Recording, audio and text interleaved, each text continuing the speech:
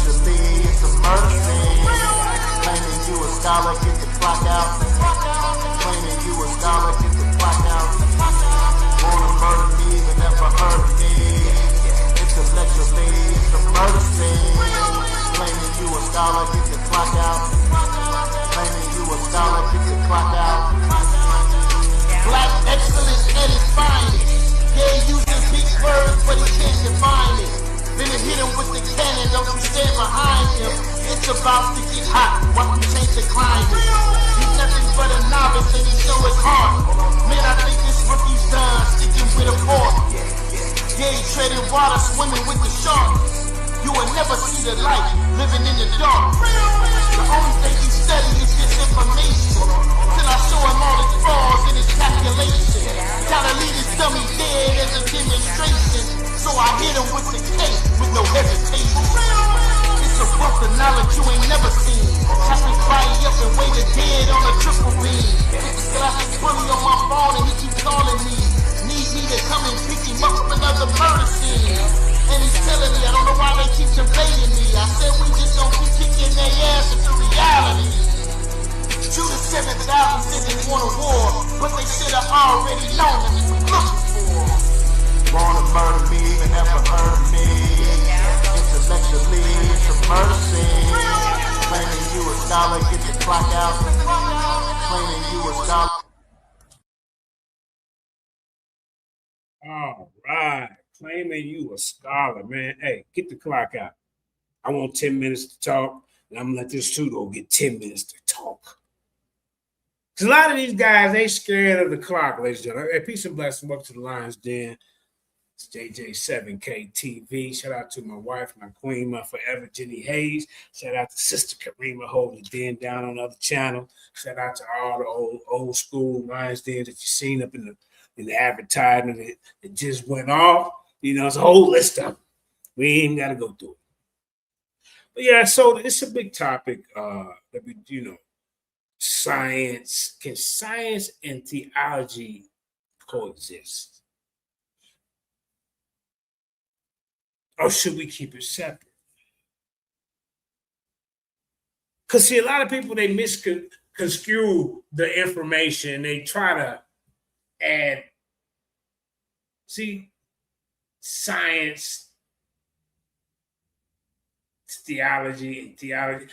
I don't know, man. It's like you can find in the Bible, you can go look it up, 101 scientific proofs that science caught up with the Bible. You could find stuff like that. That would be a way of coexisting. But when you're running around here talking about electromagnetism is the creator of the universe, that's a grave error. That's not academic. That is some made-up cult.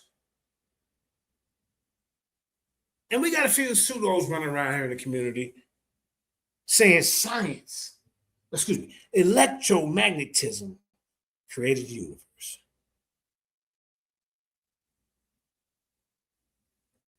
So we're gonna go back in time because 7,000, this was one of my junior debaters. He never really rose to prominence.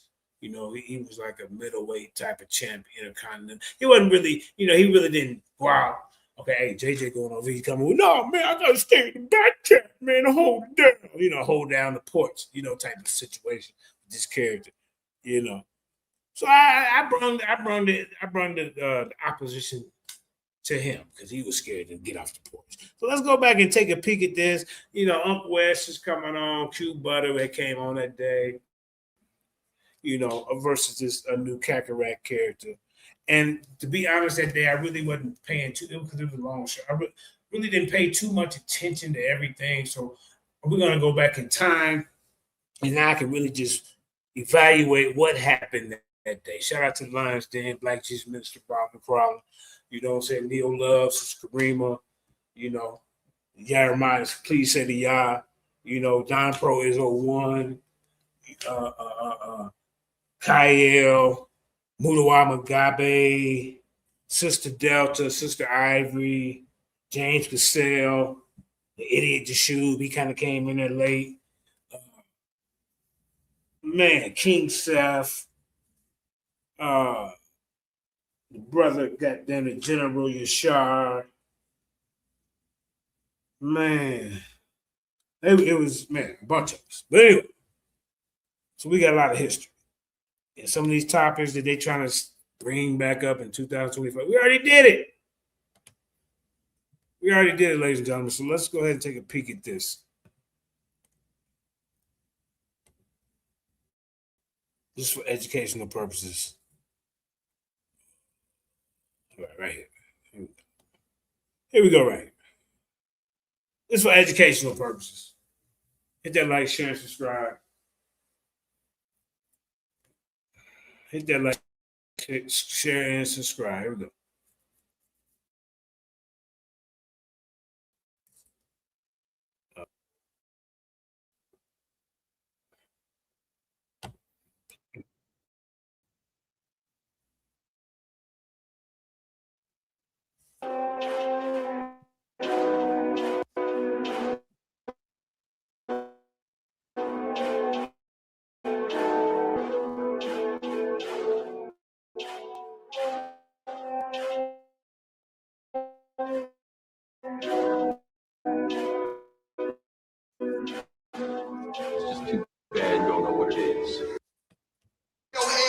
All the shit we been through, I know you fed up. This constant type of pressure, you ain't led up.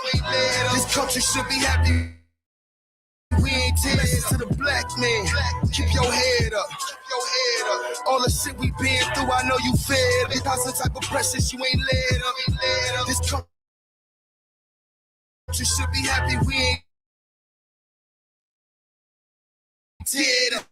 That's the truth, y'all.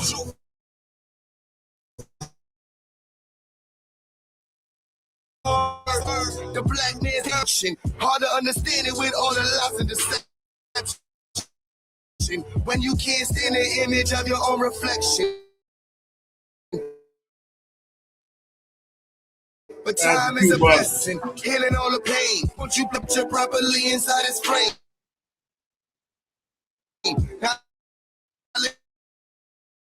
listen to this game, demise, but still we gon' rise. Focus on our throne. This up in the sky.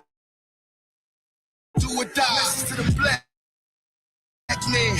Keep your head up. Keep your head up. All the shit we want to fed up. Yeah, you fed. True and living, I let them know. It's hard to separate what's fact from fiction. I know they want. You never knew the truth that's hitting. I know it's got you going crazy. Feelings I can't pop a perk and hey. You feeling wavy? That's they say your masculinity is toxic. You gotta stop it. You want success, you gotta feminize it or criminalize it. Find your brother going bust his vomit when you really looking.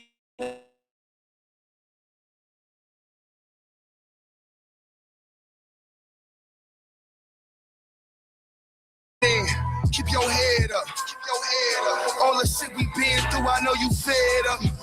This constant type of pressure, you ain't led up. This culture should be happy, we ain't tears to the black man. Keep your head up. Keep your head up. All the shit we been through, I know you fed up. This constant type of pressure, you ain't led up. This culture should be happy, we ain't teared up. Nobody love us. Let us not pretend. No. Let us gain our independence and let us not depend. They'll never stop us now, they couldn't stop us then. This country lucky that we only want equality and not revenge. We need to invest in each other, how much you got to spend? If I needed your help, my brother, how much you got to lend? You got a black business, I support you. I'ma buy black, the block I want us to buy back. I'm trying to buy that, I'm trying not to get shot at in Babylon with a cop at. I need to see an all black Amazon I can shop at. Stop that, cause the black man is king, black man is God. Any black celebrity quiet, that man a fraud. Cause they wanna leave us with no blessing. I seen blacks get beat peacefully protesting, leaving the street bleeding with no weapons, or get COVID treated with no testing. I'm squeezing with no questions. To the black man, keep your head up, keep your head up. All the shit we been through, I know you fed up. These constant type of pressures, you ain't led up. This country should be happy we ain't dead. To the black man, keep your head up, keep your head up. All the shit we been through, I know you fed up. These constant type of pressures, you ain't led up. This country should be happy we ain't dead up.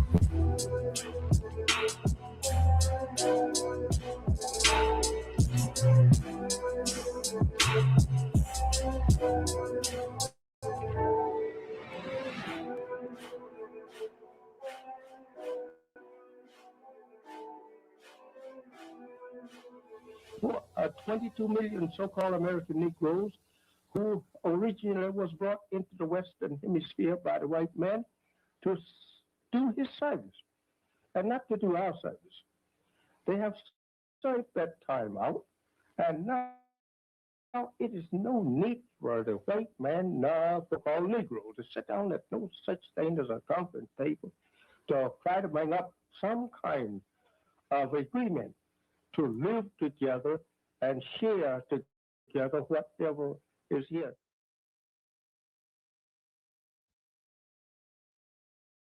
All right, I came back just in time.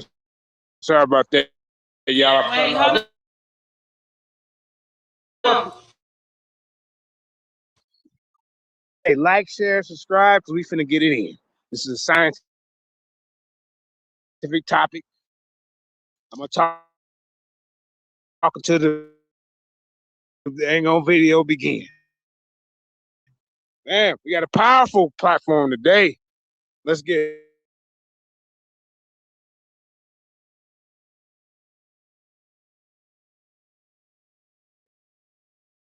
Sort of earth, crime, pain, spiritual war, psychological change. Lost some love from the top, by the cross from the Lord. Death easy, while life so fucking hard. So much blood in the sort of earth, crime, pain, spiritual war, psychological change. Lost some love from the top, by the cross from your Lord. Death easy, while life so fucking hard. No fucks given, appreciate the canna. Keep the same energy, keep the same banter. Knights on the crest, gang on the banner.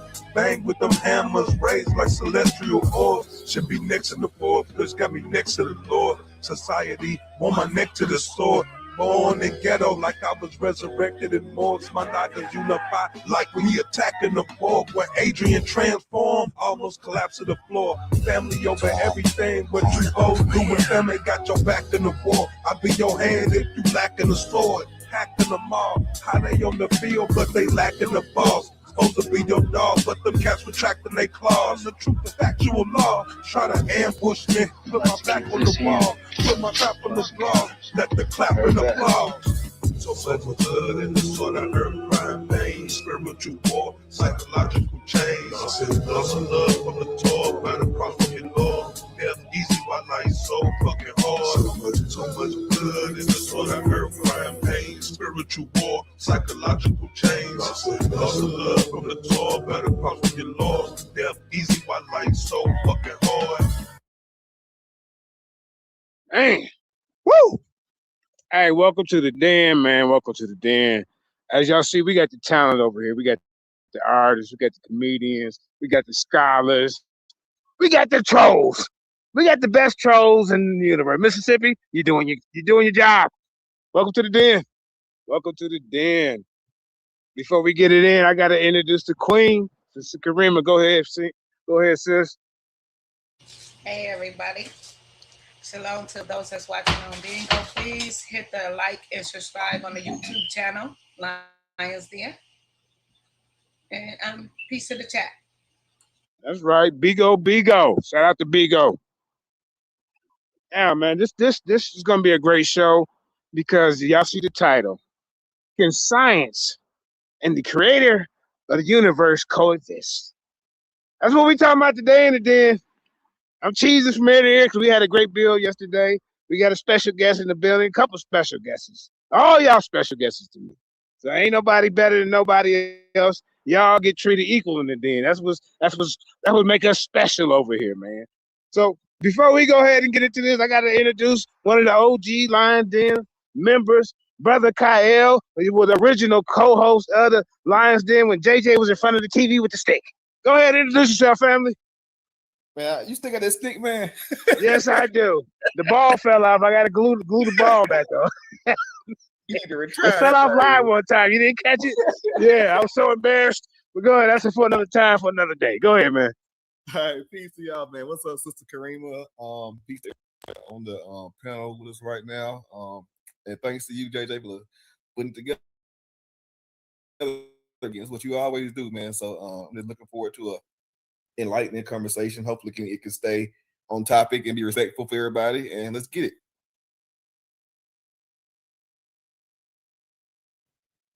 All right. Shout out to Dagger Squad there. You came back. That's last time was a little rough for you, Dagger Squad members, but we welcome you back. This is your home, man. See, I get licks in here too, man. It ain't. I'm not safe. I'm just letting you know. All right.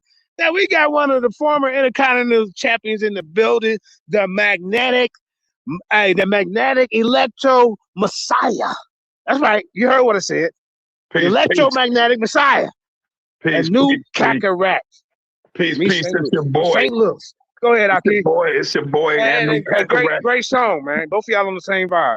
Yeah, peace.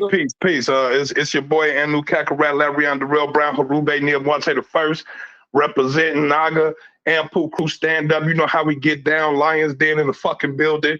You know what I'm saying? We're going to have a real good build. You know what I'm saying? And try not to, go off into all the ad homs and stuff like that. We just need to listen to each other's perspective and do our due diligence after that, man. So let's get to it. All right, man. I wish I could remember that long name. I knew Cataract back that day. That's where I stopped. All that Brown, but you said it too fast, man. But that's how we talk in the Midwest. You see what I'm saying? But anyway, now we got the special guest, man. He lit it up in the debate with Domo. I mean, he wiped Domo off the charts. That's what he did. Domo just had a lack of understanding because I don't believe in no vote for no Jimmy Carter. None of them people. That's right. We got cute to the butter. Go ahead, Aki. Yo, what's good, Black family? Shalom, peace, and all that good stuff. You know what I'm saying? Islam, whatever you want to say to yourself. Happy. I'm on vacation, so I don't even know what day it is. But whatever day it is for you, and I hope you enjoying it. Yeah. All right, man. Tell everybody, man, you know where they can find you.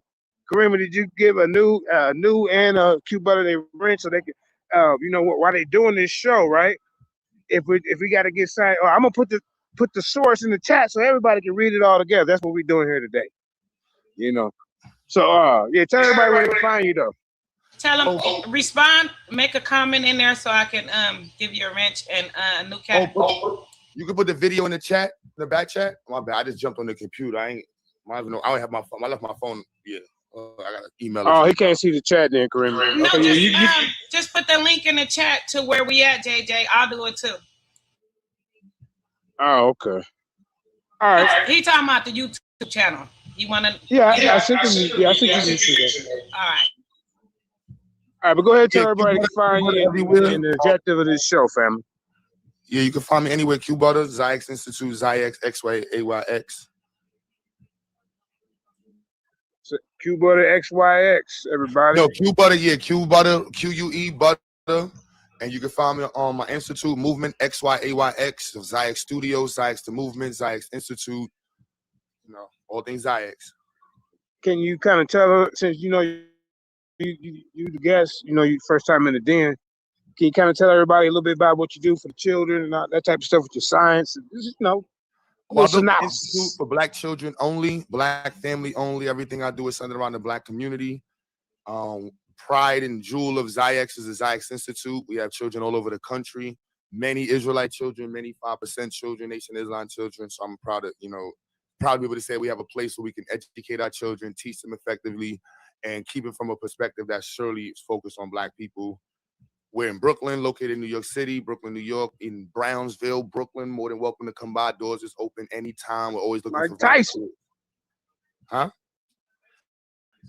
Oh, Mike Tyson. That's a fact. Never ran, never will. Yeah. Doors is open.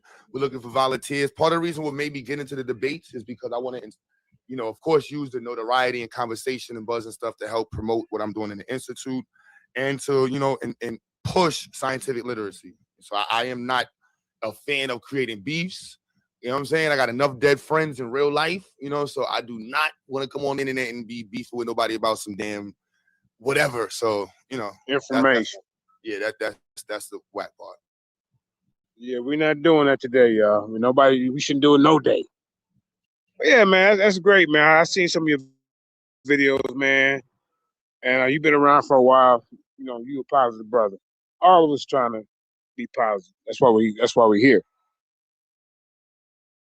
All right, now we got some more special guests in the house. Everybody, we got the Lions Den Intercontinental Champion in the building. Smushing it. Go ahead, Aki. Off, God damn it, watch what you say to me. And wipe out. Woo! Watch Hey, that means you're dribbling. Huh? Somebody dribbling. Got a little smushing that to get down with you. Got a little milk left on their lip. You know what I'm saying? Got that milk off. Dribble. You know what I mean? Word. So yeah, man, Q Butters, you know what I'm saying? Very, very impressed by the brother's knowledge. Anu Kakarat is another very, very smart brother. Even though sometimes we bang out, it's all good. It's all love. You know what I mean? At the end of the day, you know how we do. We gorillas in this bitch. Excuse my language. Lions. So yeah, let's I forgot you original Gorilla Gang. Yeah, Gorilla. He was an atheist at first, everybody. I'm gonna tell you what happened to him. He's a lion now. I'm the creator. He was with Mudawa and these atheists and these Unc Westerns and talking about we chimps and apes. They just call themselves the Gorilla Gang. That's for another time, another place. I'm the originator of the Gorilla Gang, but yeah, he is. You patented. Mudabe is the gorilla. Yeah, Mudawa, you losing numbers, Mudawa. You need to get up in here. He the mascot. The mascot. All right, man. Hey, we got some more surprises in the building. Let me see the screen because it looks like we got the dang on Troyes. He didn't come back home because he's officially, this is his second home. He's over there with the dark side, but I'm trying to get him to leave that nonsense. Come on home to the den. All right, go ahead to Troyes. Introduce yourself and tell where everybody can find you.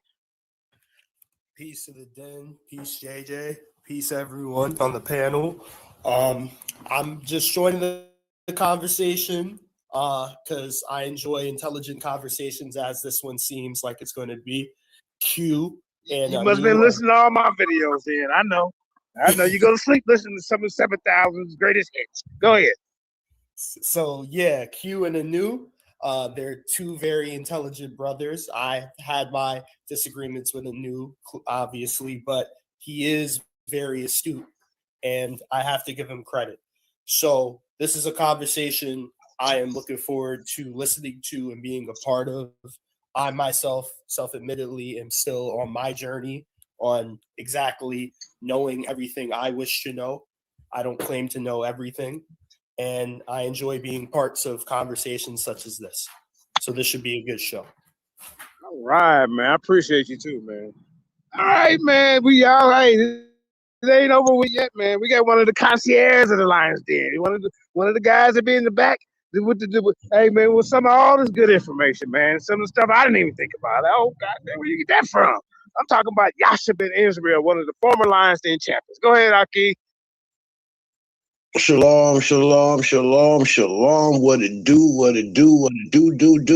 Man, I am just glad to be here. This place is like church. It's like the mosque. You know, it's like the temple. You know, it's like the Kahal. It's a place where I can go and it's like an intellectual place of refuge. You know what I'm saying? While I'm out here in this high-level conversations going on, man. Yeah. While I'm out here in this wicked dumb world, I get to come over here and relax, you know, and get in a place where I want to be. You know, with people talking like they got sense. You know, people talking like they have intellect. You know, that's what I'm about. People who talking like they got spirituality. You know, this, like I said, this is my mental and spiritual place of refuge over here. And I'm just glad to be here, brothers and sisters. All right, man. Thank you for that testimony, man. I'm glad you feel that way when when you're at home in the den. That's why it's welcome to the Lions Den. Y'all already know what it is. All right, who else we got on here? Where's Corey? Okay, I think that's everybody. With Corey, you need to get in here, man. This is one of your type of conversations. All right, so we're gonna go ahead and let New and wait, hold on, Apostle. Oh! I'm sorry, Apostle. I am so sorry. All right, we got the Lions Den discussion. Okay, let me get you in there. We got the Lions Den discussion champion in here. He will out discuss anybody. He don't debate. He discuss. You hear me? You will be in some trouble. I'm talking about no other than Aquan. Go ahead, Art. Yeah, appreciate it, JJ, man. Big ups to your guests, to those that's going to be speaking on the day, those that's going to be sharing their side, their testimony, giving us what they're proffering or what they are espousing. And I look for a good competition, man. But let's put our feelings in our pockets and let us change our plans. So we're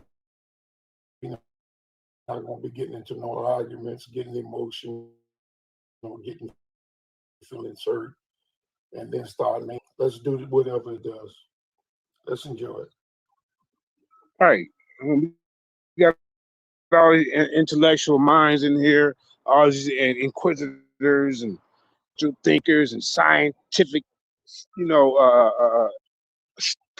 thinkers that want to push science, technology, engineering, mathematics. There's nothing wrong with that.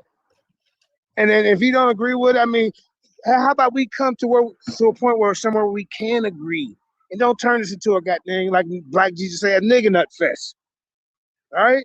So we're going to go ahead and start the show off with Q Butter and a new Kakarot that kind of give you the premise of kind of the conversation where we want to lead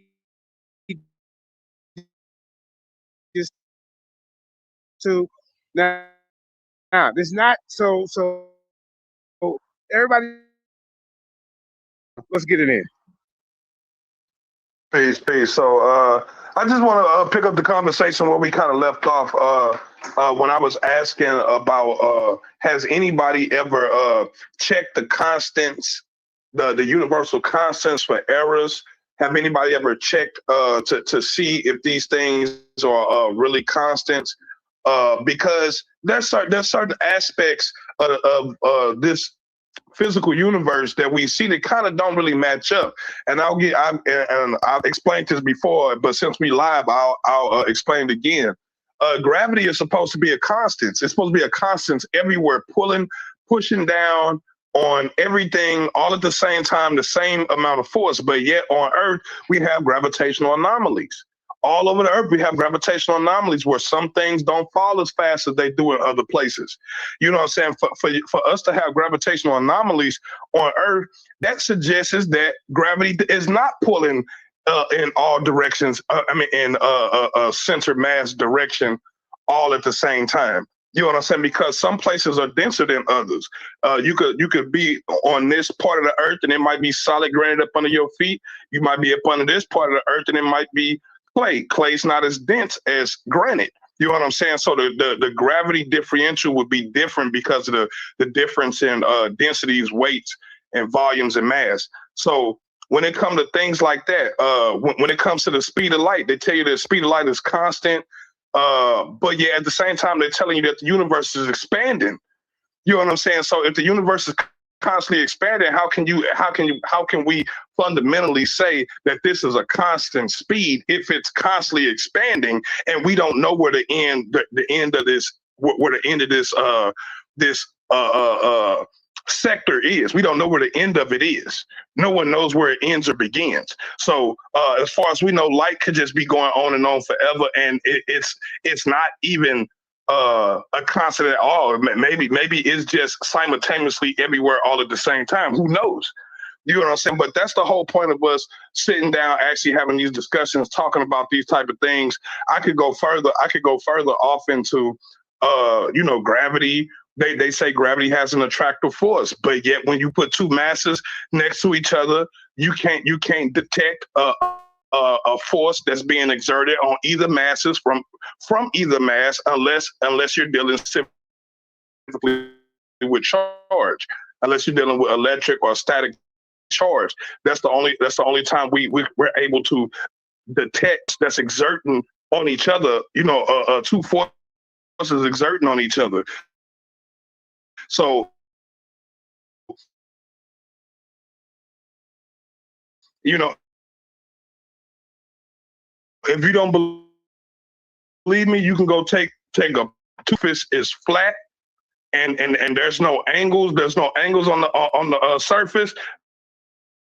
Those two masses will not attract each other. I don't care how close you put them, as long as you're not exerting any external force on them, they will not move their side of charge. Now, you can have negative charge and make the balls move together, but by itself, there is no attraction when it deals with gravity.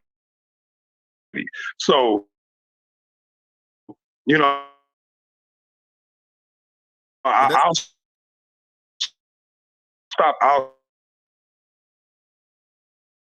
stop right there. That's to, I guess, forfeit that attraction to the original place and switch it over. I mean, it's not like that ain't it. But a ball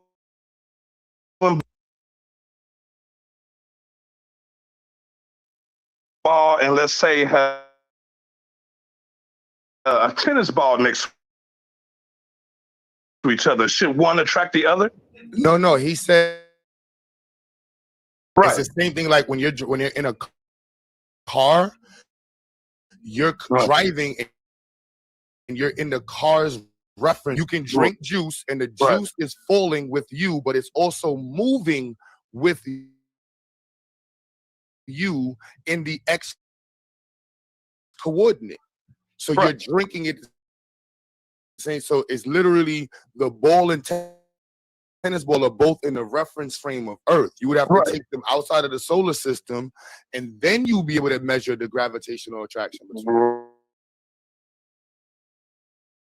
Right. So have we had anything go past the solar system?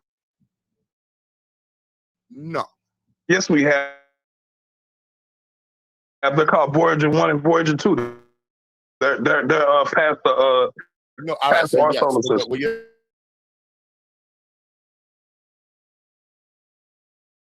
There's claims of things that they have not actually seen, and so when we just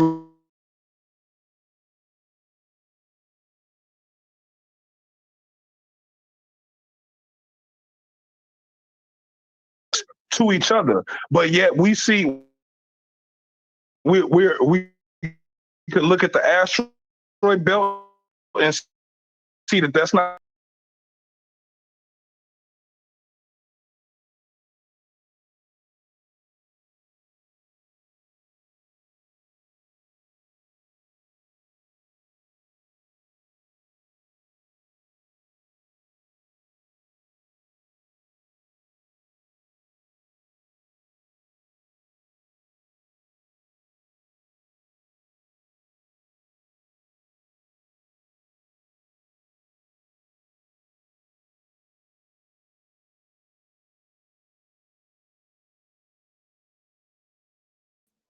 And, let's not bring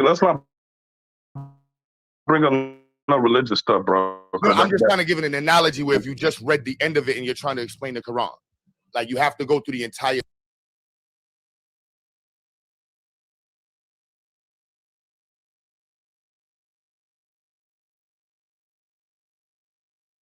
The subjects of all of it, because like planet, like Star Trek or Star Wars or something. Like from Star Wars, you watch. What's the last Star Wars? Man, exactly. But you get the point. Right. You got to keep all of it. So they in your description. So the gravitational constant is the constant 6.67 times 10 to the negative 11 Newton per meter squared, whatever. That is the constant.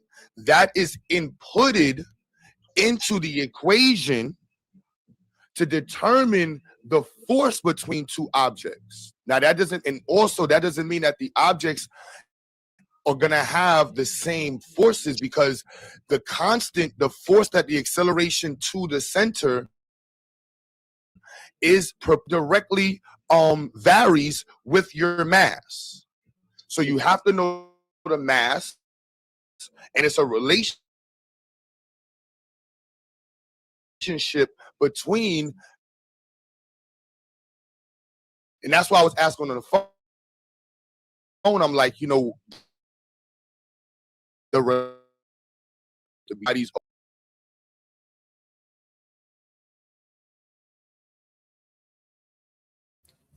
So yeah, so Anu, you already said, remember what I said on the phone, because 7,000 couldn't get, you was too scared to leave outside of there, so I brought the smoke to you on the topic, because that's what we doing it then. Let's keep going.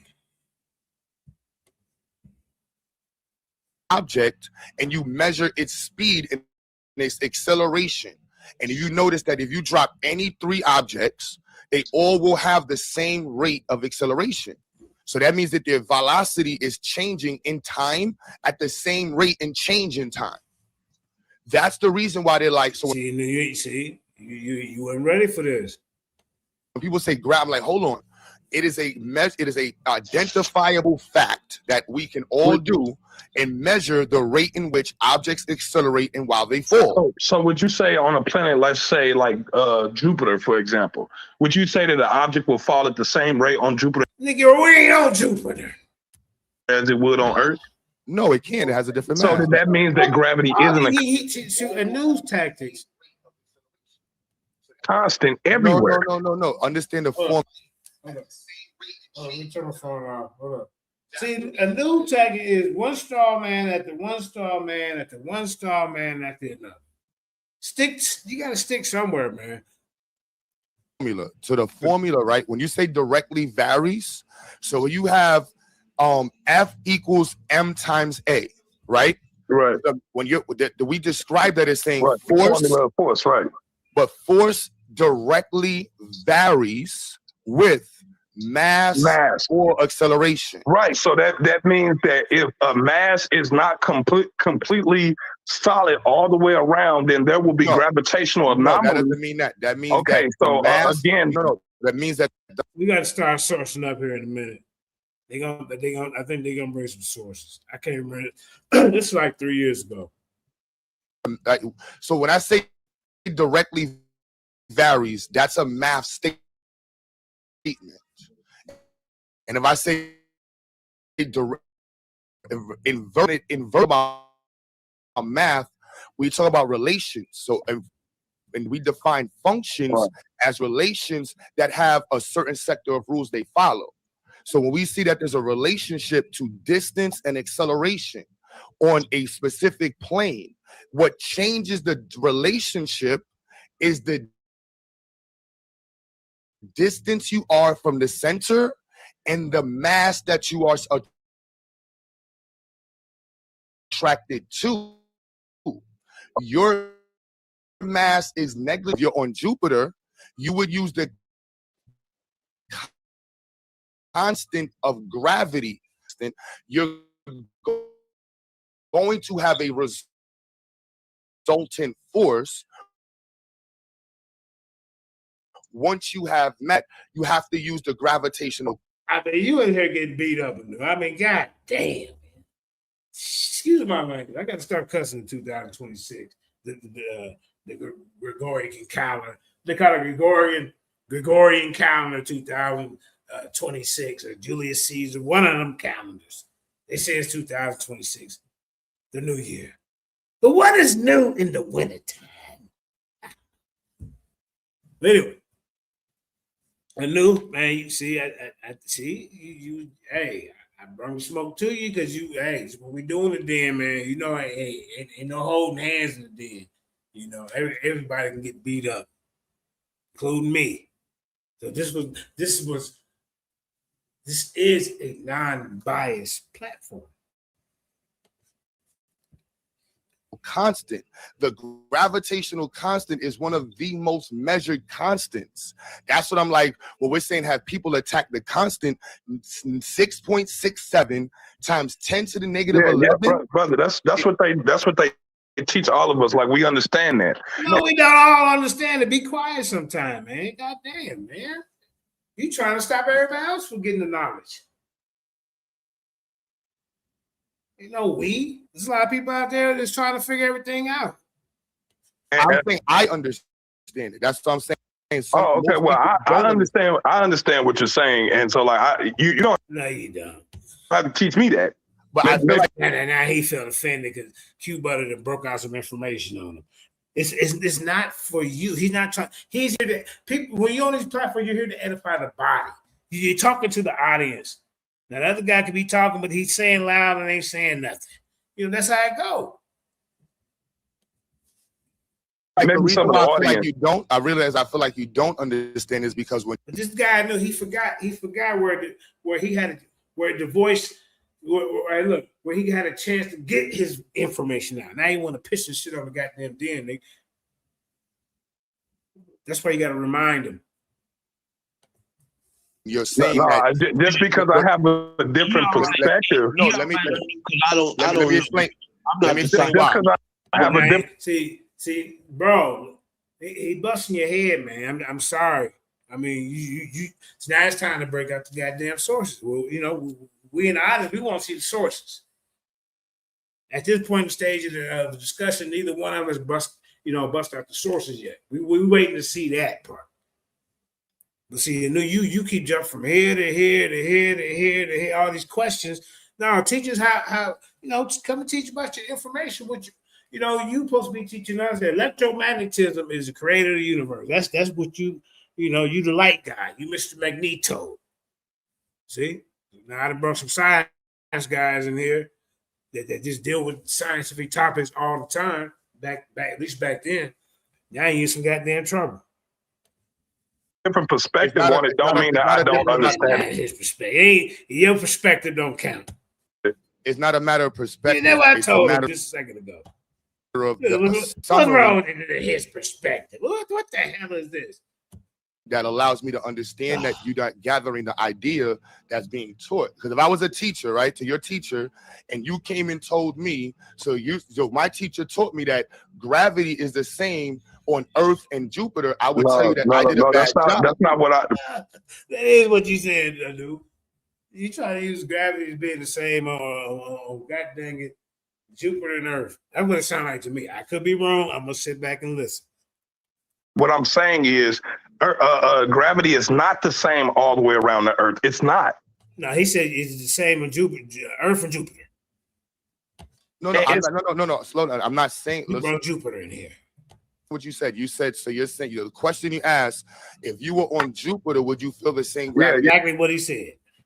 Yeah, that was, and the reason why I asked that is because gravity is not the same body to body. That's what it goes back to the formula. I know before we say God, the formula. No, it's not that. It's not that. It's just when we talking and you saying no. When we know for a fact that there are gravitate, brother. There's gravity. You gotta learn how to engage, man. It's not about you and him. It's about the audience. This is not the back chat. We in front of everybody. Gravitational anomalies. You gotta get the clock out. Kareem, get the clock out. All over Earth. Where those gravitational anomalies occur. I have all literally pulled up, but when you were talking about the very first point you said that gravitational constant is the same on different planets. Gravitational constant is the same on different planets. That's what you said. Now he holding you to that. Now he want to jump around Mars and Pluto and everywhere else. This is what we talking about, man. No, I did not. That's not what I was saying at all. Hold up. This is what I'm talking about, man. You're doing too much. Hold up, man.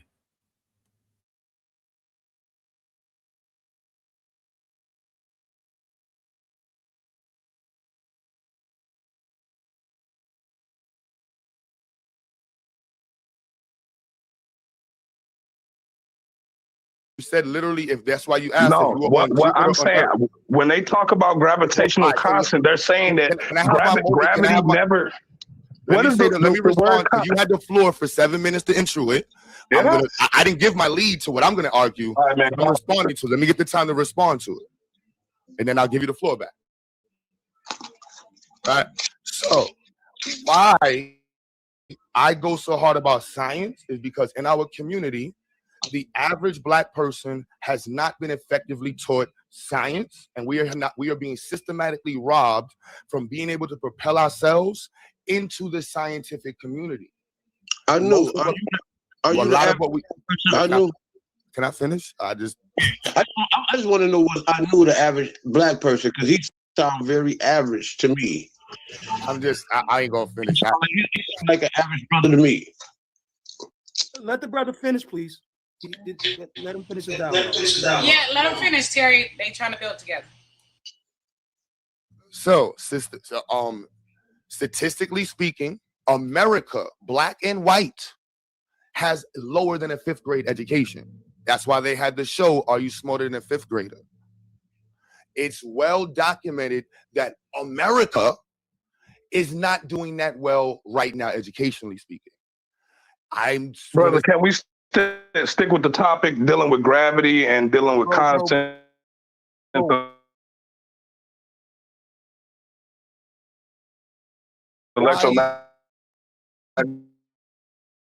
why I'm talking, bro. Like literally.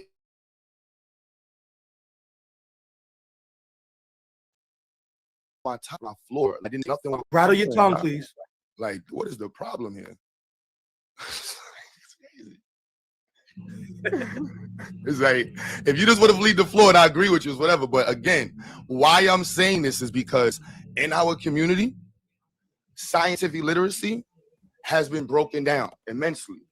So when you hear, see, and this is what I'm trying to tell you, man. See, you got to learn how to just, this is what you got 2 ears for, man. You just can't just respond to something you ain't even listening. Damn. Brothers like the brother that just spoke, we have a lot of people who are creating ideas or have challenges to present ideas, but they haven't been effectively taught, so they have flaws in the way in which they understand. So when you hear the amount of people in our community on platforms as important as Sinetas and other ones who are playing a lack of understanding of science, a person who's taught science and gravity knows it's proportional to distance. See,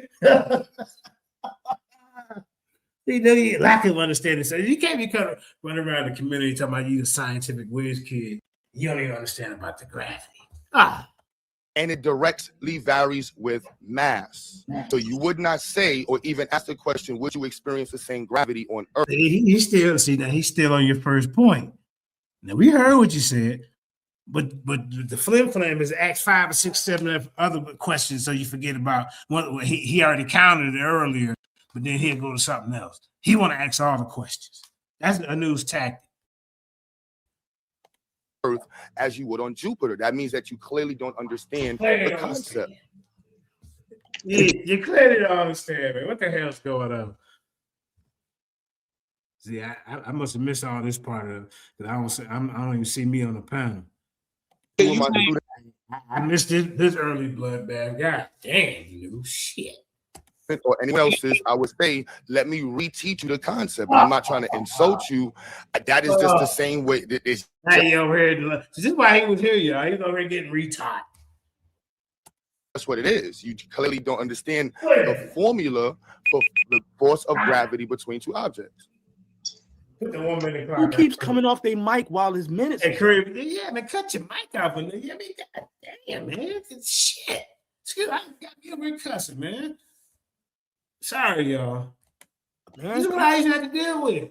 These guys, man, I'm bringing guests over here for your little whack topic. Talking about electromagnetism is the God who created the earth. And then when you get challenged, you can't even respect the guests. Here go the clock for you, News. This is what you got.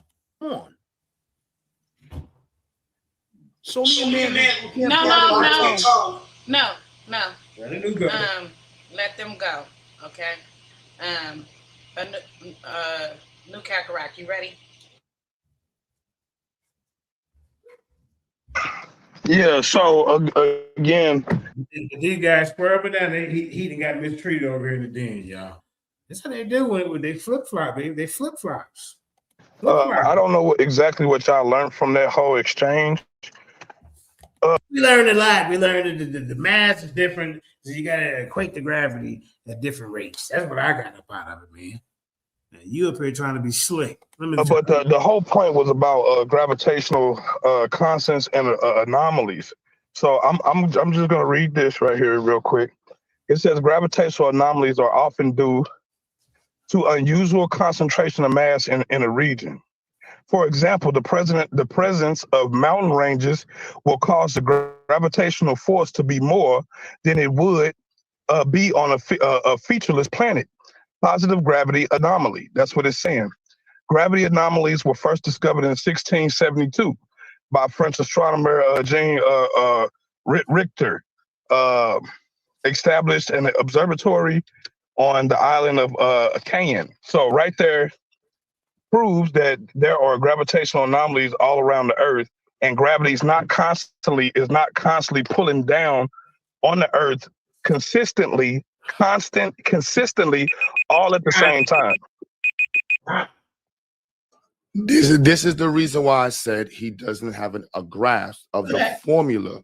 When I said inversely proportionate, you're dividing force equals gravitational constant mass 1 times. What's wrong with this guy? I should have seen the red flags back then, man. Come on.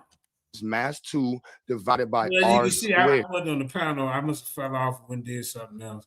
Here we go. If you increase r, which is the distance between you and the center, the force of gravity is inversely proportionate and it decreases. So if you are at the top of a mountain, you are further away from the center of the planet. Hence, you will have a different gravitational field of force. Oh man, now I got out here looking bad, y'all. I mean, come on, get in here and explain this ass woman. Exerted on you. The formula simply tells you that. That's why I asked him 3 times if he understands what inversely proportionate means. Inversely proportionate is when you have the denominator of your equation is what's inversely proportionate to the solve. So force is equal to mass times acceleration. Acceleration is inversely proportionate to mass divided by acceleration, and so on and so forth. Go ahead. Watch the news. Okay, so again, I'm just gonna keep on reiterating this. This comes from Grace, which is the Earth Observatory, NASA.gov, and it's talking about gravitational anomalies on the geo. He just explained it to you. Why you keep talking about gravitational anomalies? Hey, what's wrong with this guy? Because Earth is not completely uniform when it comes to solidity all around it, and that's the reason why you get gravitational anomalies. Is because of mass, the distribution of mass, weight, volume, and density. That's where you get that from. The only time gravity comes into play is when 2 masses are interacting on each other, meaning they're pressing up against each other. If you were in a weightless environment, your mass does not create attractive force, and that is the whole point of what I'm saying is that gravity is not being displayed properly, because when you add an attractive force to it, you have to make an account for that.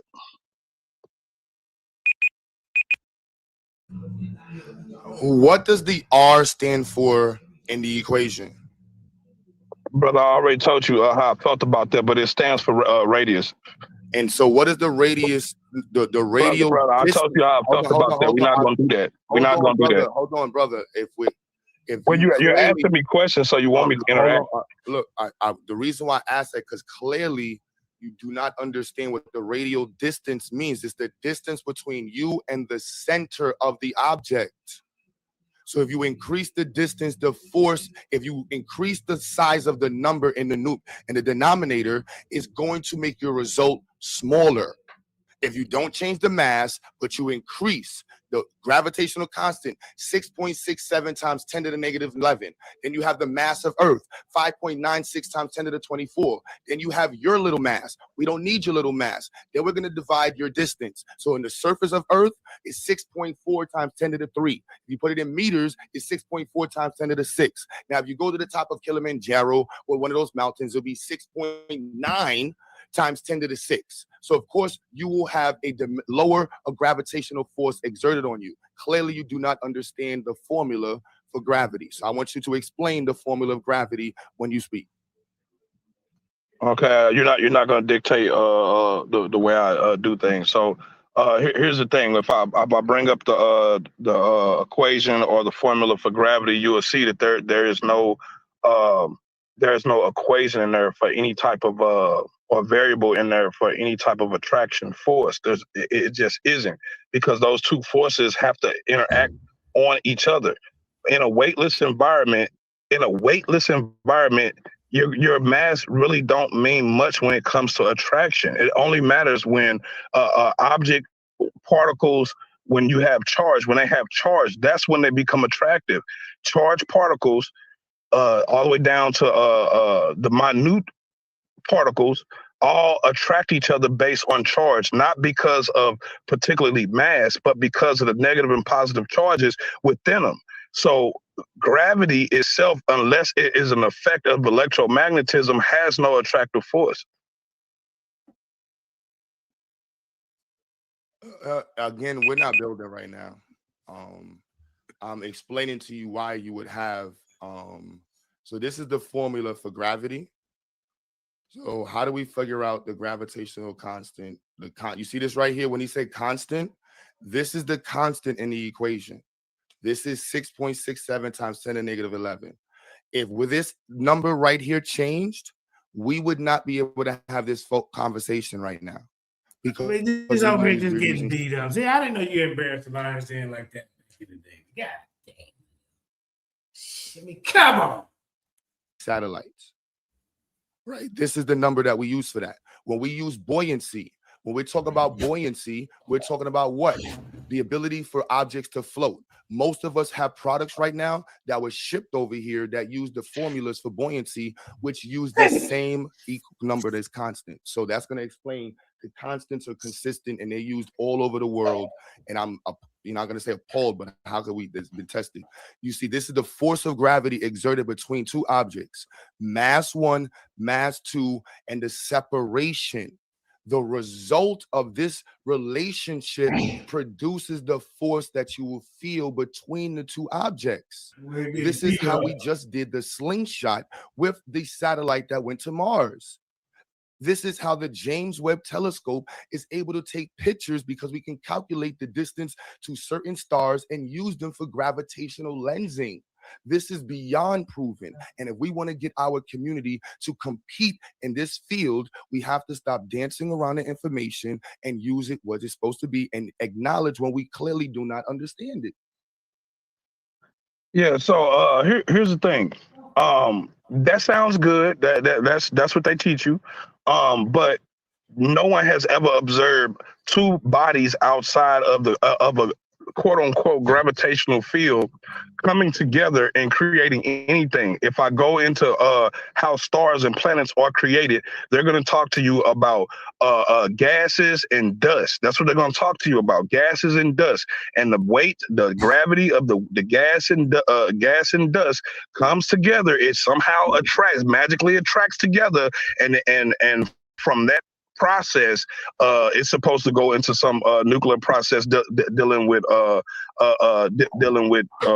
those different vectors. So when it comes to a mass, if gravity is what they say and it has an attractive force, then that means we should be able to take objects outside of our gravitational field and watch these two objects attract each other, which will never happen. This is the reason why they cannot construct gravity. This is why they can't do it. It's because there is no attractive force. No, continue. I gave him 2 minutes, like almost 2 minutes. I'll continue. When you're dealing with these different masses, unless the mass itself has a charge on it, it won't be attracted to anything. So when they slingshot a spaceship around anything, it is because of the charges coming off of the material, the masses of the ship, and the actual charge of the other bodies, the other electrical charged bodies that's around it, and those push and pull attractive forces is what's actually doing it. Just having a mass, if that was the case, then everything in the solar system would just plunge into the sun, because the sun is the most heaviest massive object in our solar system. So all of the planets, all of the asteroids, all of the meteors would crash into the earth if gravity was specifically had an attractive force, which it doesn't.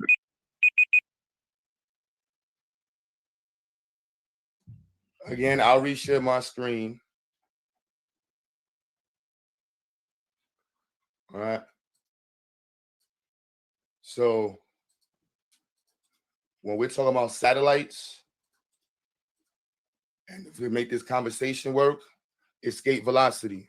You see that right there? This G is the G that he's talking about. This G is small g. That is the gravity of your planet. See this object here? This is the Earth. In Earth, depending how far away you are and the position you are on Earth will give you speed, because you're going to be moving in the same momentum as the Earth, and you'll have a different radial position. You see this R? That's the radial position. It's your height. In some equations, you can put it as H, right? Depending on how you do it. So in order to solve this, you're going to take energy. This is thermonuclear equation for energy, kinetic energy. So this is solved. So when we're talking about unwriting and rewriting the world, this is what I'm saying. We're not competing. We need our own satellites. If we're not going to acknowledge that this equation has been proven 100,000 times, to the point where regular corporations are employing anybody who can use this simple equation on the screen to create an object that can escape the surface of a planet. So if he's right, then Elon Musk is wrong, NASA's wrong, Africa, who just put a satellites, is wrong, China is wrong. All of the 6th generation stealth fighters that are being released all need to be able to do Mach 3 speeds. What is the conversation about Mach? We're going to act like black people. We don't want our own jets. In order to get thrust, force, you have to overcome gravity. In order to deal with surface tensional forces, when you have to deal with drag force, when we're talking everybody who likes cars here, how many of you got a charger? The faster you go in your charger, the further you have to think about drag force. Drag force is proportional to the force of air on your car with gravity, which is directly proportional to the size of your car, the distance of the shape of your car, and how much air is pushing down on your car. How about the atmosphere? The country right now is in entire cold. The predictive measurements to produce math for that hydrostatic equilibrium, gravity. You have to rewrite your entire, and that's why I said, if you were just reading one chapter in a book and like, oh, I want to solve gravity because it doesn't make sense to me, you haven't read nothing on fluid mechanics. You haven't read nothing on, and if you're going to talk about electricity, electricity is essential to mass because electrons have been tied to mass. Right, exactly. Electrons are tied to mass, and wherever there's electrons, there is charge. The sun is the largest massive body in the universe, in our solar system. So guess what? It has a large charge. It's charged. Jupiter is large. It has mass. It has a charge. All of the celestial bodies have charges. All of them. This is the way things stay in orbit. This is the push and pull of like and dislike charges, likes and dislikes like charges. This is the reason why these things stay in orbit with each other. It has absolutely nothing to do with gravity. Again, I'll show you I'll show here in my next turn. I'm gonna put the link in the back, and I'm gonna show and prove to you that charge is the thing that is causing attraction and rotation around a massive body, and I'll show that here in a second. Go ahead, you got 2 more minutes. Okay, I gotta pull this up. Hold on a second. Space. Here we go. Because I'm not allowed. I'm not, for some reason it's not giving me the option to share my screen. Okay, just put it in the chat and I'll pull it up. Okay, so I'm gonna throw it in the chat for you. Here it is. Could you play that video for us?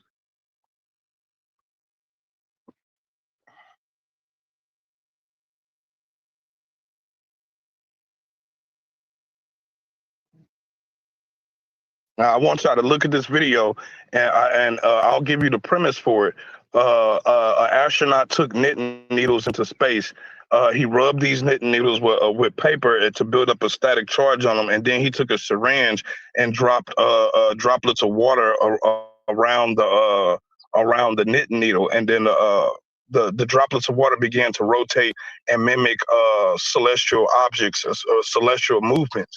So again, we could sit here and keep going back and forth about what this says in mainstream science, but when we're talking about what we're actually observing, what we're actually sensationalizing, you will see that it's 2 different things, because masses are not creating this attraction. It is charge that's doing it. Sister Kramer, can you play that video first?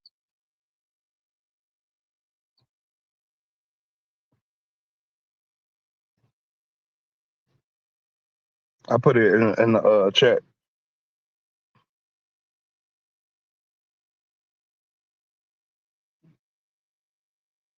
Hello?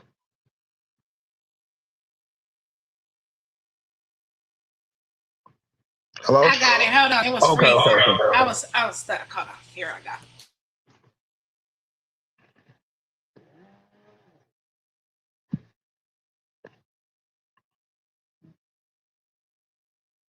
Yeah, after this, I'm gonna give him like 5 minutes to go. So Okay, that's fine. this video is 5 minutes. All right.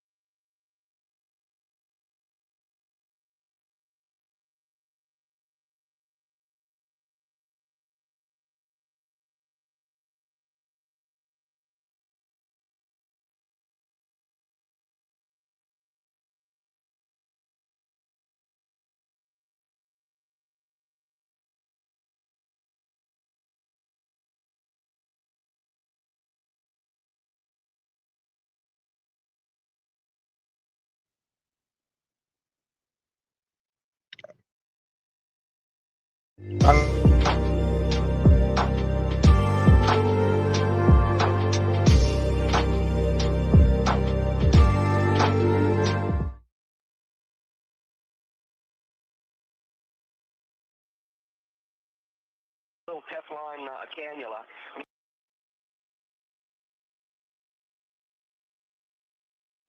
Okay, I've got it on pause, and what you're looking at is a knitting needle. And I happen to have in my crew preference a couple of knitting needles. And not that we have a lot of time to do knitting up here, but there's some other neat things you could do with them. And so watch this. So here I have a piece of paper, and I rub the knitting needle with a piece of paper. And this knitting needle is a polyethylene knitting needle. It's 8 millimeters in diameter. And now I'm going to take a syringe with a little Teflon cannula. I'm going to squirt drops of water out, and look what happens when those drops of water get close to that charged knitting needle.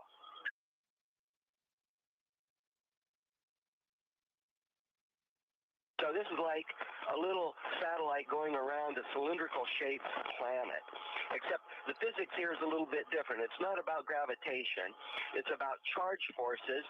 And of course, charges can exert a potential field, as we call it. So it can exert a force at a distance with no tangible connection. And so you have a charge drop that was ejected from the Teflon tipped syringe. And then you have the charged knitting needle. And they're going to be attracted if they're opposite charges, but because the drop has some velocity to it, it's orbiting around the knitting needle.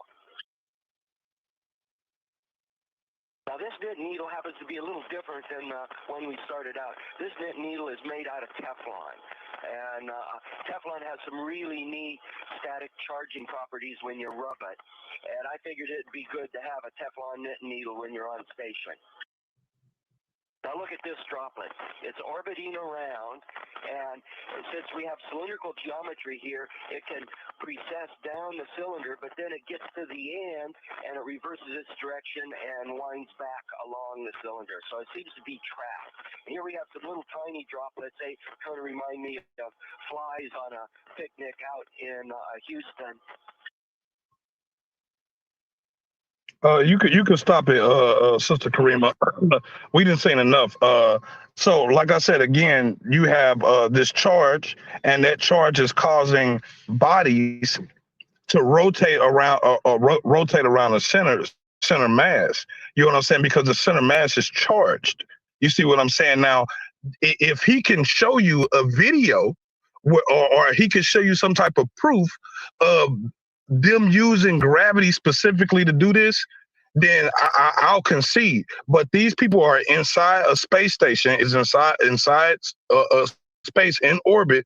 Then the gravity of Earth should automatically pull those droplets of water down towards Earth.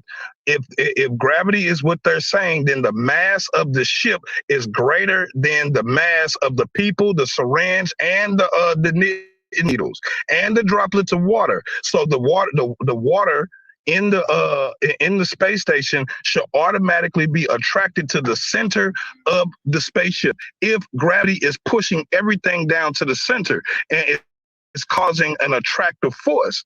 But you don't see that. What you're seeing is the effect of charge.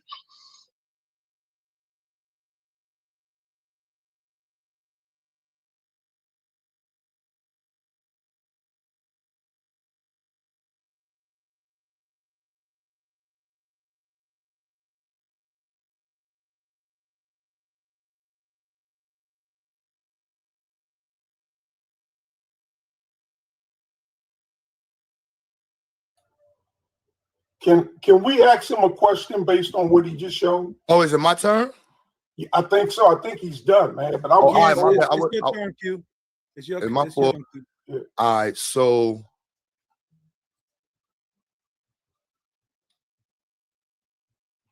let me go down this line. So you see on the screen, y'all, this is one of the most impressive pictures taken in our generation.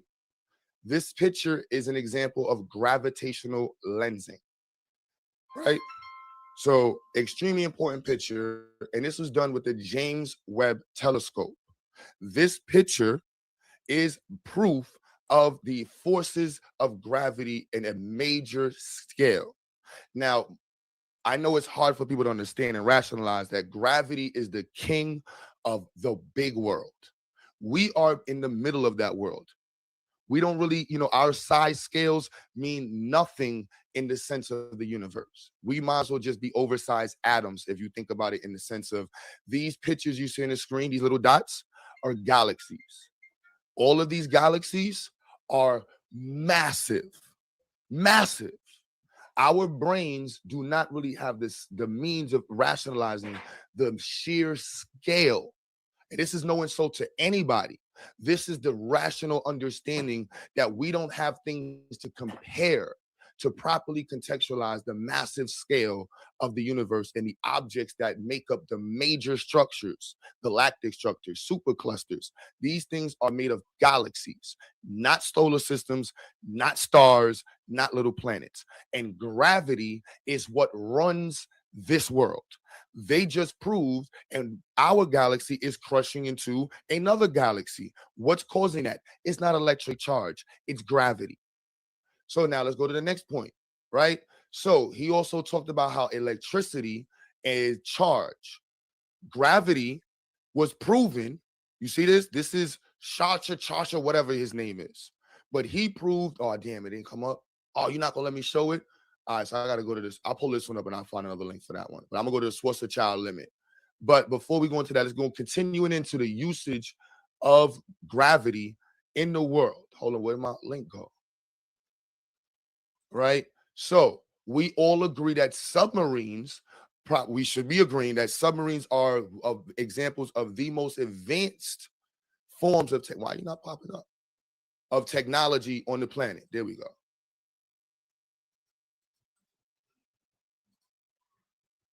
And the equations for submarines, ships, and all these objects is called what? It's under buoyancy. What's the equation for buoyancy, you ask? Right? Let's see. Does it have gravity in it? Look at all these objects that are underneath this formula. And what do you see? The weight of displaced liquid is weight equals m times g. What's the buoyancy force? Force for an object to float. What? R times G times V.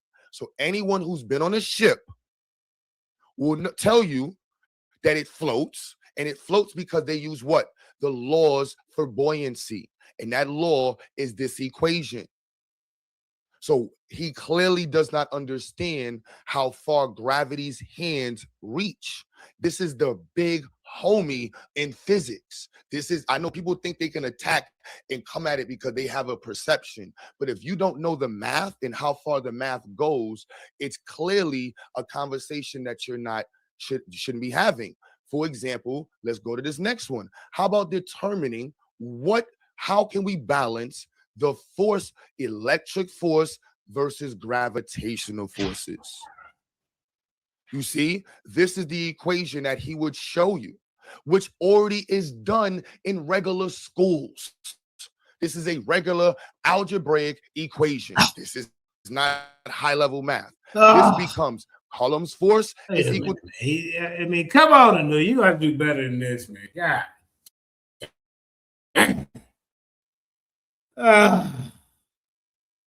Oh my God, Anu. What is really going on?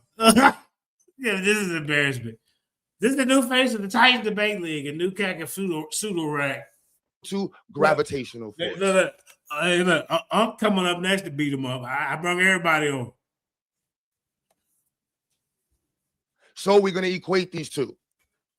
And you see the answer. So in fact, we have answered the original question. There is no distance at all at which the gravitational force between two electrons balances the electric forces between them. By the way, the mass of a proton, you should be able to now show the ratio force of electricity to the force of gravity. So if he wanted to really say this is what you would do. This is the world we want to argue in. Math. This right here is this. And this also brings me to, let me bring up Schwarzschild, how you ever see it. I'm tearing his name a limit, which is based on something called degenerate pressure. Because he's talking about how electricity and charge is everything. That was 5 minutes? Damn, that was a quick 5 minutes. I guess I'll just do a little filibustering right here. Then let him clear it up, and then I'll give you extra time if he's trying to bring something out. Okay. That was 5 minutes? Yeah, that was 5 minutes on the dot. So if you need a little more time to wrap it up, then I'll give you like 1 more minute, and that's be 6 minutes for him to present his information. Pardon yourself. I know Cat had 1 minute before he did his 5 minutes. So technically, I know Cat had 6 minutes. No, he didn't. He didn't even finish the whole video, so that's why I gave him the remainders. But before then, I added up right. Yeah, that's all good. Yeah. There's an echo though. I know. You have to mute your mic when I'm talking, but it's all good. You ready? A new Cat? Yeah. So again, he just sat there and said all that stuff to y'all. He gave y'all all the proper terms from mainstream science and stuff like that. But what he didn't do is show y'all an example of nothing that he's talking about. He showed y'all pictures. He showed y'all equations, math magics. That's what's called math magics. That's what he showed you. So again, I asked this man to produce evidence. He gave you gravitational lensing. For all intents and purposes, gravitational lensing is nothing but the rotation of universes. You can see that same effect. You can see that same effect if we just look up at the pole star, at Polaris, or we look at the Southern Crooks. We can see the same type of effect. When we're spinning around, the stars appear as they're bending or spinning around a particular point in space.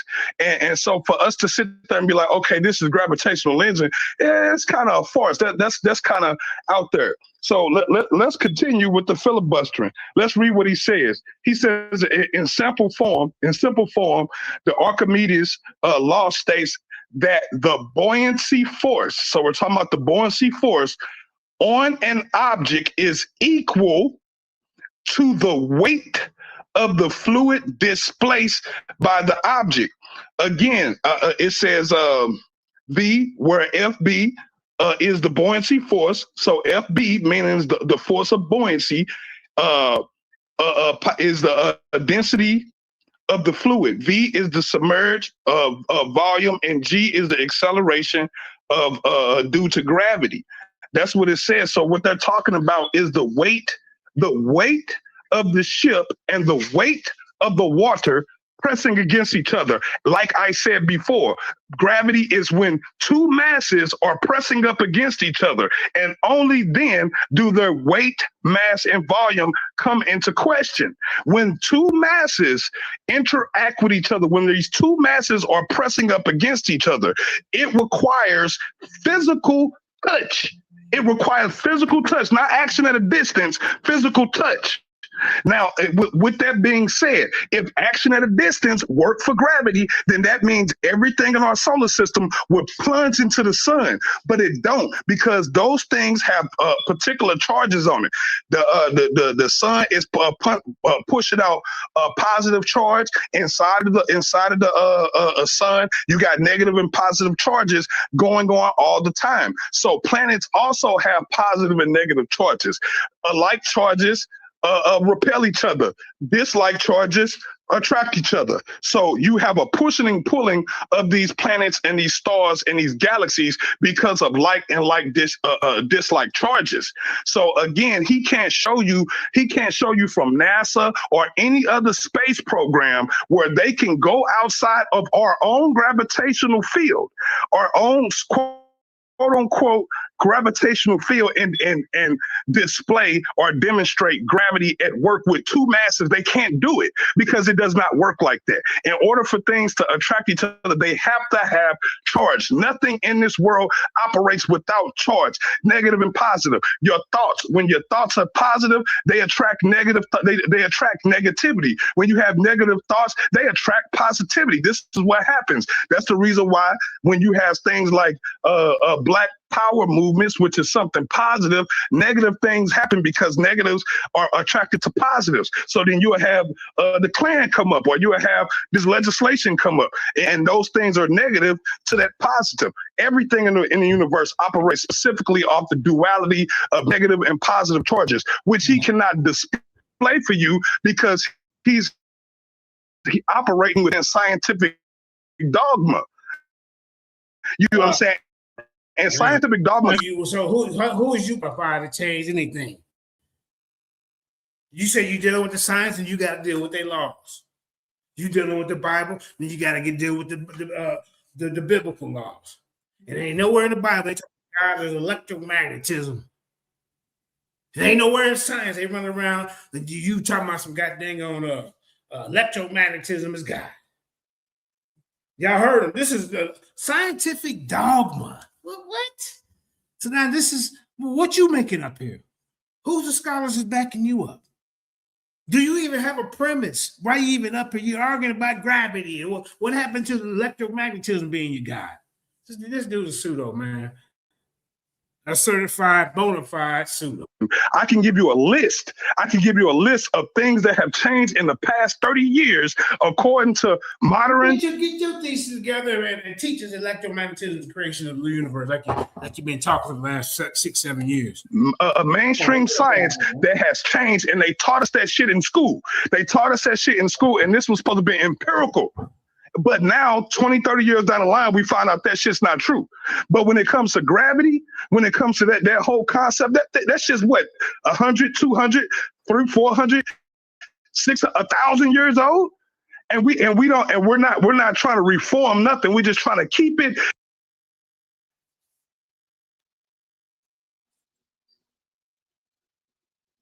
What does that say? Oh, I think, did he break up? Yeah, or was it me? All right. Hey, we got Up West in the building, the guy killer. Who else just joined the panel? Right until he come back. Let me see what we got going on here. Okay, just Up West. I never left from you. Okay. It sounded like you fell off. So this is where I like, you know, to elevate the community, right? If we're just throwing information at each other, we're not debating right now. If we're just this is what keeps me from winning the debate, right? What's the point of the conversation if we're not listening? Right, that's what I've been trying to tell you. What's the point of the conversation? Man, come on. Listening to each other. You know what I mean? What's the point of information if it's just like, if it's an ego blast? You know what I'm saying? It's like, clearly, unless I'm speaking to the audience. Now, if I'm speaking to the audience, I'm going to ask y'all now, would y'all let him fix your car? Does he sound like, if he was a mechanic, he clearly understands what a car is, or is he remixing the definition of a spark plug? And he's telling you that everybody who refers to spark plugs has been completely wrong. Right. And their understanding of spark plugs is wrong. Or did I just show you that the satellites that we're talking about in skies use escape velocity? They need gravity. Did I just show you that the ships that are in the ports in your harbors are floating because they use the equation for buoyancy? I don't know why gravity. What about rockets? What about when we talk about launching rockets, right? Newest rockets. What are they using to determine where those rockets will land? Gravity. So unless you want to live in a world where we can imagine an equation out of our, like he said, since he said it was, you know, dogma, I'm gonna leave it as me being a believer in dogma. There. But let's be real in the sense of where my dogma, if that's what he wants to call it, would produce for us. Ships that float, rockets that land where we tell them to land, satellites. He's telling you to believe in something no different than Christmas, Santa Claus, or anything else that is his individual belief. I just showed you the math. He clearly did not understand the math. See, you know, when you get slapped with the facts, you don't know how to react. Now West gonna come on and beat you up. I mean, this is bad. And then the truest gonna beat you up. Then you ran for the truest when he set up the debate. See, we got the archives, the old albums. We dust them off. Because how we forget.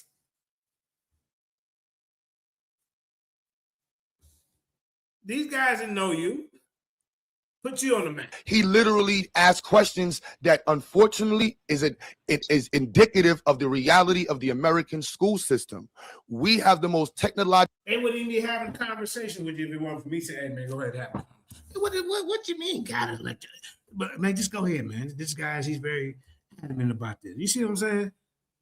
Come on. Advanced country. And what you do, you get it beat up in here and you drop the ball. Means, and yet we have a major portion of our population walk around who clearly doesn't even understand gravity. So I'm speaking to my Israelites, my Moors, my 5%ers, my Africans, my Pan-Africans. We have to fix this. We have to recognize the ego and move the ego to the side and say, do we want to compete or do we want to joke? Do we want to be on the board or do we want to watch the people with the board play? And intellectualism requires that we do shit that's going to get us on the board. Now, we want to play around with the world of people's personal philosophy and understandings. go on with it. But if I can't show you equations, I'm sitting here pulling up more math. I'm pulling up equations. He just talked about charge. I literally just showed you the math for showing you balancing equation between gravity and electric charge. He ignored it. I talked about Schwarzschild. This is a pseudo scientific intervention, Anu. We're just trying to help you out. Charge. I'm about to show you how this dude got a Nobel Peace Prize for showing gravity overcomes electricity. That's why we have the idea of black holes. And there's something called degenerate pressure. I'm not going to screen share. I'm going to turn my camera on and let you see. This is finger-free, no Google. Look up degenerate pressure and what is the last stages of a star's life. Get the camera. Last stages of a star's life. Cuba ain't playing with you. Last stage of a star's life, degenerate pressure. It is the last hope of a star to become a white dwarf. If the degenerate pressure is based off of the mass of the star. I told this guy in our debate. I don't know why he's still running around and doing this nonsense. Prior to supernova. If the star is 1.4 times the mass of our sun, it's going to supernova and either leave a white dwarf, a magnetostar, or a black hole.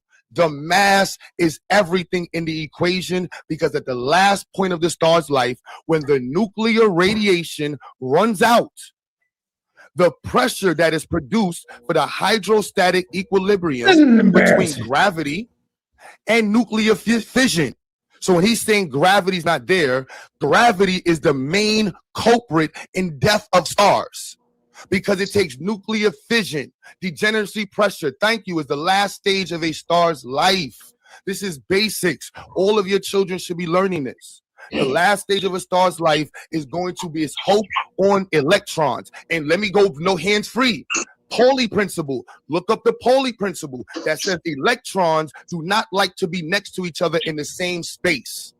You know what tells you I don't care about your Pauli principle? Gravity.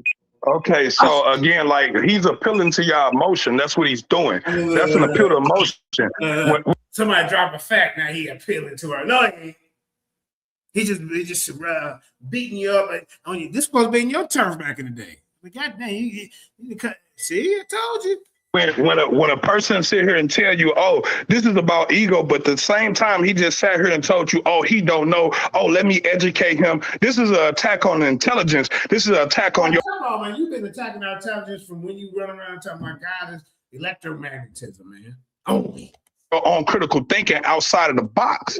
You understand what I'm saying? Again, he just sat there and told y'all a bunch of fluff. That's all fluff. He still ain't showed y'all or demonstrated anything. I can pull up 1,000 equations right. Yeah, I mean, what you talking? He said that's dogma science, y'all.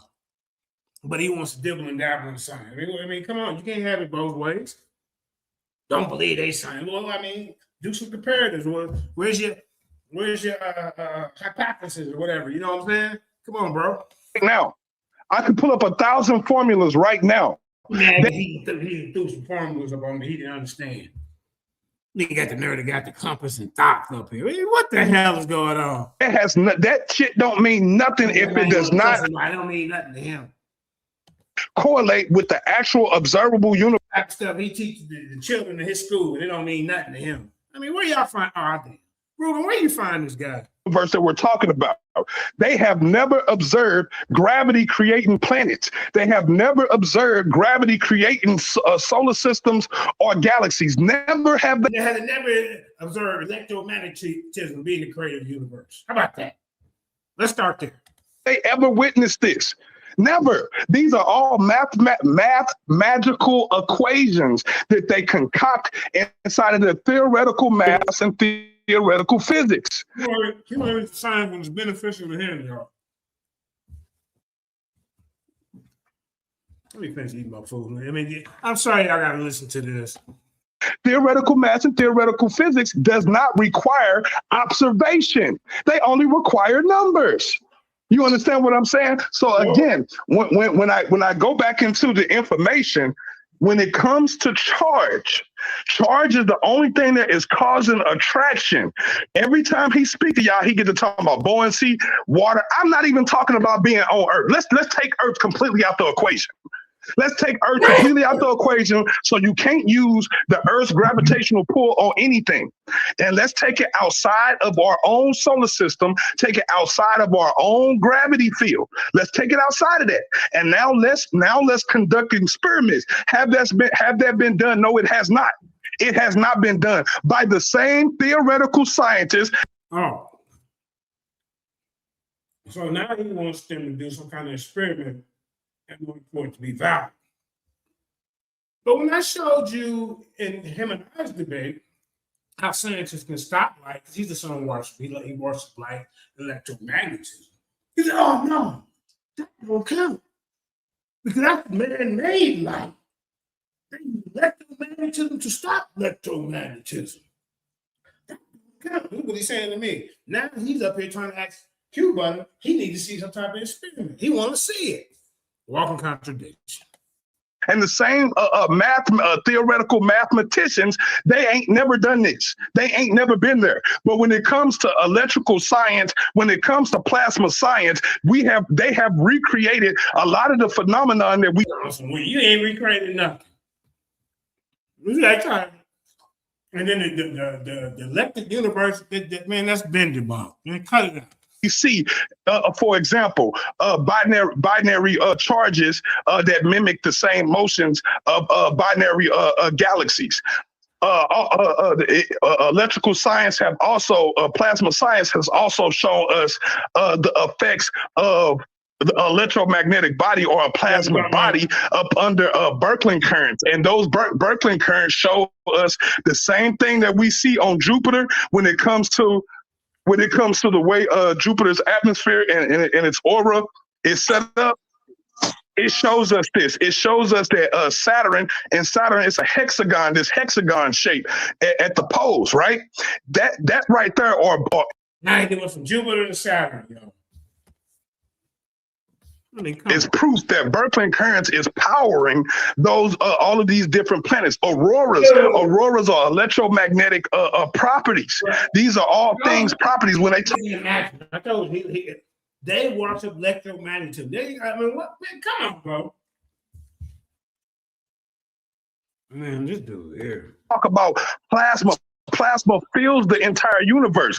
Electric charge fills the universe. He just said that, electrons don't like being next to each other. No shit, because they're like charges. Like charges repel each other. So when you have free electrons and free protons floating out in the space, free positrons floating out in space, they are attracted to each other, and that's how we get charged particles. That's how we get charged masses and things of that nature. But what he wanted to show y'all is a bunch of others that he can't show in an actual live time, real time events. He can't show us that. All he could do is show you pictures and be like, yeah, this. You see the phenomenon for yourself. At tornadoes. Tornadoes is specifics. Charge, low pressure, heat and hot, heat and cold. Cold and heat are the same thing as positive and negative, negative and positive. When those two forces come together, what happened? Tornadic activity. Shit starts spinning. Stuff starts spinning. What happens within a tornado? Anybody ever been in one? You could tell your ears get to popping. All type of shit start happening. It's all type of electrical phenomena happening all over the place. This same thing is happening all across the universe. So he could sit here and talk to y'all about black. Just a bunch of nothing. All over the place. Black holes, dark matter, all of that stuff is scientific dogma, because ain't not now one of these people ever got a sample of it, and they can't reproduce. They can't reproduce it. So what makes you qualified to debunk any of their scientific dogma? Would the people that you use to try to debunk their information, would that be their dogma? What is this guy talking about? the lab. Everything they do in the lab is based on electric science and plasma science. All of it, from nuclear science all the way down to chemistry, all of it is dealing with electromagnetism and charge. So when it comes to gravity, why is gravity the redhead stepchild that can't nobody seem to prove? Why? Again, gravity is beyond the scope of your comprehension. It's literally just, yeah. How many rounds did this? So clearly, gravity is beyond the scope of your comprehension. So I literally just put on the screen. Right, just know that's an attack on character, hey, brother. Bro, be quiet, man. It ain't your turn. You see the 5 minutes up there? I'm talking about, man. This ain't the back chat. We in front of the people. I know you used to arguing in the back chat all day, but this ain't what we do when we get in front of the camera. I told you this a long time ago. And you just sat here and said, "Oh man, we don't want the ego, this, that, and the other." But then you will openly come out here and still let you cry for another 30 seconds. Look at this, young. And attack someone's. Now he feel the tag. Oh. Intellect because they don't agree with chill out, man. Damn. It's embarrassing. We got guests to come over. You acting like this. But yeah, they say he was in a car wreck, man. But they said the car wreck was in Nigeria. But I seen the video. He was out of the car. According to some of the, I guess, news, whoever else was in the car with him died or whatever. You know, I guess he crossed them people. He wasn't supposed to knock the dude out, but ain't no telling because the dude, the white dude, probably betted on himself to lose. You know what I mean? Come on, man. Trust me.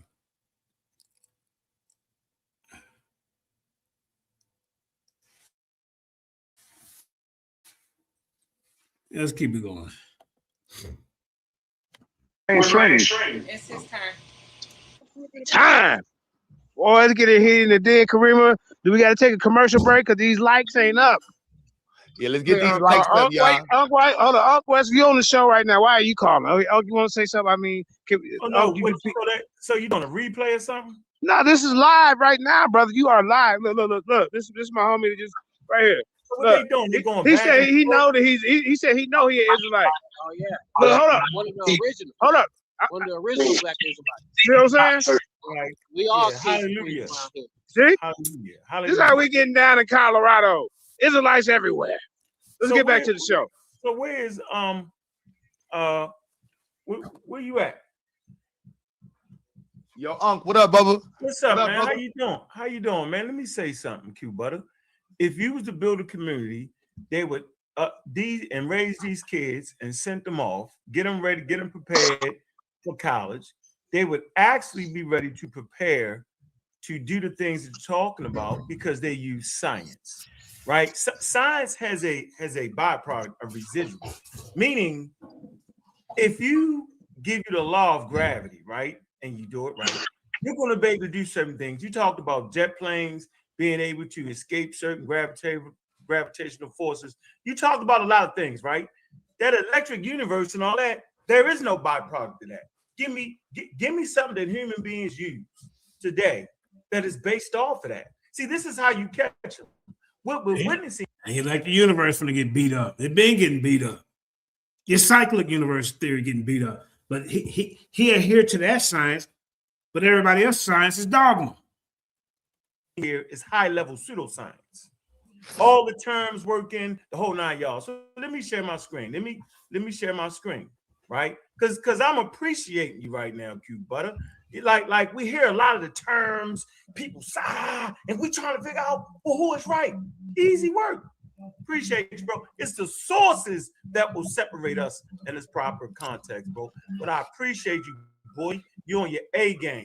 Let me be the first to He ain't saying you on your A game, Anu. Everybody know you pseudo. to tell you, right? So there were some statements made, right? We're gonna go to gravity, global positioning. Remember, I talked about this geodesy, right? You should know what geodesy is. But right here, it says, watch this, because I keep hearing something about electrons. They should call them positrons because they really are positive.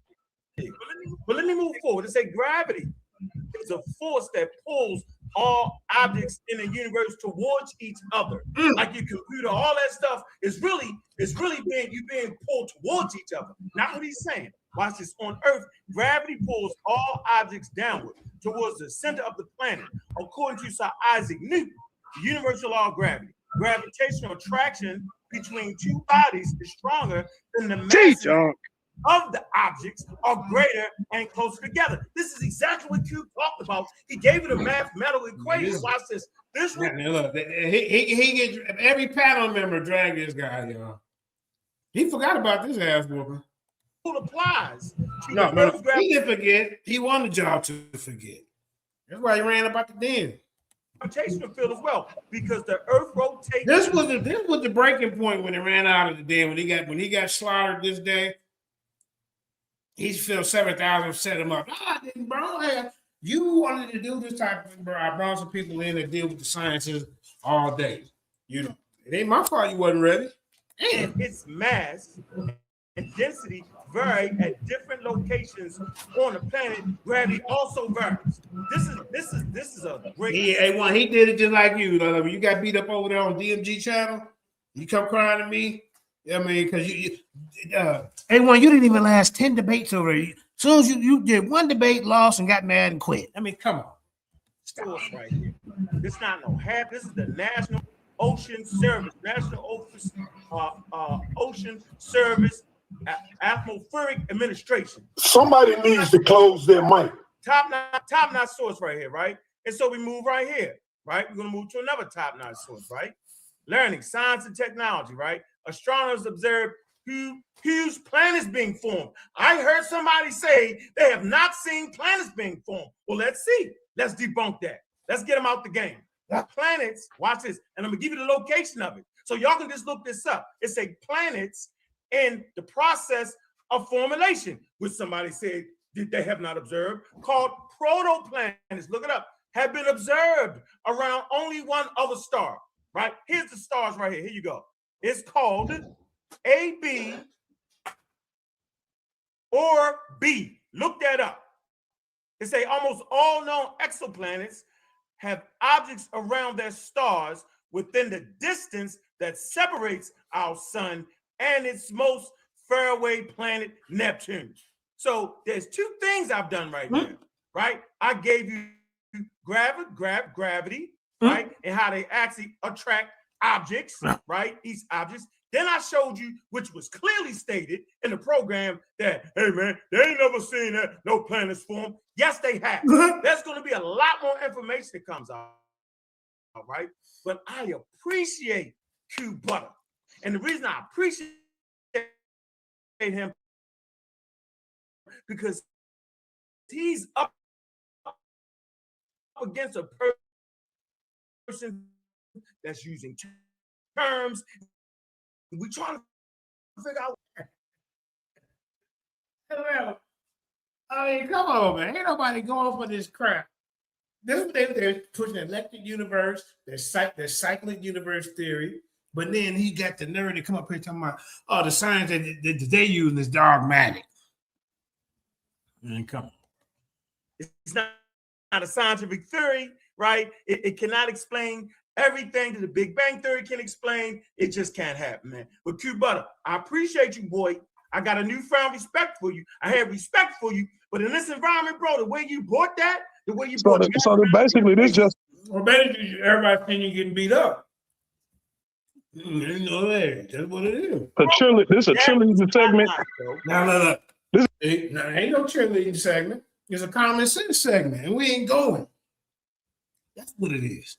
The cheerleading segment. Okay, let me go find me some cheerleaders too. Man, you cut me off though. Yo, I didn't. Yeah, I'm cutting you off for the simple fact that you ain't bought nothing. You have not bought nothing pertinent to the conversation, brother. Everything everything is high emotional. You know, cutting people off. I'm trying to sabotage the set. You know, like people don't want to come back. Just make the back channel new. Everything you said. I know. Let him go. He did. Yeah, hold on, man. You've been talking for 30 minutes. Let him get in the bill. He act like this on every platform we go. Trust me, this how I get. A little information. Let him finish it out. Listen. I listened to this whole damn thing. No, you haven't. I You ain't listened even been to here. y'all. How you gonna tell the man? How you gonna tell him the man ain't listening? He was outside, couldn't be listening in. You see what I'm saying, y'all? Come on. I am telling you that what you're talking about has been discredited. And the longer I stay on here, I'm gonna keep pulling them sources. Source up, bro. See, you did a lot of talking. Let's go. A lot of goddamn talk. What Cube did was, is he showed you sources. He not only showed you sources, he showed his propensity to explain the mathematical equations. That was some top-notch shit right there. I'm telling you that, bro. Know what? Just let me know when you're done. Be quiet. I'm a cheerleader for those who push science in this proper way. I'm anti-pseudoscience. So everybody listening is kicking that real science. Hold on. Wait a minute. Why is it that we're to believe that NASA has got a $1 billion business based around science, sending rockets off of Earth? You don't think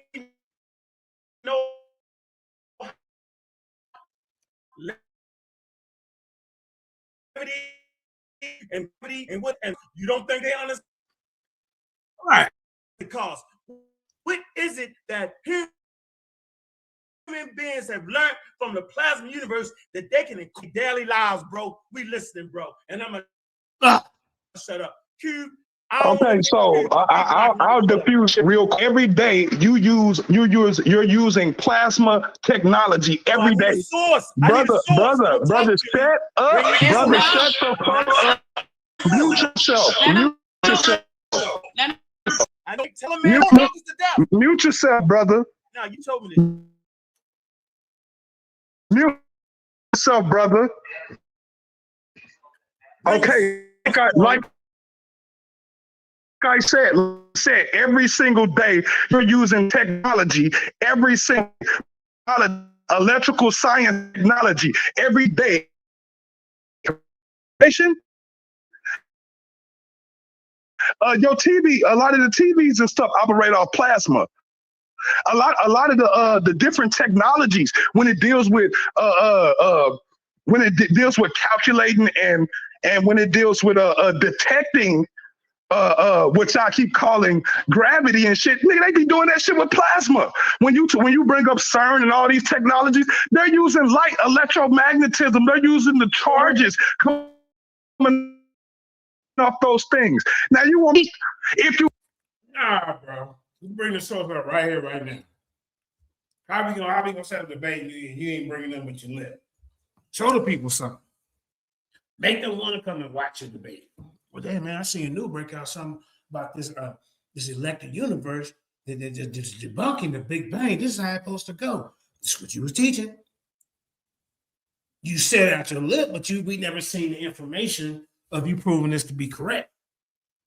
I've seen several other sources debunking that and your cyclic universe theory that you're trying to do. But y'all notice y'all talking about electromagnetism. This one they were really trying to push that electromagnetism as the creator God of the universe back then. See? Tapes numbers online. not just sit down and stay in the crowd. Just sit down, sit over there in the Trinity section. And, hey, brother, shut the fuck up while I'm talking. Shut up while And this is what he brings to your platform. A high level of disrespect and I'm talking. Shut up. Brother, mute yourself. Mute yourself. Have some decorum. Again, like I said, he just told y'all. He asked you to bring a source, not your lip. Now you finna waste that time and listen to you crying. But how can he bring a source? Because he says that those are dogmatic scientific information. But he wants to push science. But the people that's qualified in the lab and doing all this and coming up with these, experiments and hypotheses, so it can be challenged. You don't even have that. We just want to go by what you perceive. Oh, they have seen planets get formed. How come he didn't post no video? Why he didn't post no video? Why all he did was post up lip locking service? That's all he did. I can make a blog, brother. I could make a blog right now and put it. You hear me saying teach because I told Uncle teach, so I gotta be fair. I'm always fair with it.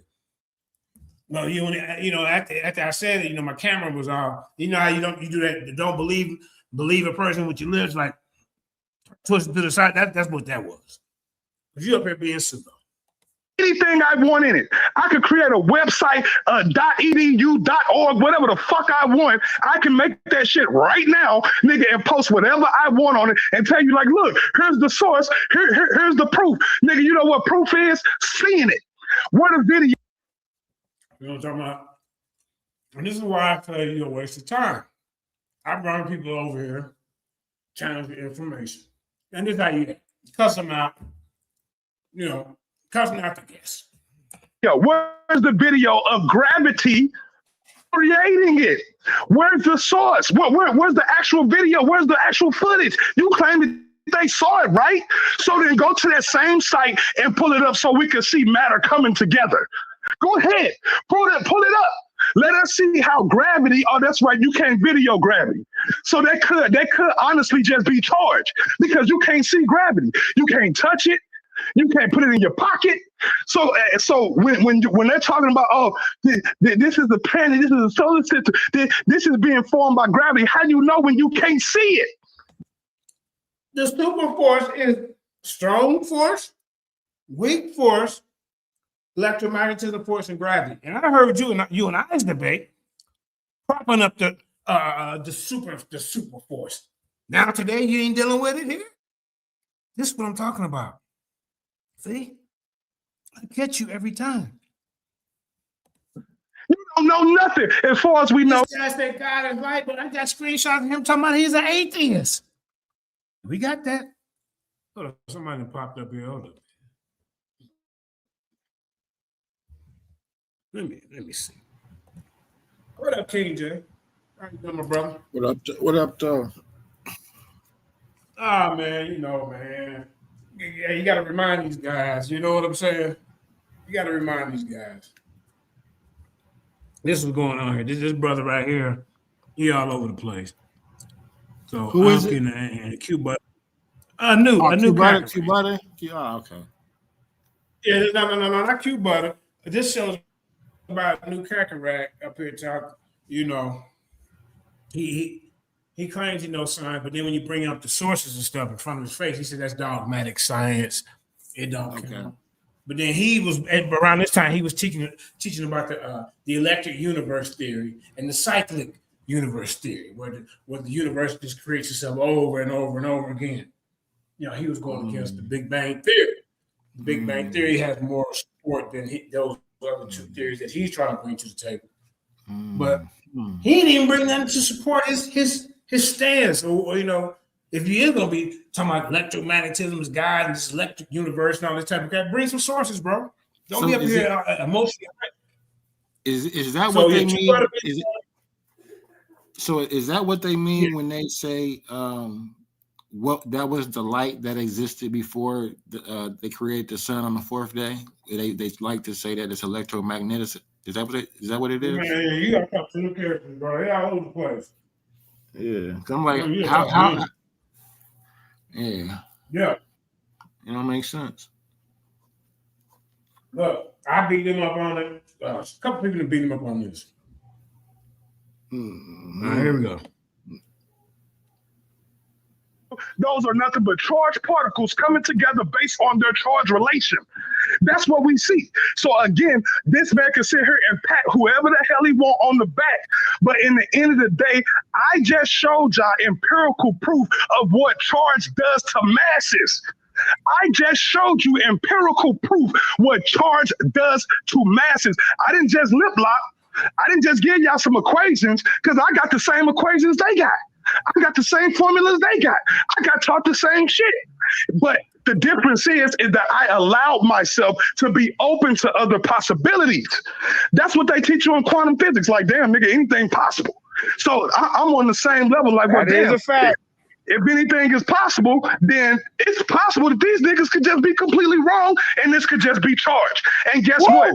According to what they keep telling me, oh, this got a attraction. The only attraction I ever seen in my life is electromagnetic and static charge. I ain't never seen gravity do shit ever in my life, and you ain't either. I don't care what the hell you pull up. I don't give a fuck what source you go to. Can't none of these people show you in real time gravity, two masses exerting a force on each other outside of charge. And if you can, please put the link up for the. But see, bro, this is why I know you're a walking contradiction, because in you and I's debate, you was talking, at first you talking about electromagnetism. I'm like, bro, no scientist is saying this. I don't know where you're making this up.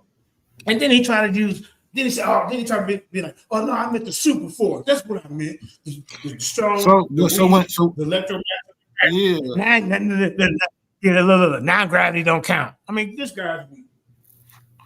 But check this out, JJ. They talking about when he's saying all possibilities and shit, he's talking about like that wave function and shit. But that don't mean that you can walk through a wall.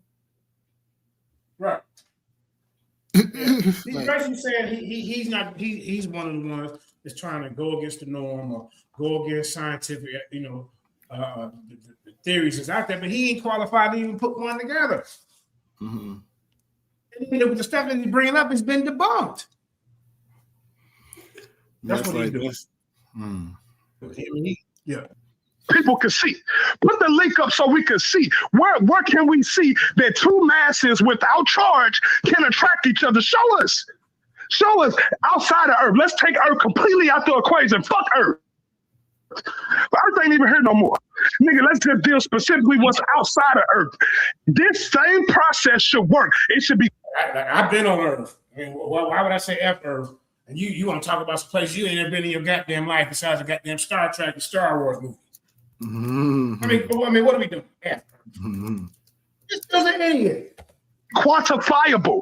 How come it's so hard for them to It's quantifiable. Can't even spell it. Find the graviton. Ain't all fields propagated by force carriers? So what's the force carrier of fucking gravity? See, look at that. This is all look. It's supposed to be the graviton. It's supposed to be the graviton, but they can't find it. It's so I knew he was pseudo back then, but I'm doing my own debates. I'm trying other people's debates, because he would never debate nobody. He just now really jumped off on the point back on this stage. You know what I'm saying? He had to be like pulling teeth. He probably had about 4 or 5 debates. Honestly, that's it. And after that, he'd have been back tech trolling. That's it. Elusive. It's so that's because it ain't there. I knew. Let me ask you a question, brother. Let me ask you a question, because I'm really trying to learn. I did understand what Q Butter was saying, but let me ask you a question, man. Because if you take the Earth out of the equation, you will no longer have a moon. The only reason why we have a moon is because of the Earth. Now I don't see no charges in between these two. And one thing I do know, I got a telescope. And I know something is happening to Beetlejuice because I can take my telescope and look at it and see it. Something definitely is going on with Beetlejuice. So to answer your question, brother, you can't see charge because charge actually operates at a distance. It doesn't need you don't have to see it because charge, electromagnetic charge, electrons, positrons, protons, neutrons, the way that they act, they're actually exerting a force. It's not fake. See, right? But yeah, you can't see that shit. But yeah, you agree. You agree that gravity is a force that's being exerted by two masses, but yet you cannot see, or you can't see, feel electromagnetism. No, he's promoting his electromagnetism God theory. Basically, he's always going to throw it. So he's all over the place. Nobody knows what he's talking about. He's making up stuff as he goes.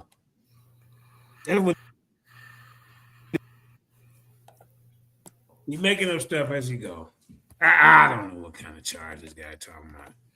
on a daily basis. We all understand batteries. We all understand magnets. We all understand repulsion, and attraction. We all understand that.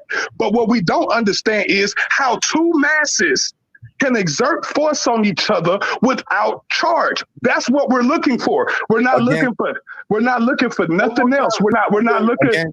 Which is the sole reason why I eliminated Earth. Hey, no, they're not ready for this type of high level type of content. This is the reason why I eliminated Earth completely from. So I'm just basically instigating, give him a little, because he been getting beat up. So I'm trying to hype him up a little bit. Come on, That's theoretical science. Well, okay, go ahead and get into what you're talking about. Go ahead. Yeah, well, it sounds like what he's talking about with mass is if you have a negative mass and a positive mass, the negative mass logic should tell you that it should repel the other one, correct? Well, I can't take him serious because when they bring up stuff, he's calling it dogmatic science.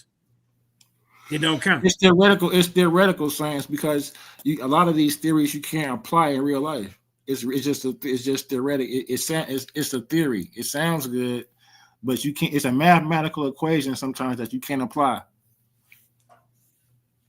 Yeah, because in quantum physics, they'd be adding, they'd be assuming different stuff. Exactly. Man, we all this stuff, yeah. A lot of this stuff, but this guy right here, he can at least come with something to argue against, against their information. We just supposed to believe him.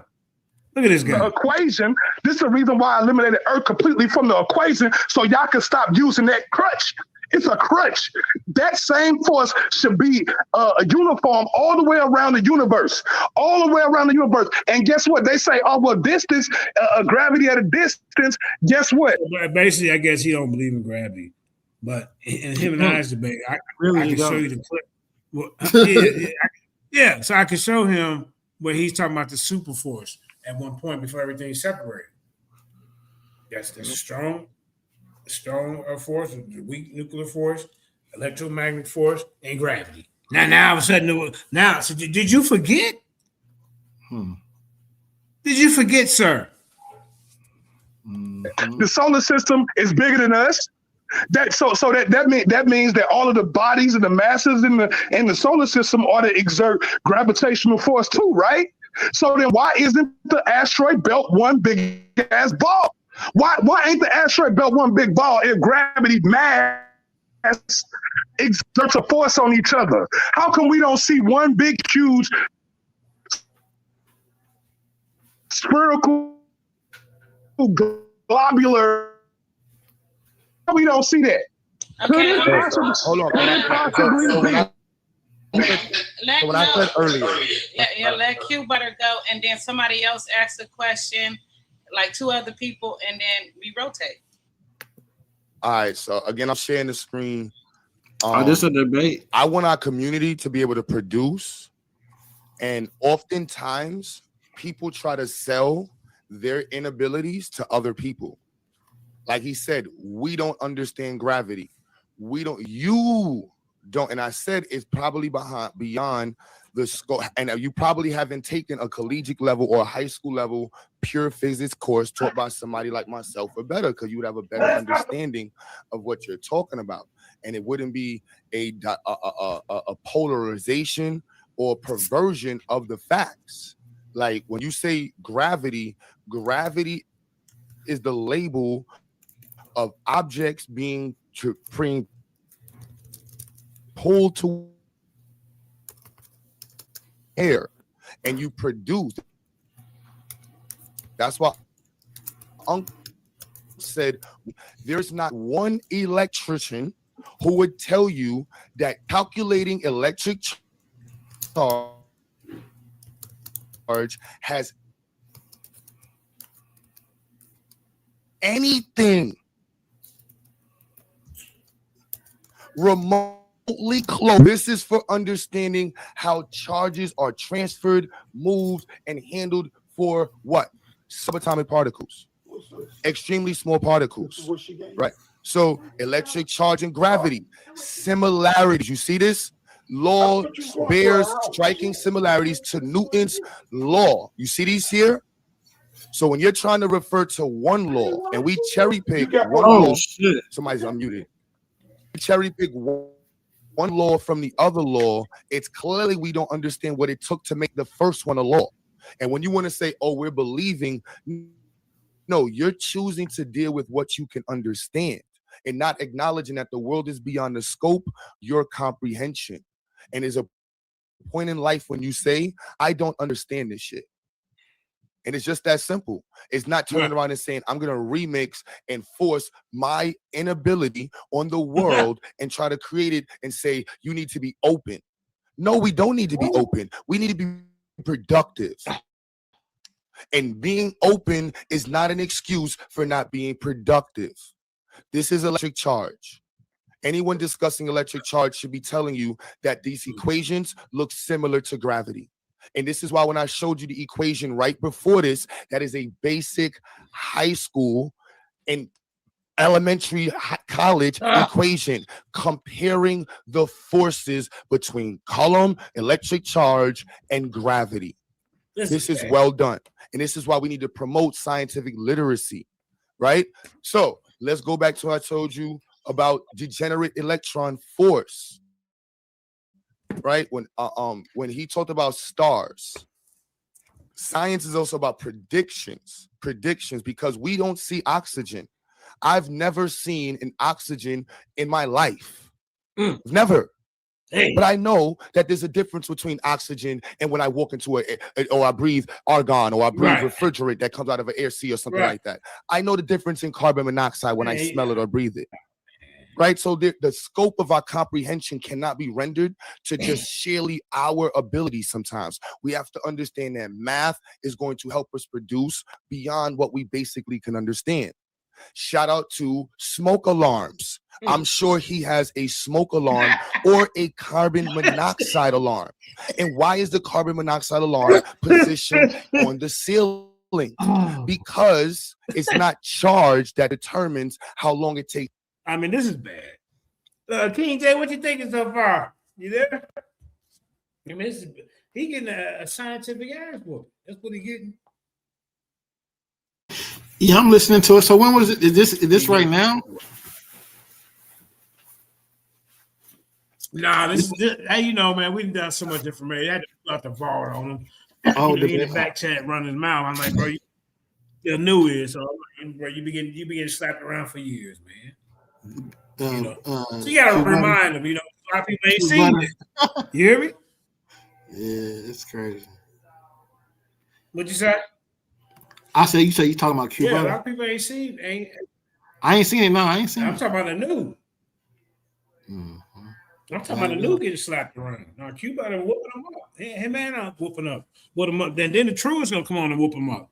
He got beat up bad this day. It's the pseudoscience he's trying to promote. Yeah, you can't have pseudoscience. Atom to float to the ceiling. It's gravity. Yeah. Who was this? Yeah. What's up, I am? How you doing, my brother? Piece of water blue in the building. I see you out there. Peace, man. I think science. Yeah. I think science and the word of the Most High go hand in hand. If it's righteous science. There you go. How is that? There you go. How you gonna separate science, righteous science, or true science from the Creator? That's like impossible. Okay, so when you give credit to God making the universe or science? The Creator makes the universe. He created science or knowledge. So what that dude was saying on there about carbon dioxide and stuff, the Creator gave man the knowledge and wisdom to be able to detect that stuff through devices. So I have a question for you. Without the sunlight, would you not say we would die? If the sun died today, would we exist still? How long would we live without the sunlight, without the sun? How long can man exist? Well, first of all, I don't think that Well, the sun was created before man, so I don't think we're gonna really be too successful without the sun because What it day was was the here. sun? What day was the sun created? I think the sun, if I'm not mistaken, the sun was created on the fourth day. I think. Not light. We had light before the sunlight. Before the sunlight. That's two different lights, but they And what work in harmony. But they work in harmony with each other, though. and what was the other light before the fourth day? It was light created in Genesis chapter 1, verse 1. What kind of light? I think no, verse 2. I think it was verse 2. What kind of light? What's the name? What's the scientific name for that light? I don't know what the scientists give that name. Give that light. That light called. So I don't know what they call it. What name do you Scientific. give? I just whatever. Just what Genesis calls it. So when you visualize it, what do you visualize it as? Because we can't visualize it as sunlight because the sun doesn't exist yet. So what type of light? So there's dark. Are you saying it's dark matter is light? No, I'm not saying that. Your original question that you was coming with made sense. Yeah, since the sun was not created until the fourth day, there was light before the fourth day. Now, scientifically, what would we call that light? I don't know what the scientists call that, but in the Genesis 1, it's called. It just says light. It's just God says, "Let there be light," and there was light. Now, Do you I know? can look it up. Do you know what the word is in the Hebrew? Yeah, I can look it up. I was about to say we can look it up in the Hebrew and see what it says. Mm-hmm. I mean, I don't know. Is it Shamash or no? Hold on. Let me get that book. Okay. So I believe Shamash or Shemesh is sun. So I'm glad. Peace be J7. I'm glad you put that on there, man, because that's good. That was good. I like that. That's because a lot of times we think that we got to throw away good science. We don't have to throw away good science if it's accurate. Like geometry, who gonna get rid of geometry, man? I think geometry is a beautiful science, field of study. Mm-hmm. That's just an example.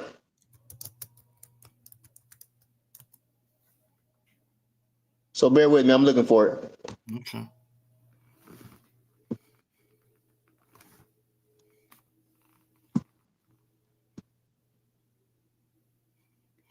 Let me know when you read it. Got it? Yeah, I'm trying to power up this computer here. So I believe the word is or. Hold on. I'm almost there. Genesis 1. That was Genesis 1 and 1? No, 1 and 2. 1 and 3. Okay, 1 and 3, excuse me. Mm-hmm. So I said I believe the word is or. You said or? Mm-hmm. Hold on. I gotta put it on the King James version, because that's what you're talking about, the King James version, right? No, we're talking about the Hebrew. Oh, okay.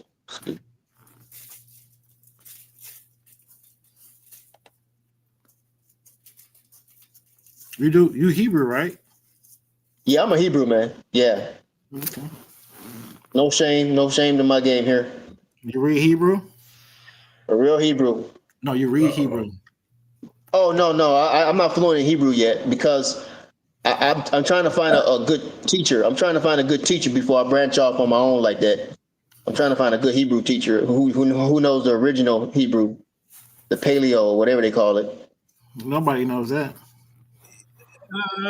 You need to highlight an apostle. He said he could teach that. Don't do that. Don't do that. Don't send them off. He done sent you off. Go to Zion Lex or somebody like Zion Lex. You know. No, I said Paleo Hebrew. I ain't say Zion Lex. I don't know him that well, but I don't think he into that. Is he? He do with that modern stuff, don't he? Brother, you don't speak. You gotta go to study with it. Maybe you and Apostle can figure it out. So he trying to study it. I'll put it like that.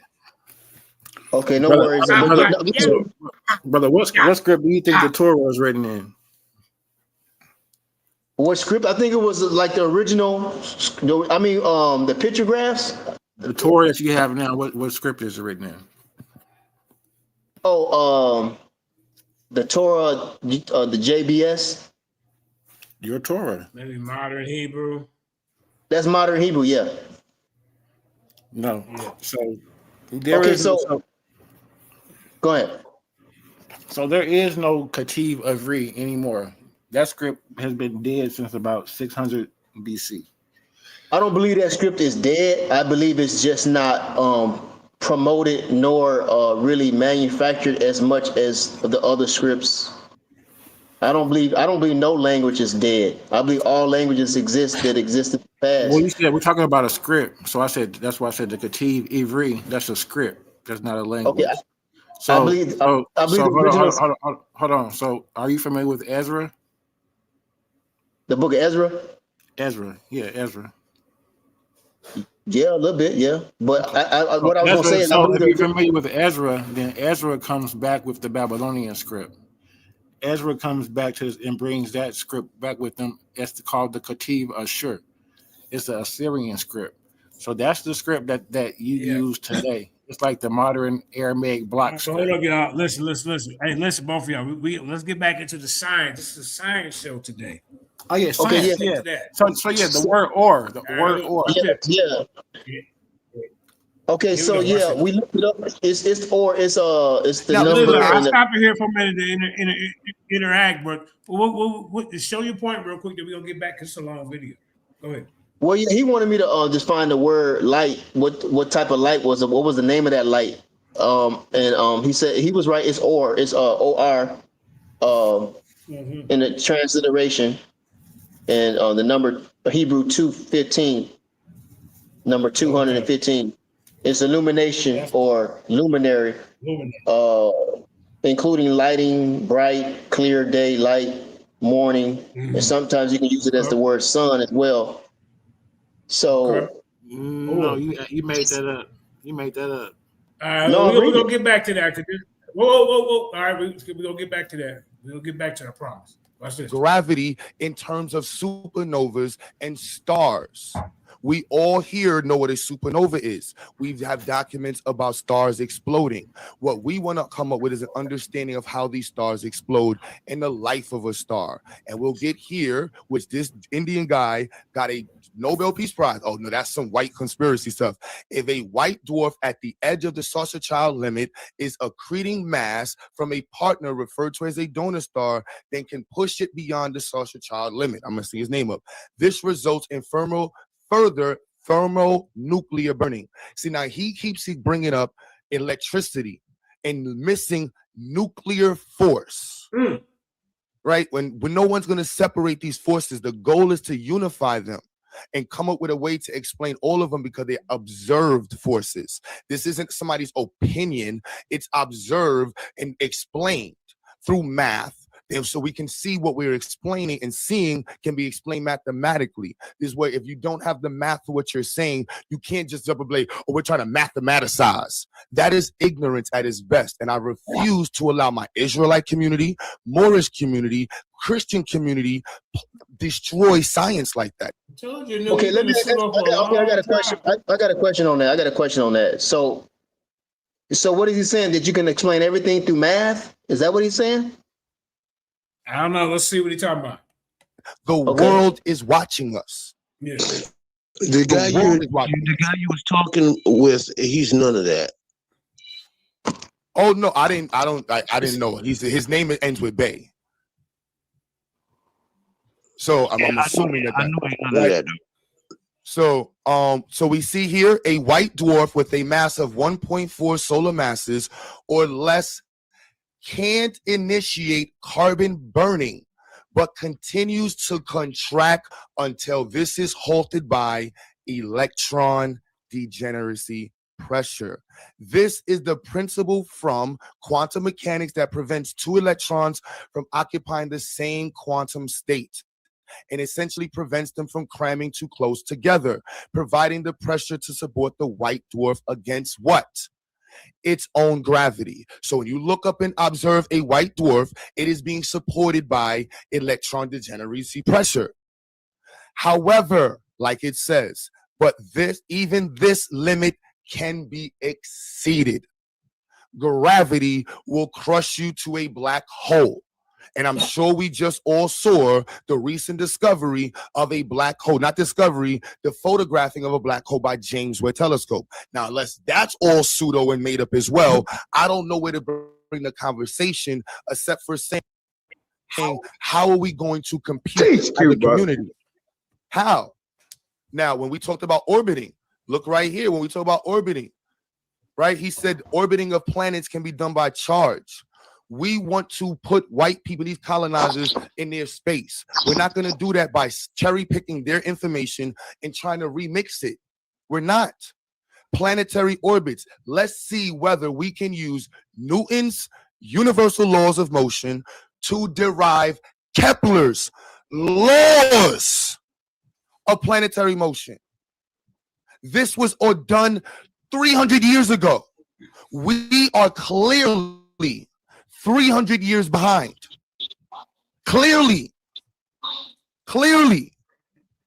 And you see right here, this equation, big G, this is how long. 6.67 times 10 to the negative 11.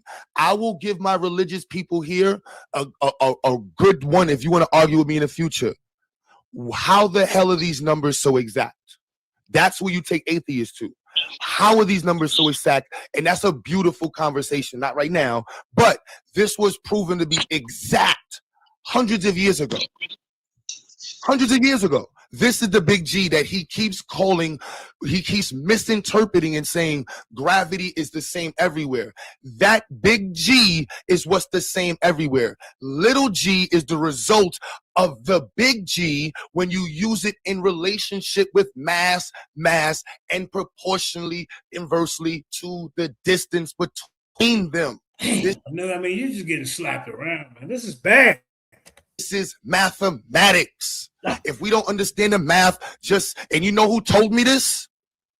And I'm giving you the same statement my mentor told me in 2006 when I walked into Medgar Evers College with my Bible, and I told him God brought me here to change the black community. And he looked at me like I was fucking crazy. And he said, well, you're going to have to put your Bible down and learn math if this is where you want to go. If God brought you here, you have to put, and I laughed. I was like, I prayed to learn the math. And it wasn't until I put the Bible down and said, I need to read this math book forward, backwards, and sideways.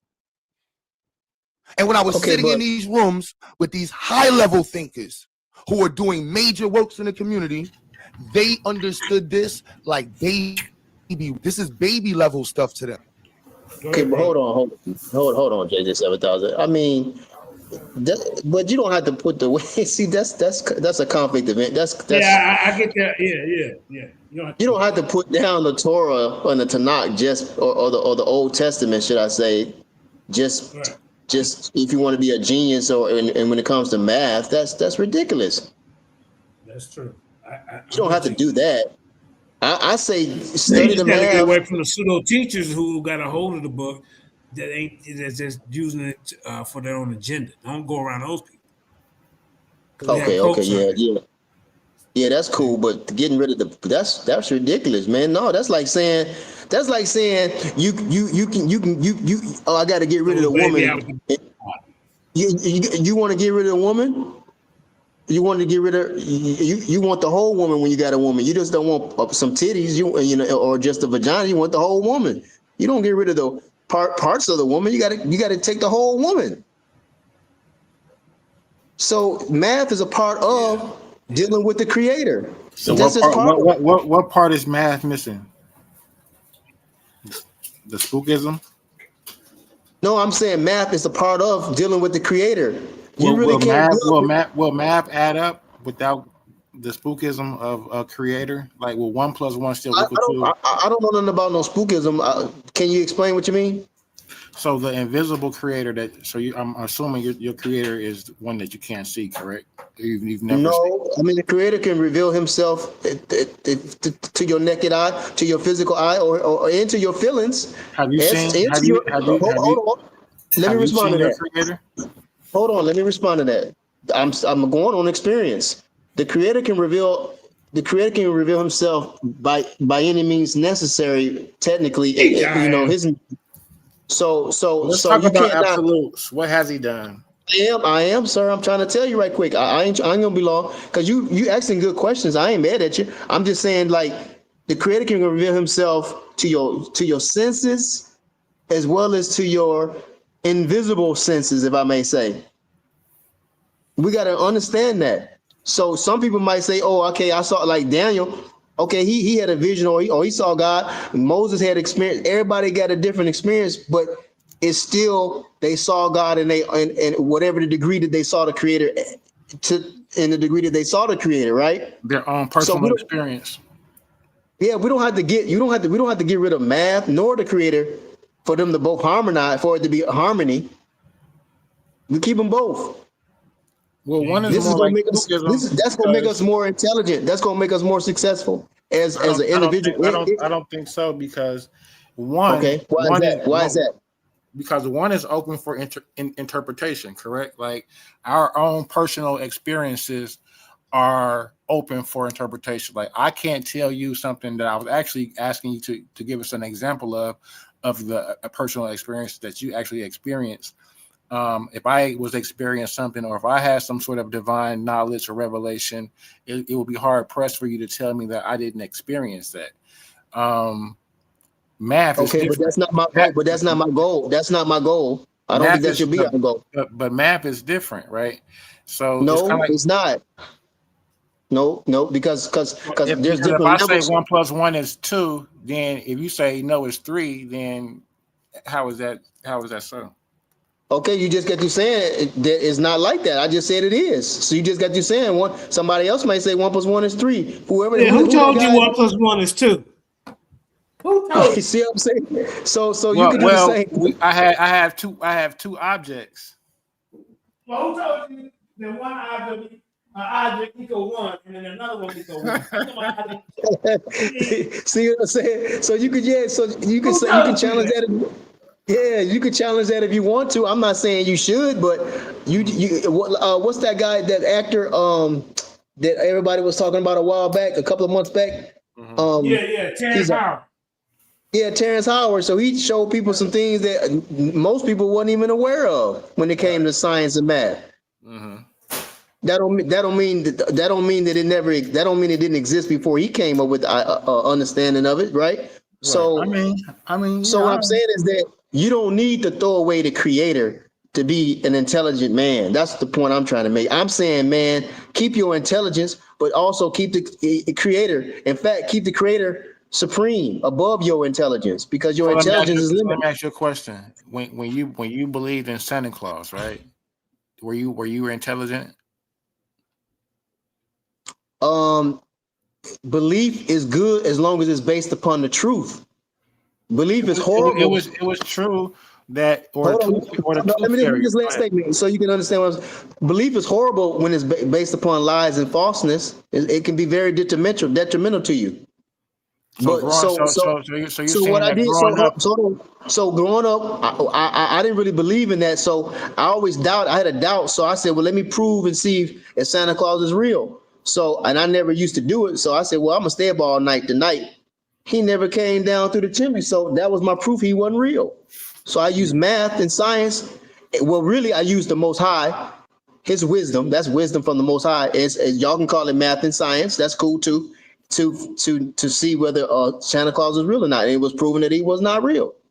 And then You see that? your mom. And then you caught your mom. You know what I'm saying? Putting the money under the pillow. You know, it wasn't a tooth fairy, right?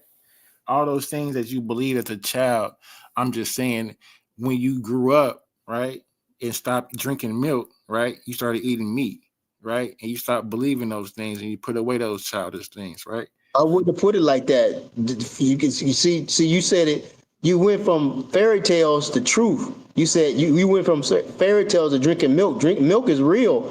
The fairy tales was not real, but they symbolize something that's real, right? They symbolize something real. But I use it to symbolize the law, right? And it has how the law is training wheels for those who need to drink milk until they're able to eat meat, right? Yeah, the law is fun. The law is the foundation for success. For curses. No, for success.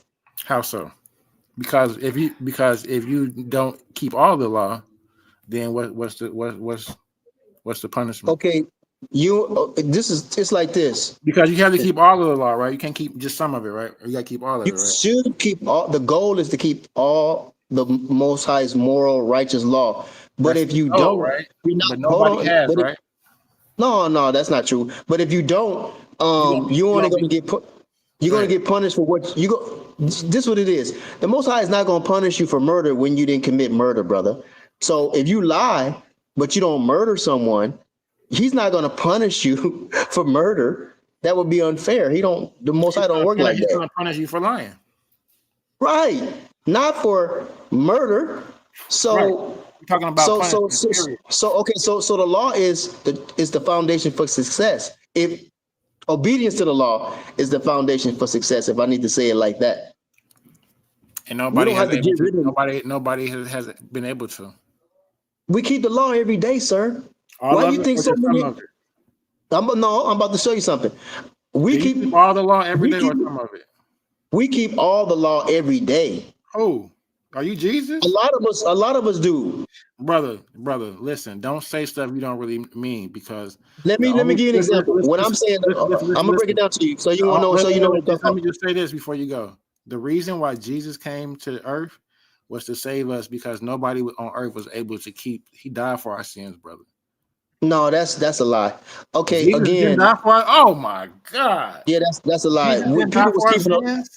Oh Sir, I'm gonna show you. Even in your book in Luke, it talks about how Mary's sister or whoever auntie, how they was perfect in the law. That's so no man. Listen, it's in fact nobody was perfect in the law, brother, but Jesus. hold on. 10 Commandments. So you tell me you trying to tell me you can't obey the 10 Commandments, because that's the foundation of the law. So you mean to tell me you don't go every day obeying the 10 Commandments? I obey the 10 Commandments every day. I don't covet your stuff. I don't need your stuff. I don't want what you got. I don't want your wife. I don't want your kids. I don't want your house. I don't want your cars. See what I'm saying? So I don't covet. I ain't lying. I ain't bearing false witness. I'm not taking the Most High's name in vain. I'm not murdering anyone. What do you mean it's easy to obey the law? The law is easy, very easy to obey. Very, very easy. Simple. It's choice. So that's the foundation of my success, because it's causing me not to get in trouble. It causes me not to go to Okay, jail. all right. And listen, y'all. We're gonna get back to it, man. 'Cause I want the people to see this ass whooping, because dude in the back chat run his mouth. But I'm gonna let y'all get back in. Let's get back to it for a little bit. Then we'll tap back in, let y'all go back at it. Bang, bang, bang. So again, I'm telling us, the black community, if we truly want to compete and have our own satellites, to be able to have rockets that are owned by Israelites, black Israelites bragging, we have our own rockets that can target anyone that goes against the house of Israel, the family lions of Israel, where those rockets land. If we want to be able to determine the weather and have our own ability to predict what the climates are going to be like in our regions, so that we can have measures to protect our family ahead of those disasters. Because look what happens with late factor, when you get information late in the Caribbean, when you find out a hurricane's about to happen 6 hours before, you don't have time to leave. Major death happens in our communities. So when you talk about disaster information in satellites, please miss me with that. The millions of lives that are being saved by early information provided by satellites. This is crazy to me. Do we want to compete, or do we want to be the slave? What we doing for time? Like, what we doing? My bad, I'm done. Okay, so I just want to address. Hold on. I want Kanye, because Kanye has something to say. I want, if you want to ask a question, then let him go ask a question, and then you can go after that new cat. Correct. Yeah, and so I had a question, and I want to ask a question just to qualify my question to Anu.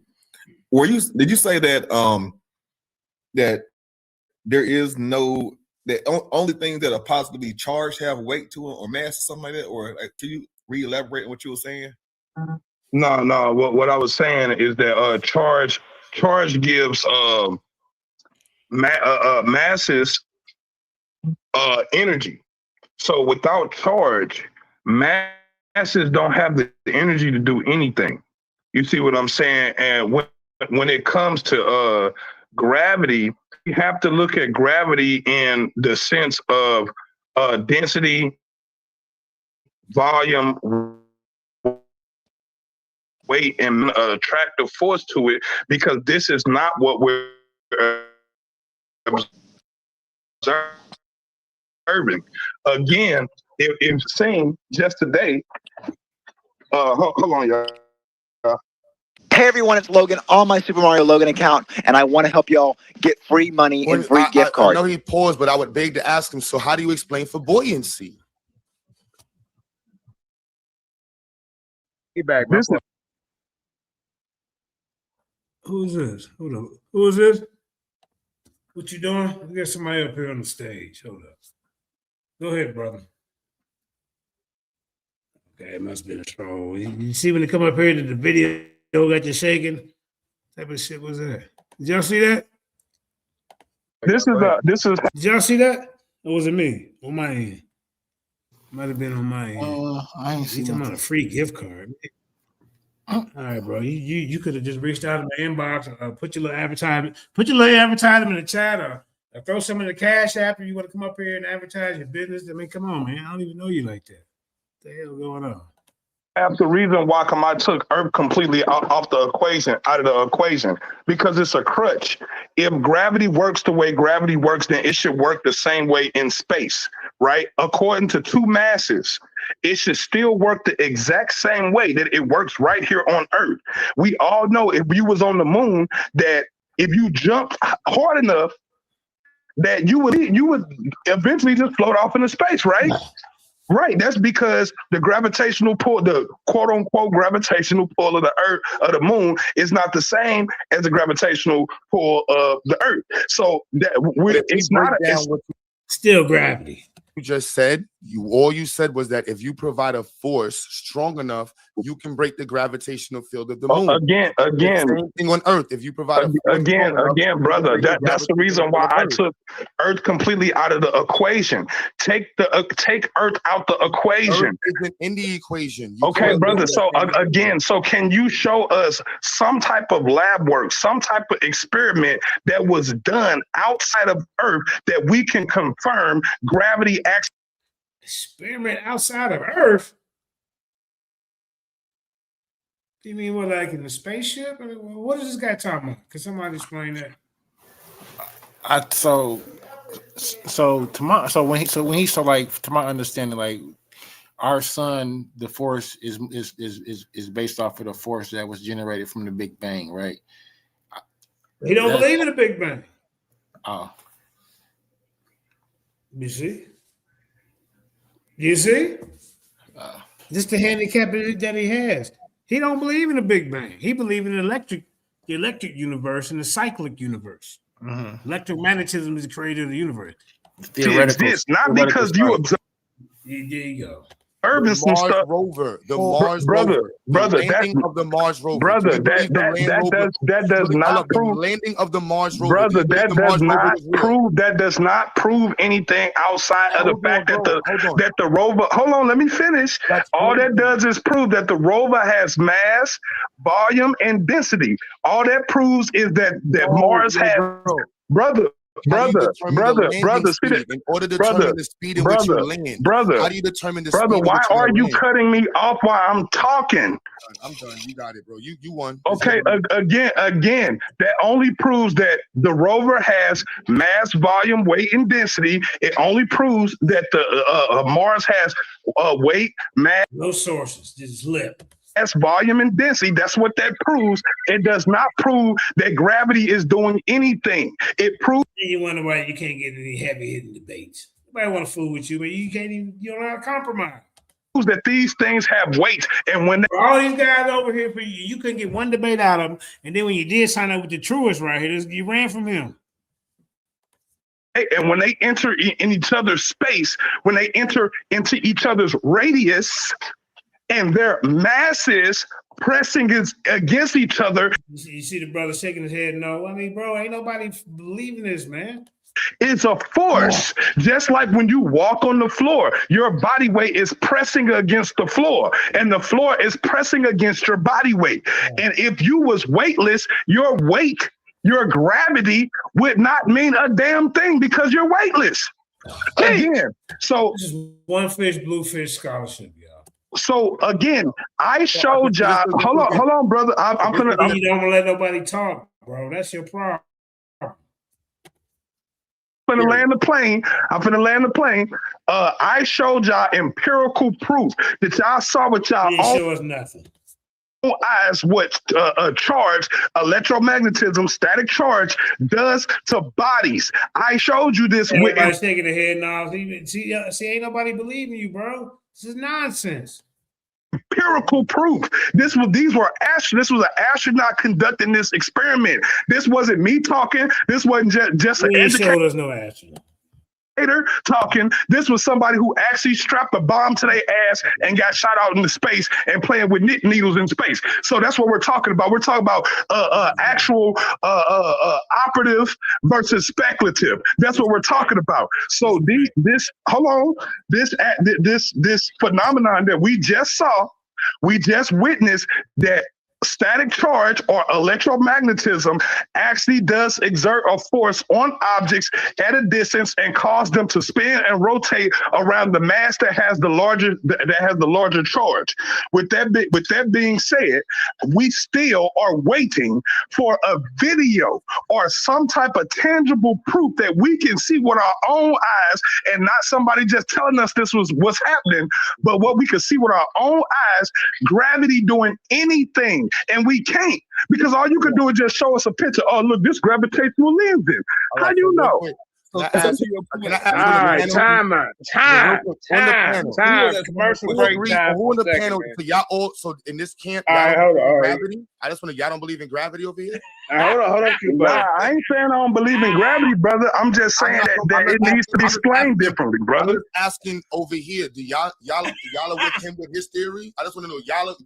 No, why are you asking him about my theory? You talking to me? Yeah, ain't nobody fooling with that over here, man. This is why we brought some outsiders in. We've been dealing with this nonsense for years. I'm saying this pseudo-scientific information. So I brought some people to the table, outside of the den, and then ain't nobody going for it, bro. This is what we trying to tell you, and this is an intervention. Hold on, listen. Let me answer that question for you. Listen. I believe in gravity. I don't know that it's real. Let's have 1,000 come in and help you out, Wes. People hold on, come on. I ain't said that through the whole show. I believe in gravity, but I don't know. Science don't know anything. Science is just a point in time when you come together and you think you know something, and you call it a fact. But then 2 years later, you dig up some other information, and now you know again. And then 4 years later, what you thought you knew 3 years ago is not a fact anymore because something else came, and now you know. They are, we'll just call it triple, quadruple minded. What does the Bible say about a double? What's going on with science? I had to get that little monologue. Let's continue with the show.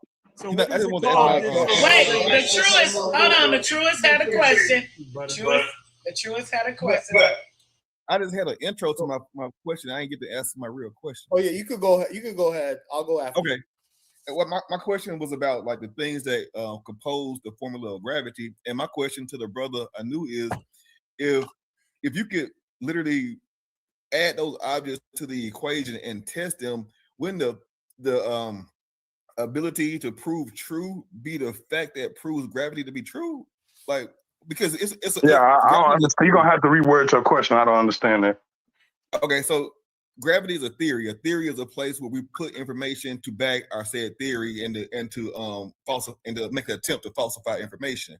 So if all the things that are put into the theory of gravity that proves it to be true, and then you test it in multiple environments and with multiple different weight levels, and those still turn out to be accurate and true, wouldn't that in itself prove gravity to be true?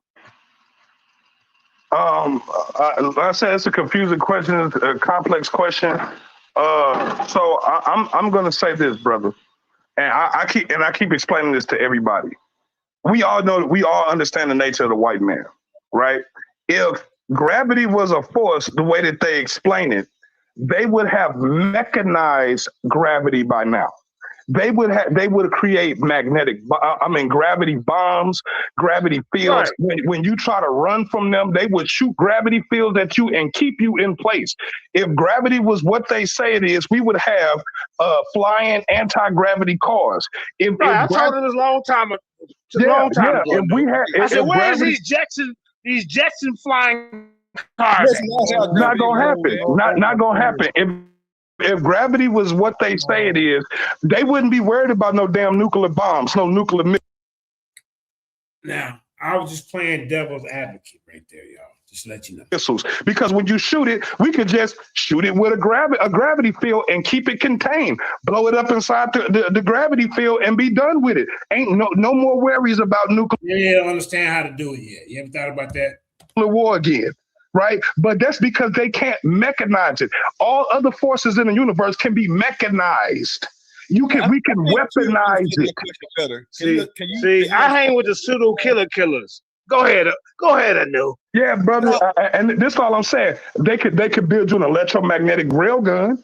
They could build you an engine made out of that is powered by. He was getting beat up so bad, man. Had to, make him feel good. Like somebody got your back up here. You're getting slapped around, man. I'm just gonna be honest with you.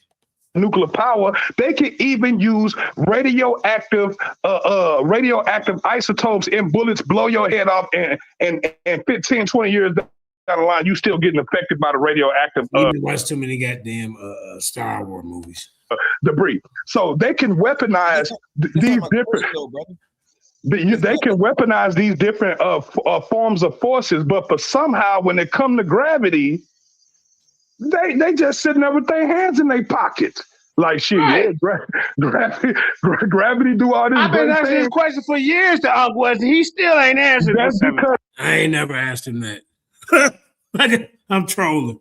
That because the answer is they've been duped, they've been hoodwinked, they've been shamboozled and buckwinked, brother. That's what happened. They drunk the Kool-Aid and they believe every single thing that is taught to them, and they don't question nothing outside of it because they're suffering from dogmatic practices, just like they sit here and talk about you religious folks who believe in spirituality. These same brothers, these same types, same one. So you think he cooking, y'all? And tell you that this ain't right, but check this out. Let me. It never hyped him up. Read this real quick. Let me read this real quick.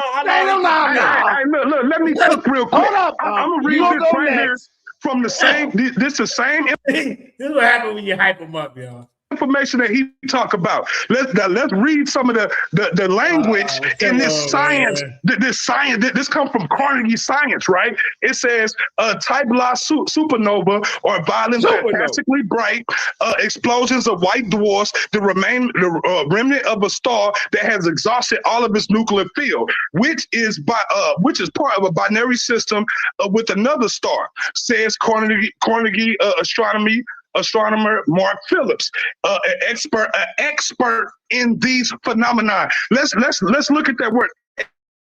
Expert of these phenomena. That's what you got right there, man. Wow, the precise details of the explosion are still unknown.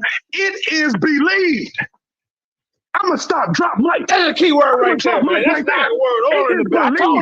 I told you, Lions ain't got some of the top scientists in the game. Y'all not engaging in dogmatic. Oh man. Scientists, right? Y'all not engaging in that, right? So then why the fuck is this shit unknown and why is they believing and not knowing? Huh? All right. That's all I want to know. Let somebody else go, man. God dang, man. Of course.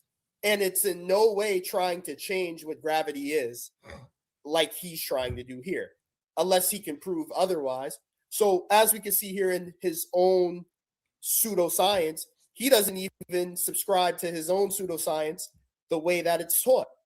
He has his own made up shit completely. Some of new science. And then also he keeps talking about electrons. Electrons, they have mass. Protons have mass. Neutrons have mass. Plasma has mass. Anything in the universe with mass is affected by gravity. So even with your plasma electron argument, those things are affected by gravity. And I just proved it to you with your own ideological ideology. Oh, Brother, God. Last so, no, time, hold on. Can I real quick, respond? Can I respond to give me that? 5 seconds. Give me 5 seconds. Can I respond to Last that? time somebody said, "Hey, JJ, show me a book," and I had one book up in there. I was ashamed of myself. I got 5 of them in here today.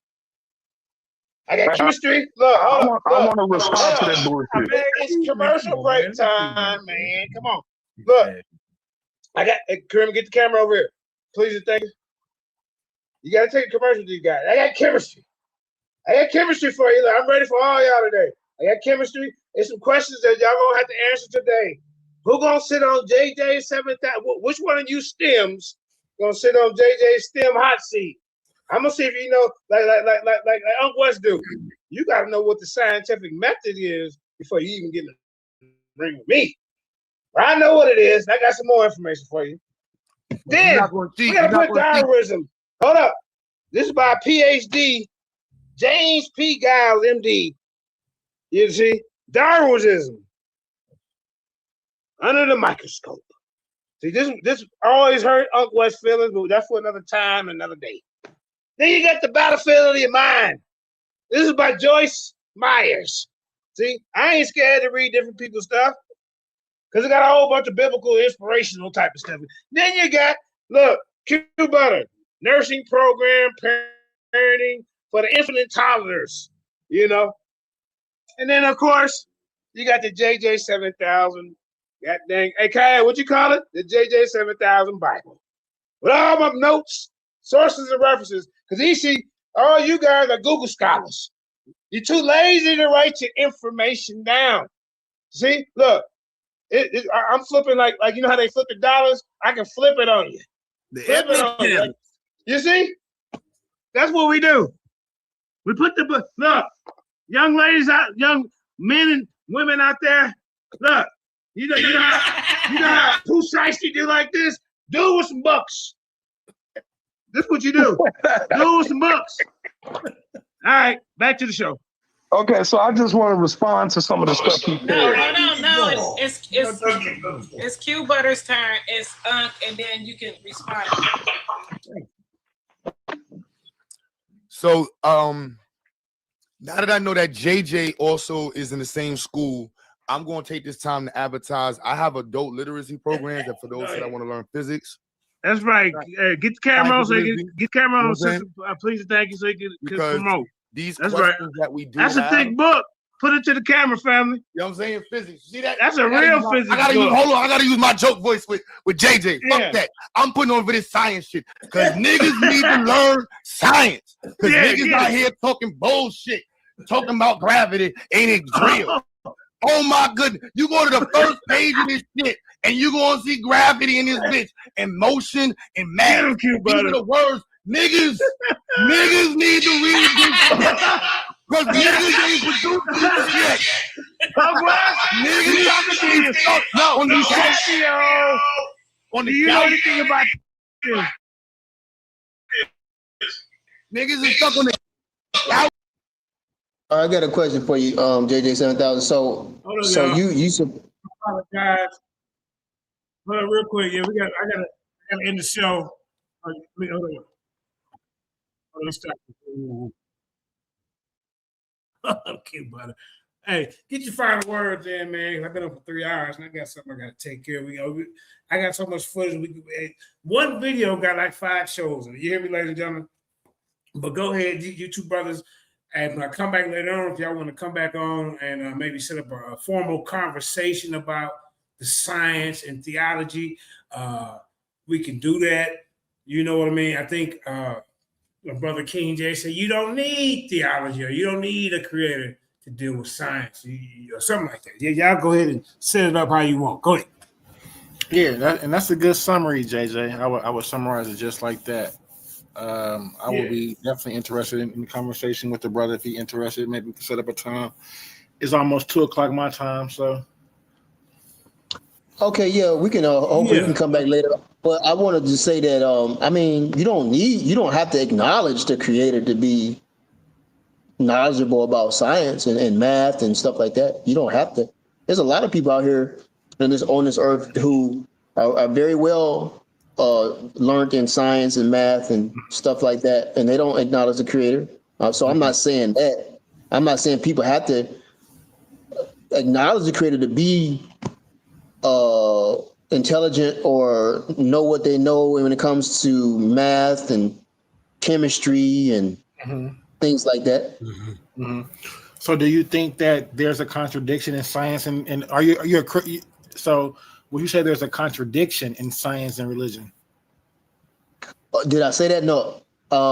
I think there's a contradiction, like I think JJ said, that it's the people's maybe interpretation that might be in a contradiction to what the book is actually saying and what science is actually saying.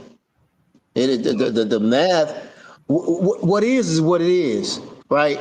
Animals are here, water, land, whatever y'all call in the air, the gases, all that stuff is real.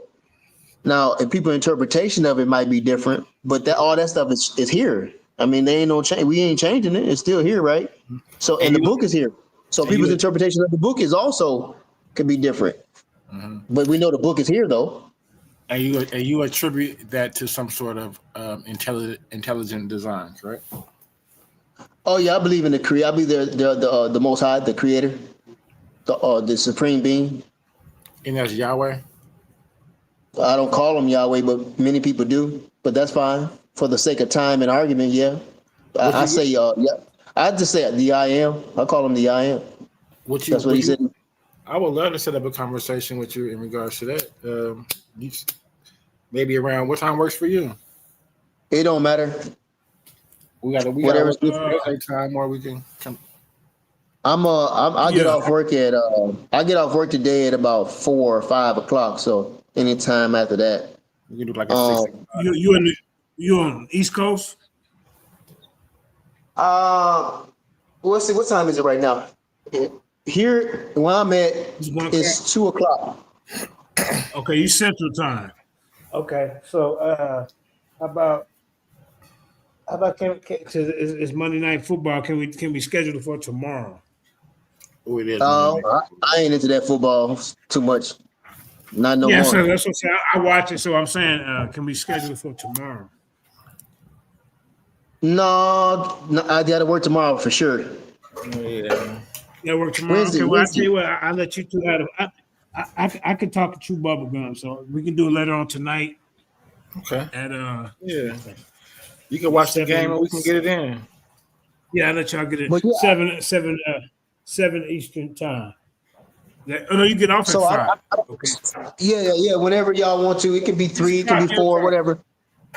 That'd be 6, I can do it at work too, because I can do it at work too sometimes. So it really don't matter. Okay.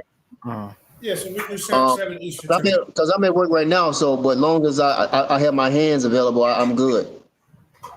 Okay. So 7 Eastern time. I'll be back on. All right. Y'all good with that? Yeah. That sounds good. Again, I just want to just reiterate. I don't, like I say, it's a lot of people who don't acknowledge the creator, and they very good in their craft, man. So I just choose to acknowledge the creator. I just choose to acknowledge the creator.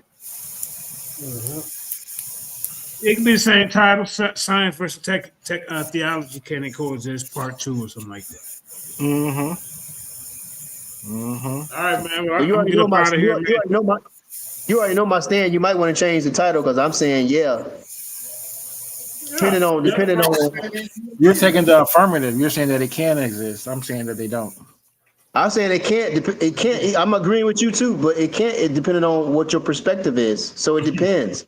Like if a person's perspective is mine, then and how I think, then yes, it is. But if it's like, so I understand your perspective, because like if I was like imagining myself not believing in the creator, then I'm gonna say yeah, because I see people with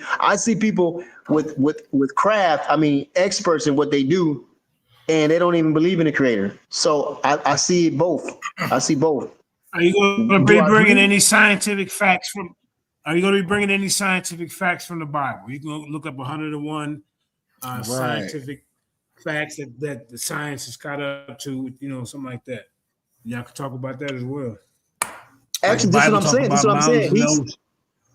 No, this is what I'm saying. Yeah. It's I don't know, because like I think we should change it, because see, what I'm saying is I live with people who is very intelligent in what they do, but they don't acknowledge the creator. But then I know people who acknowledge the creator and they're good at what they do. So I experience life seeing it both, seeing people be successful in what they do, without acknowledging. You see what I'm saying? So it's not really an argument for me. So I got a title. I got a maybe something you might have contention with in regards to Yahweh, right? So, what you, if I said that the tetragram Yahweh represents Joshua, what would you say? Talking about Jesus Christ? No, Joshua. Okay, Moses, Joseph son of Nun. Okay. Joshua son of Nun. I'm sorry. No, I wouldn't say that. I couldn't agree to that. I never heard nobody say that. So, but from the top of my mind, no, I couldn't say that's who it's talking about, because Joshua was a man, and I don't believe in Yahweh. I don't believe in the Tetragrammaton. I don't believe in that Yahweh, that why hey yo hey why hey. I don't believe in that. What do you believe in? I believe in the I am. So what do you think I am breaks down to? What does that mean? That means Yahweh, doesn't it? No, it means Yah. Well, I say it means Yah, but most people say Yah, Y-A or Y-A-H. Or some people say Ahaya. Ahaya. I don't believe in no Yahweh. Okay. Like not that word. I don't believe in that word like that. It's from the yod is extra. Basically, you just believe in just Yahweh without the yod in the front. I believe it. I believe it. Yeah, I believe in I just believe in I am. The I am. When he said Moses told Moses tell them who he is. He said I am. Tell them I am. Hey, if y'all want to battle it out for like about an hour right now, go ahead. I'm gonna step away though. Go ahead. Go ahead. Y'all can continue to talk. Yeah, go ahead. So we do know that God I am is the God of Seir, right? Of Edom, right? That's where that God came from when he came from Jethro, right? No, I don't think that the I am came from Jethro, because he wasn't even dealing with Jethro like he was dealing with Abraham and them. I'm not saying the Most High didn't deal with Jethro, but no, the I am was specifically presented himself to Moses. So there's no need for me to be thinking about Jethro when he didn't come to Jethro and say, I am that I am to Jethro. He said that to Moses, according to the story, according to what's written. You see what I'm saying? So I wouldn't even think like that, because he didn't present himself to Jethro like that in the text. So I don't my mind can't even go that way. So when Moses goes to Midian, right, he encounters Yahweh for the first time, correct?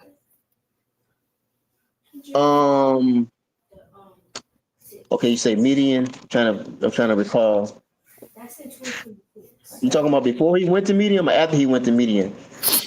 So he encounters I am Aya Asher Aya after at the burning bush at Mount. I don't think that. Okay, yeah, he manifested himself to to Moses at a particular time in history. I don't think that would be the only time, per se. I mean, that's like saying he only spoke to Abraham one time in his life. That's not the case. So I can't say that, but that is a recorded. That's a recorded event that happened. I can't tell you when he first. I believe he knew. I think he believed in the Creator before, or acknowledged the Creator way before that particular experience. Well, like a lot of our ancestors, they have experiences with the Creator, but that wasn't their first experience. You see what I'm saying? So that would be like hyperbole. That would be like conjecture, because the Bible doesn't say that or give any occurrence of Moses while spending what were they 400 years in Egypt, and him being born in Egypt and being trained in all the ways of the Egyptians, Hey, suggests bro. that he would be more, familiar with Well, Egyptian gods more than a Semitic.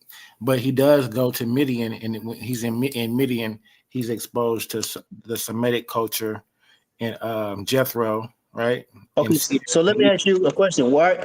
Maybe I can answer it better. Why are you asking that question? Because I got a different view on that. Because if you look at Moses, he knew something because that's why he was trying to, help his brothers out, and he slew that man. So if he was just deep and engrossed in or indulged in the Egyptian religion and theology, he wouldn't have even probably trying to defend his brother like that. So I disagree with you. You can't say so. I would say I'm not doing conjecture. I'm going on a pattern here. A pattern showed that Moses and the people was already crying out too for help. So to say that they didn't know, that they didn't have some type of experience in the past, and they did have experience with the Creator in the past because they come from Israel. They come from the 12 tribes. So to say that these people did not have some type of experience with the Creator in the past, I think that would be a flaw in that person's theology. well, at that point, they weren't a tribe, or they weren't. They weren't a nation at that Yes, they time. were. No, they can't, but they was coming from tribes though. They was coming from the 12 tribes or the 13 tribes. Yes, they were. That's how they multiplied. They multiplied from those 12 tribes when they went down into Egypt because of the famine. So to say that they did not know or have some type of understanding of the Most High, I think that would be a major flaw in somebody's theory. Well, no, it wouldn't be, because we would have to look at the fact that when they come out of Egypt, they come out of Egypt as the mixed multitude, right? That doesn't necessarily, and they're identified as the Raab, right? The Raab, what I think is Raab, the mixed multitude. That doesn't. I wouldn't suggest that means that they're a nation yet at that point, because you have to also remember that entire generation dies. That entire generation dies. Also, when they come out of Egypt, they're waiting on Moses. When they resort back to the worship that they're familiar with, what do we see them? What do? They build a molten calf. So that's reflecting whatever worship that they have been worshiping. That's what that's reflecting. That's not reflecting any type of Yahwistic type of worship, or any type of worship that we see being introduced from Jethro or Midian. We see. Okay, so you kind of jumped around, but that's cool. I'll try to jump around with you. Okay, so I'm not saying that they were. I'm not saying all of them as a people were just committed to the Most High like that. I'm saying that you spoke on Moses, so Moses through you could see that you could see that there was some kind of connection he had with who he was as a Hebrew, and that's why he was trying to help his Hebrew brothers. Not only that, he come from the tribe of Levi, and the Levites come from Israel. So in Israel, there is no Israel. There is no Israel. Yes, it is, sir. I'm talking about according to the text. I'm talking about according to the text we're dealing with. Israel died, right? But Israel taught his sons about the Most High. So so you see what I'm saying? And all his sons. But it's not a nation. Then that's a person. Jacob is a person. When his name is. No, I didn't mention the nation yet. I didn't mention the nation. I said that they knew about the Most High to some extent. I'm not saying they knew him in a degree that they knew him when they came up out of Egypt. Let's distinguish who the Elyon is, because when you say Most High, you're only saying the word Elyon. So let's distinguish on who the Elyon is. So when you I'm not saying that. I'm not saying Elyon. When I'm not necessarily saying Elyon or whatever. What did you just say? Yes, you are. When you're saying the Most High, right? You're saying the word you're using is Elyon, right? No, I'm using it in reference to Genesis 1:1, the Creator. Okay, so in Genesis 1:1, when I say Bereshit bara Elohim, right? I said Bereshit bara Elohim, right? Mm-hmm. That's what's the creator name in that sentence? Okay, you dealing with the I guess some type of form of Hebrew. Actual word. Okay. The word. Yeah, right. Okay, but I'm not. I don't. Okay, look. When Your it says name is I am the Hebrew, so I'm using Hebrew words with you, right? okay, this is what I'm saying. The I am is in Genesis 1:1. That's not what it says in Genesis 1:1. So now you I making up. know. No, I know. I agree. I'm saying that's the interpretation I get. But that you added that, so that would be a false premise. That would be a fallacy because that's not what it No, says. it's not a fallacy. It's called. It would be an interpret. It's me teaching or elaborating or teaching or explaining my understanding of what's in that verse or what's in that verse. It would It's be not a necessarily. fallacy Hey, because real quick, y'all. We got somebody else to join the panel. I want to see if you want to chime in real quick, brother Victor Emerson World. Go ahead, brother. Hey, shalom. I'm just Shalom. hey, shout out to you all, man, fam. And I think a lot of people don't realize that, man. Saying at the end of the day, we fam. But I just wanted to chime in, man, cause I'm loving the dialogue, man. You made me smile, like for real. That's some good dialogue, man. Well, what name you go by now? Is that Great 202? Yeah, he talking to all I me. see, no, not you, Madika Miley. I'm talking about the T emblem. That is the I am. That's his I am. Yeah, He the I talking am. to- Yeah. Oh yeah, the I am. I thought you were talking to y'all. Excuse me, man. No. You good, bro? You good? Hey, shalom. But I just had to chime in, man. Cause I know that you wouldn't have that quicker tongue and the perception you know what I'm saying you do. And speaking right now, unless you knew the creator. I'm gonna leave it just like that. For real. Well, look, man, it's like this, man. Watch this. Like, and I just want to elaborate on what the other brother was saying too, because people look at that Hebrew. Okay, I don't know what type of Hebrew that. I guess that's modern day Hebrew. But No, when you look at the English, I don't deal with the modern day Hebrew because to me that's not Hebrew. It's the Ketiv Ashuric script. It's not the Ketiv Ivri script. I'm familiar with the Paleo Hebrew or the Proto Canaanite script or the Proto Sinaitic script because it derives straight from the Meta Netter. So I'm familiar with most of the signs and the symbolic meanings of ideographs and pictographs. Can I chime in right quick? Not to cut you out, sir. Oh no, go ahead, man. I'm gonna elaborate later. Yeah, because I know you got the knowledge.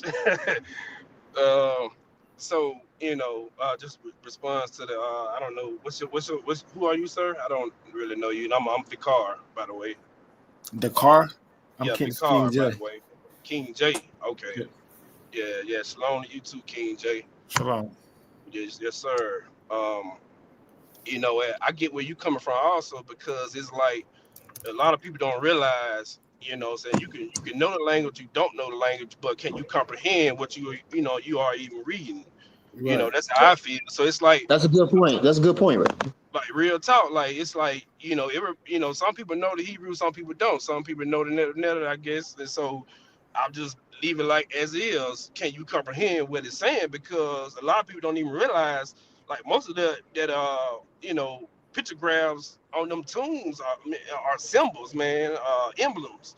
Just like the same thing that's on, saying Mandika Molly show, man. We all got an emblem. Like I said, it's just about comprehension. That's all I had to say, bro. That's a I'm good gonna lay point. That's a back. good. But Don't lay back. brother, real quick, because so your name is what? Dakar? Yes, sir, Vikar. So perfect example, right? So I could use your name as more like a symbol, right? Yes, sir. That's right. Okay, I could use it as a symbol. So I could use that as a tetragram.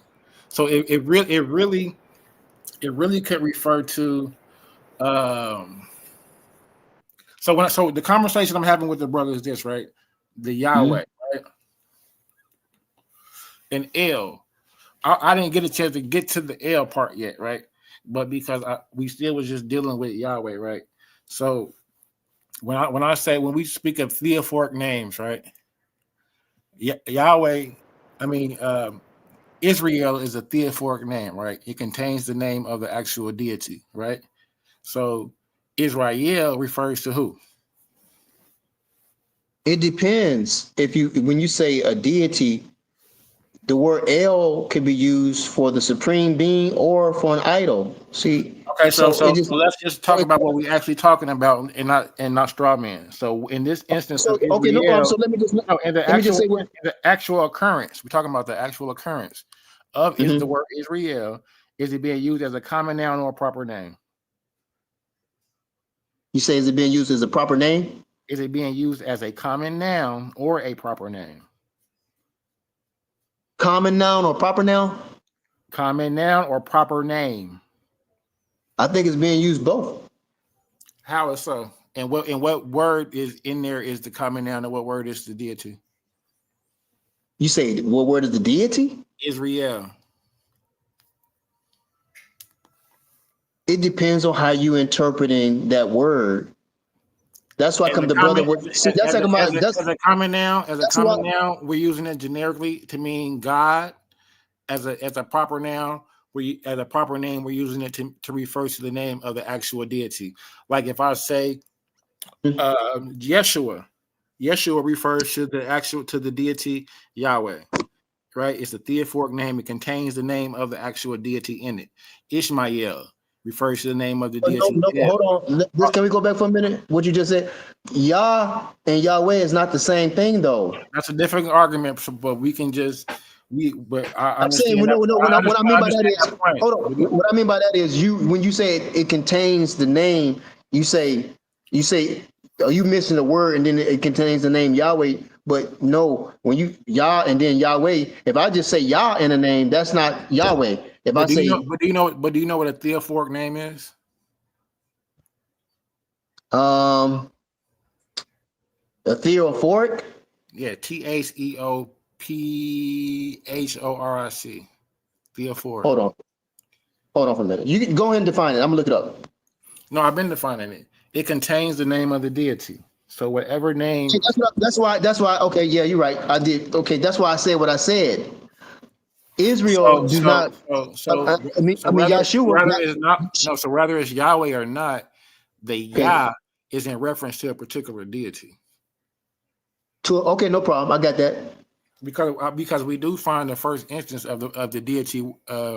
Like if we went to the if we went to Sarah B. El Kadem, right, in the actual the turquoise mines, we do find the worship of Yah, right, next to the Balat. They have the Balat Sphinx. They have the Semitic miners there. You do find an old occurrence of Yah, Y-A-H. We find the worship of Yah with the Elephantine Jews in Sudan as well. That's not okay. So watch this.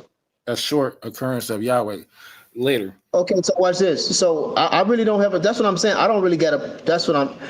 I don't really got a problem with that because other people can use the same name, but they might be talking about a different God or a different force. So that's fine. If you found research that says, okay, this culture or this just nation or this region use this name as before or also, then that's fine.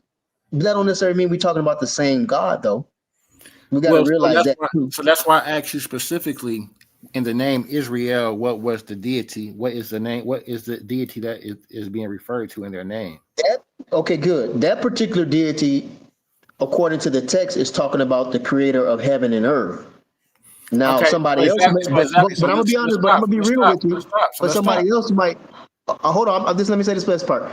But somebody else might interpret that as meaning some pagan god or something. I don't know. It just depends on how somebody looking at that word. We just go by what they say. So if we looked at, you said it's referring to the creator of the heavens and earth, right? So I said Israel is a theophoric name that refers to the name El, right? So you said, well, it refers to the name of the creators in the earth. So let's go to the beginning. It says Bereshit bara Elohim.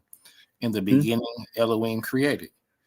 So that's telling you the deity that's created heavens and earth. Elohim. El. It's just telling you L is just okay, No, right? And then not in these instances is it never being used as a common noun. A common noun is basically just using it generically, like to say the word God. I could use it as a common noun and a proper name in the same sentence. I could say El Elu. That's I got basically you. saying I could say Ha El Elu, the Mm-hmm. God, Allah. Mm-hmm. Yeah, right. I got you. So what I'm saying, so I L, can say so Il when you Malek. I can say Il Malek. right, so look, The Hebrew, deity. when people look up the Hebrew and they try to read it in Hebrew, you're gonna find some of the same problems you find it when you read it in English. I don't know if people realize that yet or have been honest with themselves yet. So, like the other brother was saying, Well, it's not really Hebrew. It's Northwest Semitic languages, right? So you find similar linguistic cognates that you can cross compare and reference to kind of be like, okay, we kind of on the right path because they all say the same. You know what I'm saying? Say the same thing, and they all are in the okay, same so general region and area. So okay, so language do me a favor. is different Do me a dialect. favor. So read that in Hebrew again. Just the first part says in the beginning. So when you read that in Hebrew, you saying it means what now? You saying Well, say how brother, you pronounce this word? I'm right off the top of my head, but I can just remember it's Bereshit, Bara, Elohim. So Bereshit, if you want me to spell the vowels or you just want me to give you the skeleton. No. Watch this. So when I read that in English, I don't get bear seed. Right, Bara. you're getting a transliteration. Oh no. I look it up in the dictionary. The English way I look at the dictionary. word. Hold on. No, I look it up in the dictionary in the word. English dictionary. Yes, I use an English dictionary to look up English words But because that's what we read. Bereshit isn't an English word. I know. I'm looking up the King James in the English. The English is in the King James. It says in the beginning. Right, that's the So transliteration. Right. So what right. they do is you start with the original text, whatever script that is written in, and then they transliterate it out of that language or script into English. I Well, got you. I'm with you. actually, it didn't go directly from Hebrew to English. It went from Hebrew, I believe, to Latin first. I lied. Greek, Hebrew to Greek, Greek to Latin, Latin to English. No problem. Watch this. So the word in the beginning. So that's when you look at the word the in the beginning. That's talking about the I am because the I am is the beginning. See, I don't. You made that I up. don't. Okay, but he is the beginning though. I'm not making that up. But that's not The what it Most says. High. No. Watch. Listen. But listen, what I'm saying. If you go in the scriptures, the text, it says We're reading the the Most text. High is the ending and the beginning. The Alpha and Omega. The Most High is not Jesus. Right. The Most High. So I'm not making that up, sir. I Right, know but you. you are, I know my it. brother, I my know, this is brother. what I'm saying. Hold on. What I'm trying to explain to you. I'm not disagreeing with you. That okay? Yeah, I made that up in the sense that it's not there in the text like that. No, not in the English text. Not in this particular English. The King James don't say the I am all powerful created the heavens and no, it don't say that. But when I look at that and I read it and I study it and look up words, the beginning is the Most High, and He is God or the power that created the heavens and the earth. Do you see that? Well, I see in the text that it actually identifies itself in the text of the actual creator that has the power, and it says Elohim. So when it says Bereshit bara in the beginning, then it says Elohim, God created. So the word that's being used for God in that sentence is Elohim. So it's the plural Right. form, right? Well, actually, that It's word is plural in the singular form. Actually, yeah, because it represents the duality of the creator, the masculine well, and what the I feminine. mean, let me explain what I mean. The word Elohim can be used in a plural sense and in a singular sense.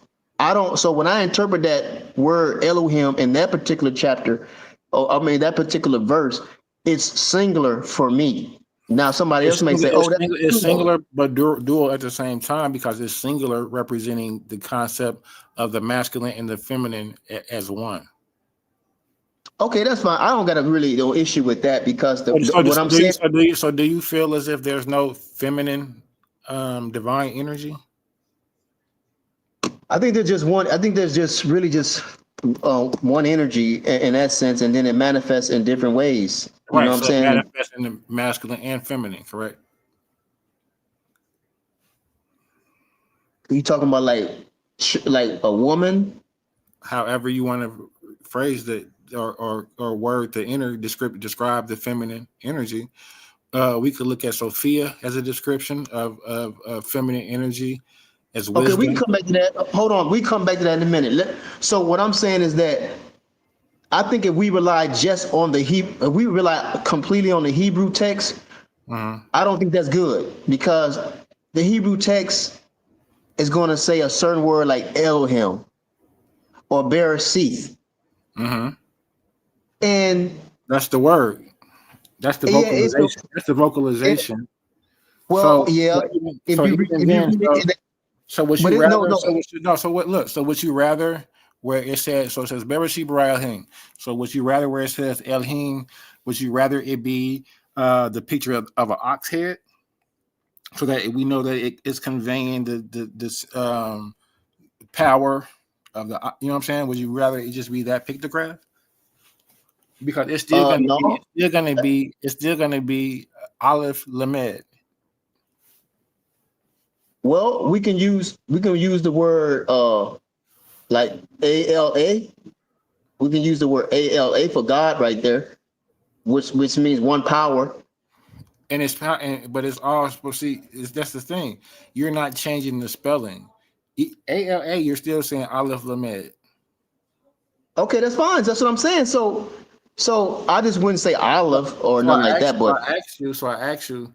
See, the pronunciation, the vocalization doesn't matter because the skeleton is still the same. You can insert any vowel and it's going to give you a different vocalization. So it really is really semantics. If you're saying alu or Allah. okay, cool. That's no problem. Then that's good. That's good. So and But if, also I would. but if you saw the picture of the bull's head, I mean the ox head, right? The pictograph, you would know what we're talking about, right?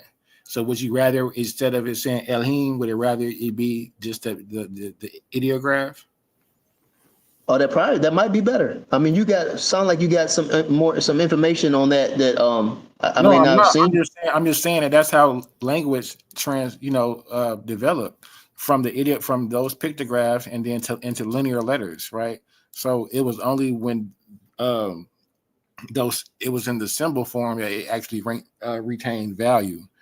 So now we're writing letters that don't mean anything. Well, I think letters mean something, but they can be, I guess, used in a perverted way as No, well as in a good way. I would say letters have no meanings. I wouldn't say that, but that's fine. I mean, we just dialoguing, communicating. I think letters Because have meaning. words have meanings, right? Not letters. I think letters too. Also, I think they have a numerical value as well as meanings, as well as words. So if you saw that letter L, what and I asked you what it meant, what would you say? Just the letter L itself in English. Not outside of any sentence structure, just the letter L by itself. And I asked you what it meant. What would you say? Well, I just haven't just.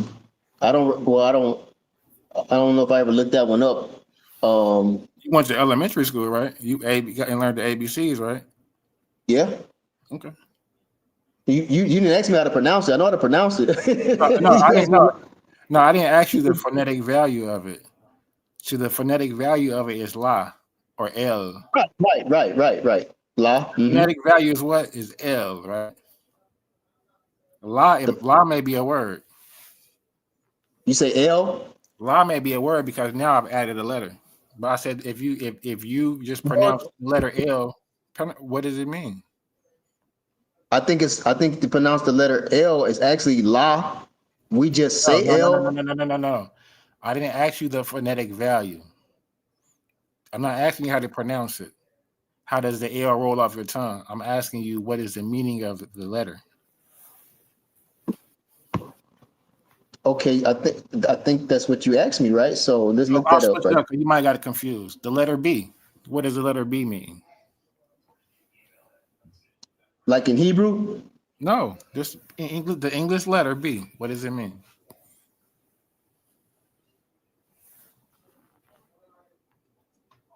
I don't remember. What about C? Well, in Hebrew, it's going to tell you it means a certain thing, In but English, we speak English, right? That was the whole yep.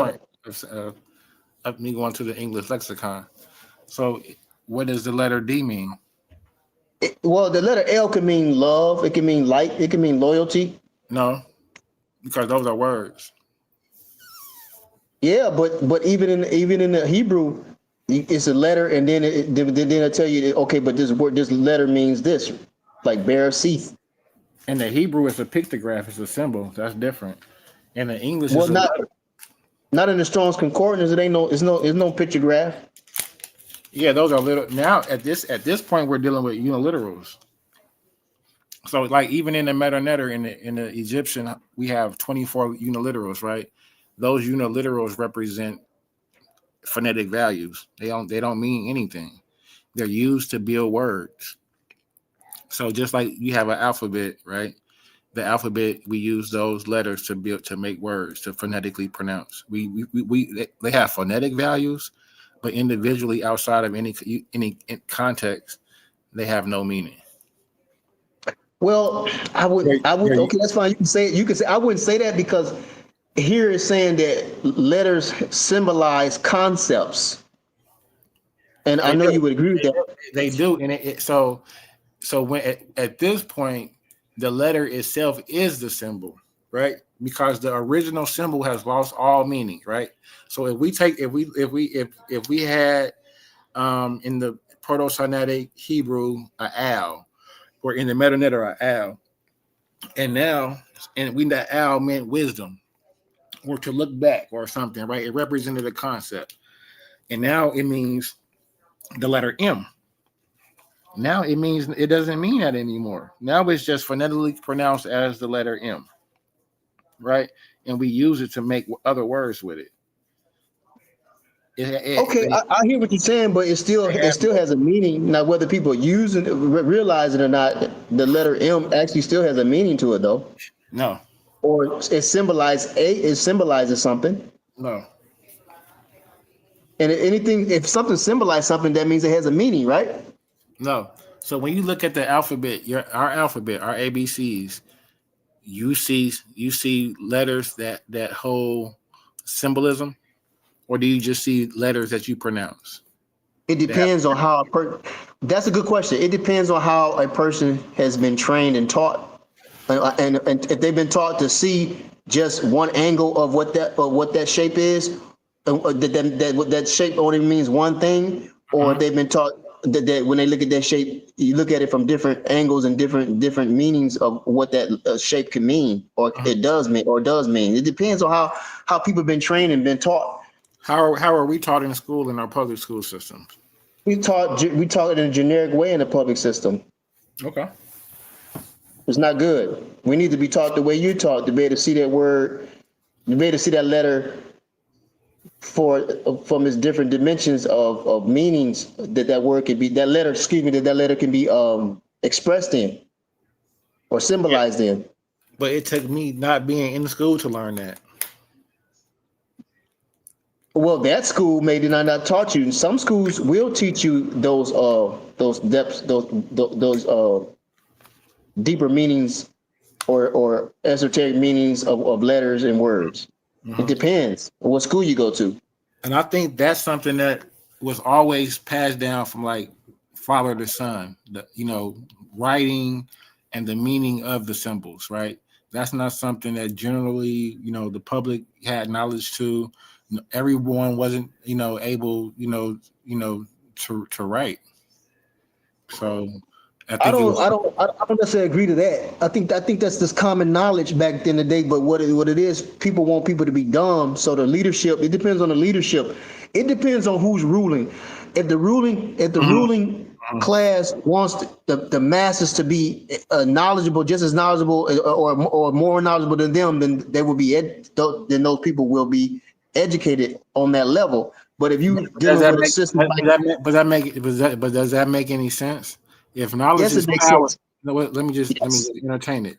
If knowledge is power, and I'm the ruling power, say me and you, we running shit, right?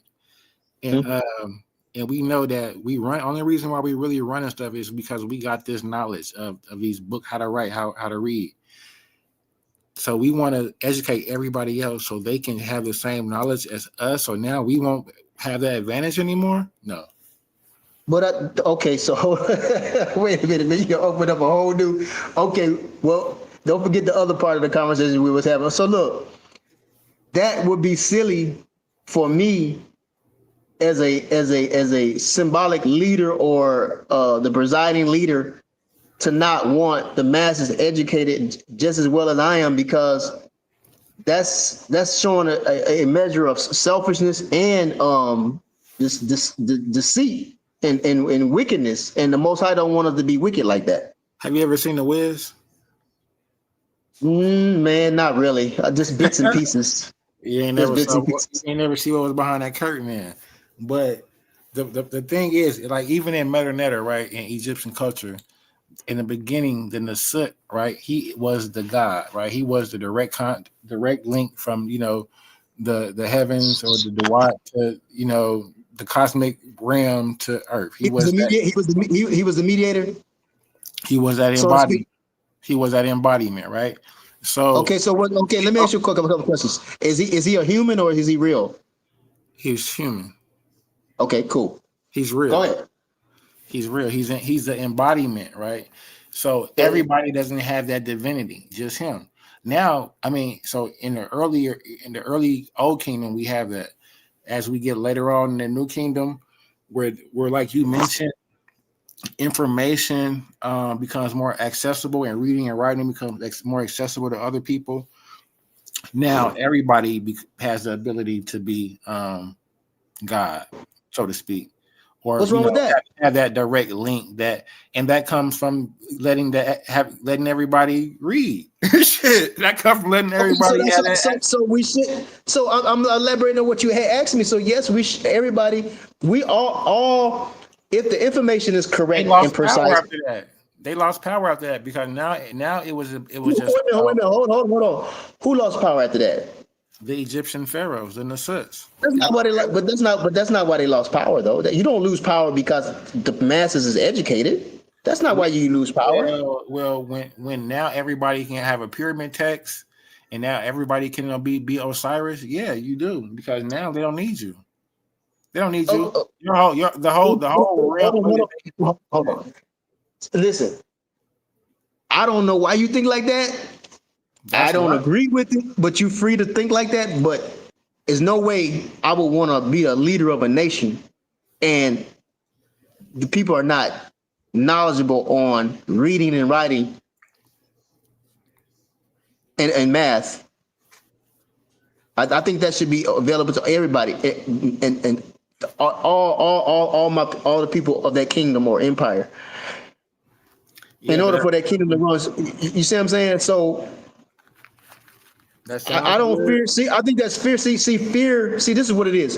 Fear causes men that's in leadership position to not want other people to know what they know because of fear. But when you get rid of that fear, you won't feel the leadership won't feel that way.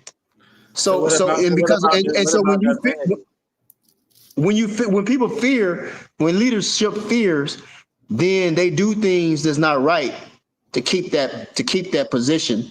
And that's a form of weakness too. That's weakness.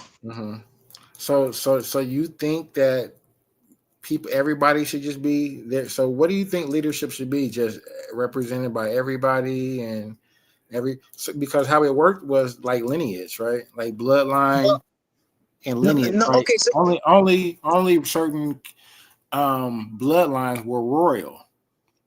Okay, this is what it is. Even with your Hebrew culture, if we looked at those 13 tribes or 12 tribes, however you want to say it, we can make an argument that those are royal bloodlines. Okay. Those are royal bloodlines that should not have been admixed, right? They're supposed to have been gola, right, or kept pure. You know, even when Ezra went into Babylon with the Assyrian disbursement, they remained pure. Okay, I got you. I'm following you. They didn't admix.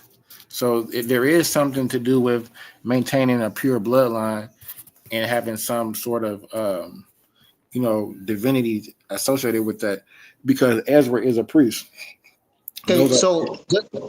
Okay, but leadership don't mean that the other people don't know. But watch this. Leadership doesn't mean, and even in the text, it doesn't mean that other people don't supposed to know the information. It just means that that's what you've been called to do. Like King David's line, the Davidic line, some people call it, they're called to do certain things that the priests ain't called to do. But they all powerful, they all get knowledge, they all get wisdom. See what I'm saying? Are the Levites set aside? Say that again? Are the Levites set aside? Yeah, that's what I'm saying. They got their mission that they supposed to have. It's better.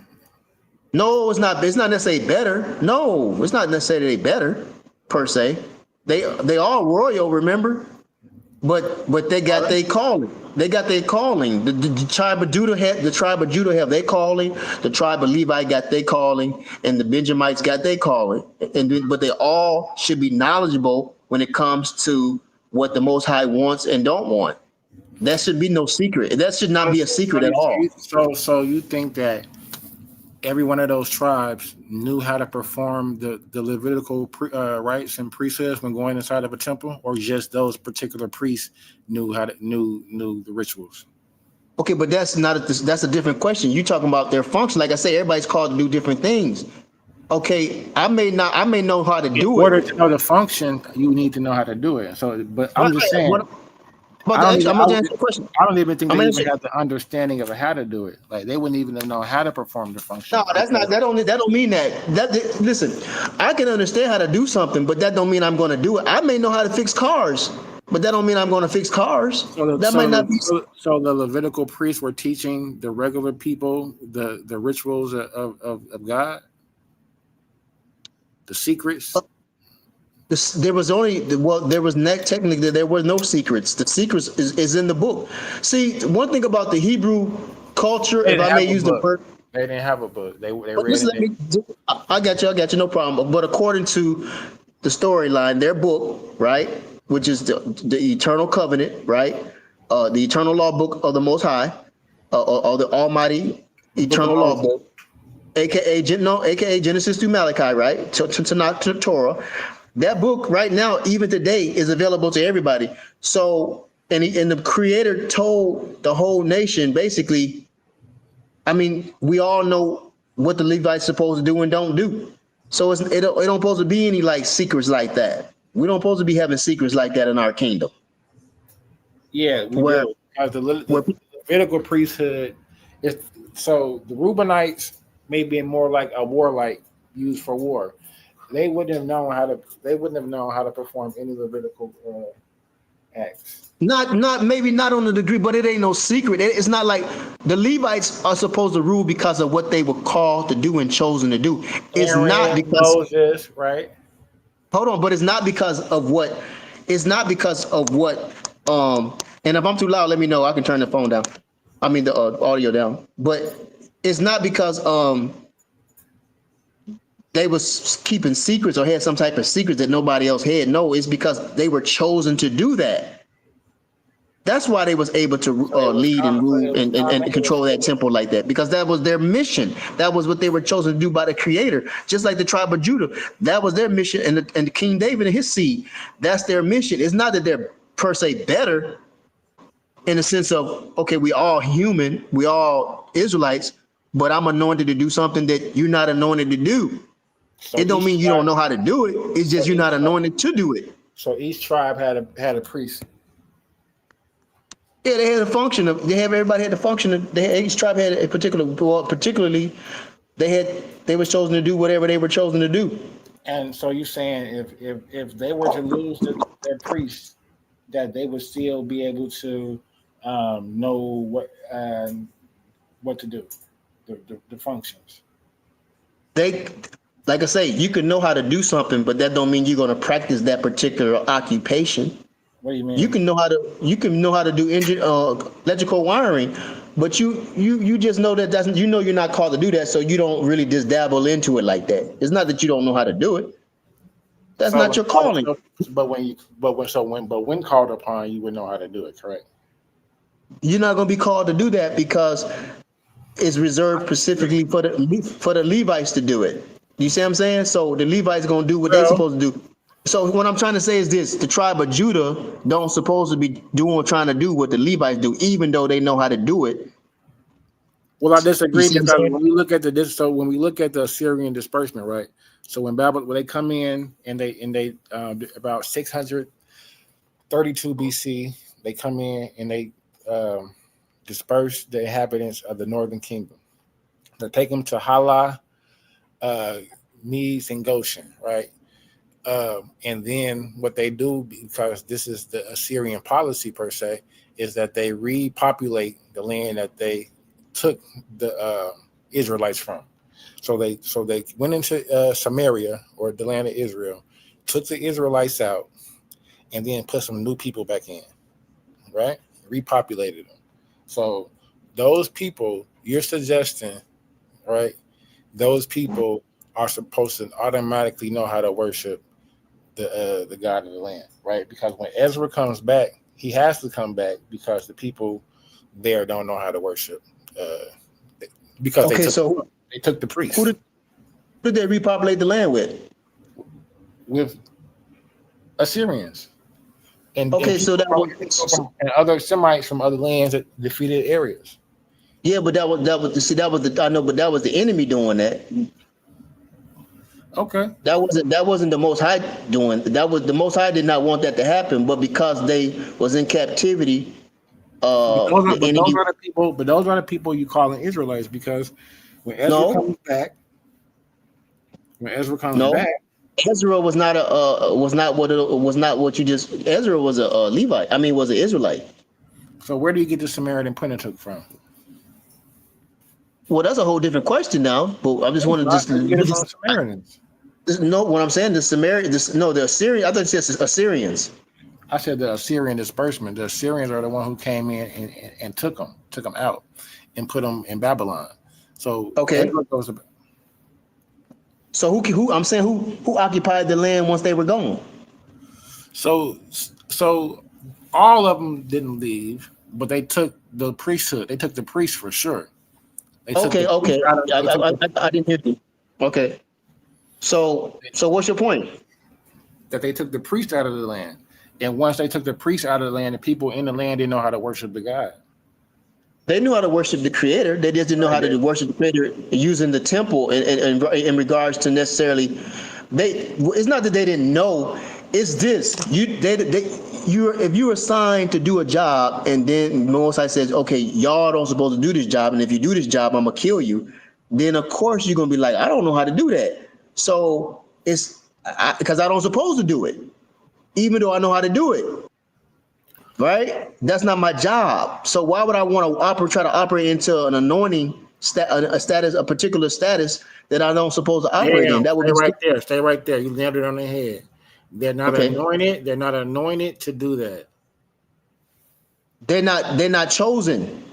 I'm using the word anointed. They're anointed. They are anointed. Wait a minute, hold on. They are anointed children of the Most High, but they're not chosen or anointed to do that particular job. So anybody outside of the lineage of a Levite could perform the duty of a priesthood? Only Levites are supposed to perform, and then only certain Levites out of that group. Exactly. So only supposed to perform certain functions in that temple. And if you do try to do it and you're not of that status, or tribe, you're gonna die. Exactly. You could die. So, but that don't mean that other people did not know what they were doing in that temple. Of course, they knew what they were doing in that temple. It's all in the book what they were doing in the temple. Well, I also would disagree because, first of all, the utterances or the chants or speakings of the Most High, and in those instances in regards to temples are normally like funerary rites, and they're sacred. They're not for people to everybody to know. So you're not gonna Give me want an to. example. Give me an example. Give me an example. Well, Give me an so example. The Most High did not want us to know something. He didn't want us to know what the Levites were doing. You'll never find that in the book. I promise you. You'll never find that in the book. In well, fact, the example hold on, I was gonna give. before you answer that question, let me give you an example. In fact, when it comes to them incense, we knew how to make. They told us how to make the incense, but he says, "Hey man, I'm paraphrasing, slang. Don't make this particular incense made of this particular substance. That was only reserved for a certain particular function to be done in the temple, that particular type of incense that was made. See what I'm saying? But we still knew how to make it. That's like he commands them, don't make this particular incense out of these things. See what I'm saying? It's not, I can know where my father's stash is at. That don't mean I'm supposed to go mess with it or go into it. You know what I'm saying? Come on, man. You get yourself killed like that. And I'm mad that the brother that was on the panel earlier left. The brother the bar, right? Because I would have just said right here, I would have been like, damn brother. So the Levites are the keepers of the what? And he would have said the bar, right? He would have said the Levites are the keepers of the bar, right? The bar meaning what, secret language or some shit like that. What does the bar mean? When I said earlier when he was on the panel, and I said the bar really didn't have a name. You know what I'm saying? It really didn't have a meaning. But it really just meant secret knowledge, right? You know what I'm saying? It really just meant secret. But who is it a secret to though? Because it ain't a secret to it does not supposed to be a secret to the Israelites. Yes, it is. Okay, well show me that. Show me where the Most High says, Levites, don't share this with the masses of the Israelites or the tribe of Judah, because King David had secrets too, but they were revealed to the people. Before I show you, right? I just want you to entertain the logic, and then I just wanted to see where your comprehension is at. Maybe so if you can come to the same logical conclusion, right? So if I asked you and said, was the word or was the name of the Creator or the name of the Most High holy and not to be been spoken? Okay, ask the question again, sir.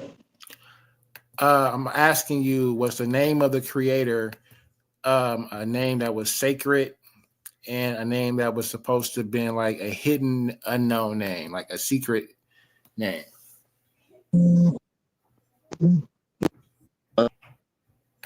Own name. All the Israelites supposed to know his name because he commanded them to pray in his name. So why So would you said all the Israelites knew the name of Yahweh? I didn't say they knew. I said they that was the intent. Let me say it like that. That was the goal. So if I said only the priest, right? If only the priest knew the correct pronunciation or the correct vocalization of the word Yahweh or how to pronounce it, you would say that would be incorrect? Yeah, that's incorrect. Everybody that's an Israelite who come out of the womb, come from the seed of an Israelite, the sperm of an Israelite, are supposed to know the name of the Most High. Everybody. So anybody teaching that, I would be totally against that. Are you familiar with the Second Temple period? Anybody teaching that's not what I just said was not true. If they say, "Oh no, we don't supposed to know his name," it's only reserved for certain people, I would say that's not true. Would you want to debate that? For what? You don't got no scriptures, man. I'm wasting my time. I'll be wasting your time and my time. You don't got no scriptures to back that up, man. You don't got no scriptures to back that up, man. You didn't even show me one. Show me one scripture. Well, let's go. And I'll give it a thought. Well, let's go to Exodus 28:30. Okay. All right. What does it say? I didn't pull it up yet. I thought you wanted to pull it up. I mean, I'm at the top of my head right now. I ain't pulling up. Okay, well, speak what it say. I can pull it. Hold on, I'll pull it up. So it's talking about the Levites and the Urim. Exodus 28:30. Exodus 28:30. What does it say?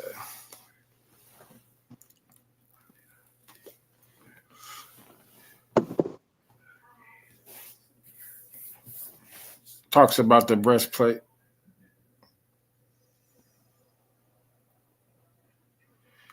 And the secret knowledge.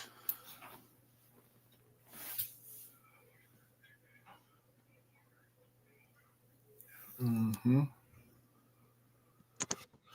So it says the function. So it says the secret knowledge of the Urim or the Tumen. It says derived from Tam, meaning perfect truth, perfection or truth. It represents perfections or truth. It said the function. This was the binary code of the ancient word. The Levites used them directly. You lost me. What chapter and verse you in? That was, I'm out of the verse now, but Exodus 28:30. Okay, 28 and 30. Okay, so now what are you trying to show me that? Talking about the breastplate. We're talking about I am. Yeah, but you said something about a secret that the Most High didn't want the other Israelites knowing certain things. Like when it comes to like the word. You said when it comes to the law, anything that's in this book, He wants us to know. I can show you that. He said He give those things to us to know. Where? I'm paraphrasing, but yeah. Where? So I just gave you. I'm giving you scriptures now. And it says, "Thou shalt put in the breastplate of judgment in the Urim and the Thummim, and they shall be upon Aaron's heart when he goeth in before the Lord. And Aaron shall bear the judgment of the children of Israel upon his heart before the Lord continually." That ain't got nothing to do with no secrets, man. Yes, it do. Because why? So that's showing that Aaron, as a Levite, the Levites are only able the ones to go in front of the Lord and to the sacrifice. But I said that plenty of times before we even got to this point, that there's certain functions, even though they know about the Urim and the Thummim, right? Even though they know what the money stash of their fathers is, that don't mean that they supposed to go in there and mess with it or take the key or the code or whatever to get into the safe. But you're loading the step. You're loading your sin. All right, man. I'm sorry to break up this good conversation, man, but I gotta get up out of You did give us an hour. You I can say I can come back if I got time. I'll come back on. I had the same title up tomorrow or later on. Y'all can jump. All right, for sure. I appreciate it. I don't think I have y'all number personally to call y'all. If y'all want to put in the private chat, then we can organize it a little better. That's up to y'all. But I gotta get up. Yeah, put in the private chat. Drop your number in the back, then I just call. And then we can go from there. Okay, let me see. Yeah, then we who me? So yeah, both. I can put mine on the screen and y'all can text me however you want. Yeah, I'll be free around 6 or 7. It don't matter. I'll be free all day. Probably. Just gotta, probably eat something. That's about it. But yeah, we good. I dropped mine in the back chat so y'all can just text me. Then we can say it. Okay. All right. I don't see your numbers. I don't see your numbers. Okay, I see you. I see. Hold on. I'm finna text you right now. Okay. I'm gonna lock you in real quick, JJ. Hold on. I am. You got a number you can drop in the back so we can contact you? Yeah, drop it in the back, Zach. We can organize something better. Yeah, that was a good conversation. It flowed, you know what I'm saying? We didn't really have to look up nothing. With no add-ons and all that stuff. Yeah, 792. Hold on. All right, JJ, I just hit you. Yeah, I just texted you. Okay. Yeah. So just let me know. All right. I am. You just gonna jump on when you see it, or are you gonna put your number back there? How you gonna do it, brother? I am. Okay. Okay. I see yours. Okay. Are y'all in the comment section? I'm in the private chat. Oh, You have to do that. Hey, the Hebrew, was you dropping your line, or was you gonna just jump on? Okay, yeah, I got his number. I've been had his number. But I'm gonna come on when I see y'all on, man. I'm gonna come on. I try to come on. I don't think I'm gonna be busy. Good conversation, man. I learned some things from you, man. So keep up the good work. I'm gonna ask you about the anointing. I'm gonna ask you about the anointing then, since you know a lot about the information. We can talk about it.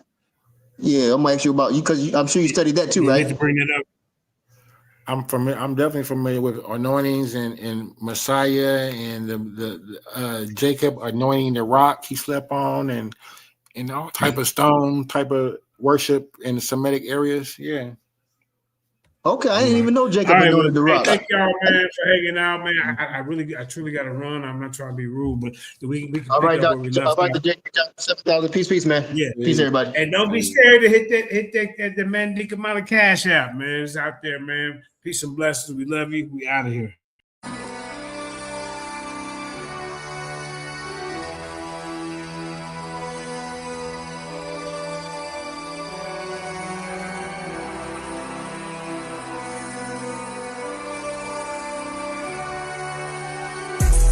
Wanna murder me, but never heard of me. Intellectually, it's a murder scene. Claiming you a scholar, get the clock out. Claiming you a scholar, get the clock out. Wanna murder me, but never heard of me. Intellectually, it's a murder scene. Claiming you a scholar, get the clock out. Claiming you a scholar, get the clock out. Black excellence at its finest. Yeah, using big words, but he can't define it. Then it hit him with the cannon, don't you stand behind him. It's about to get hot, watch him change the climate. He's nothing but a novice and he show his heart. Man, I think this rookie's done, sticking with a fork. Yeah, he treading water, swimming with the sharks. You will never see the light, living in the dark. The only thing he study is his information. Till I show him all his flaws and his calculation. Gotta leave his dummy dead as a demonstration.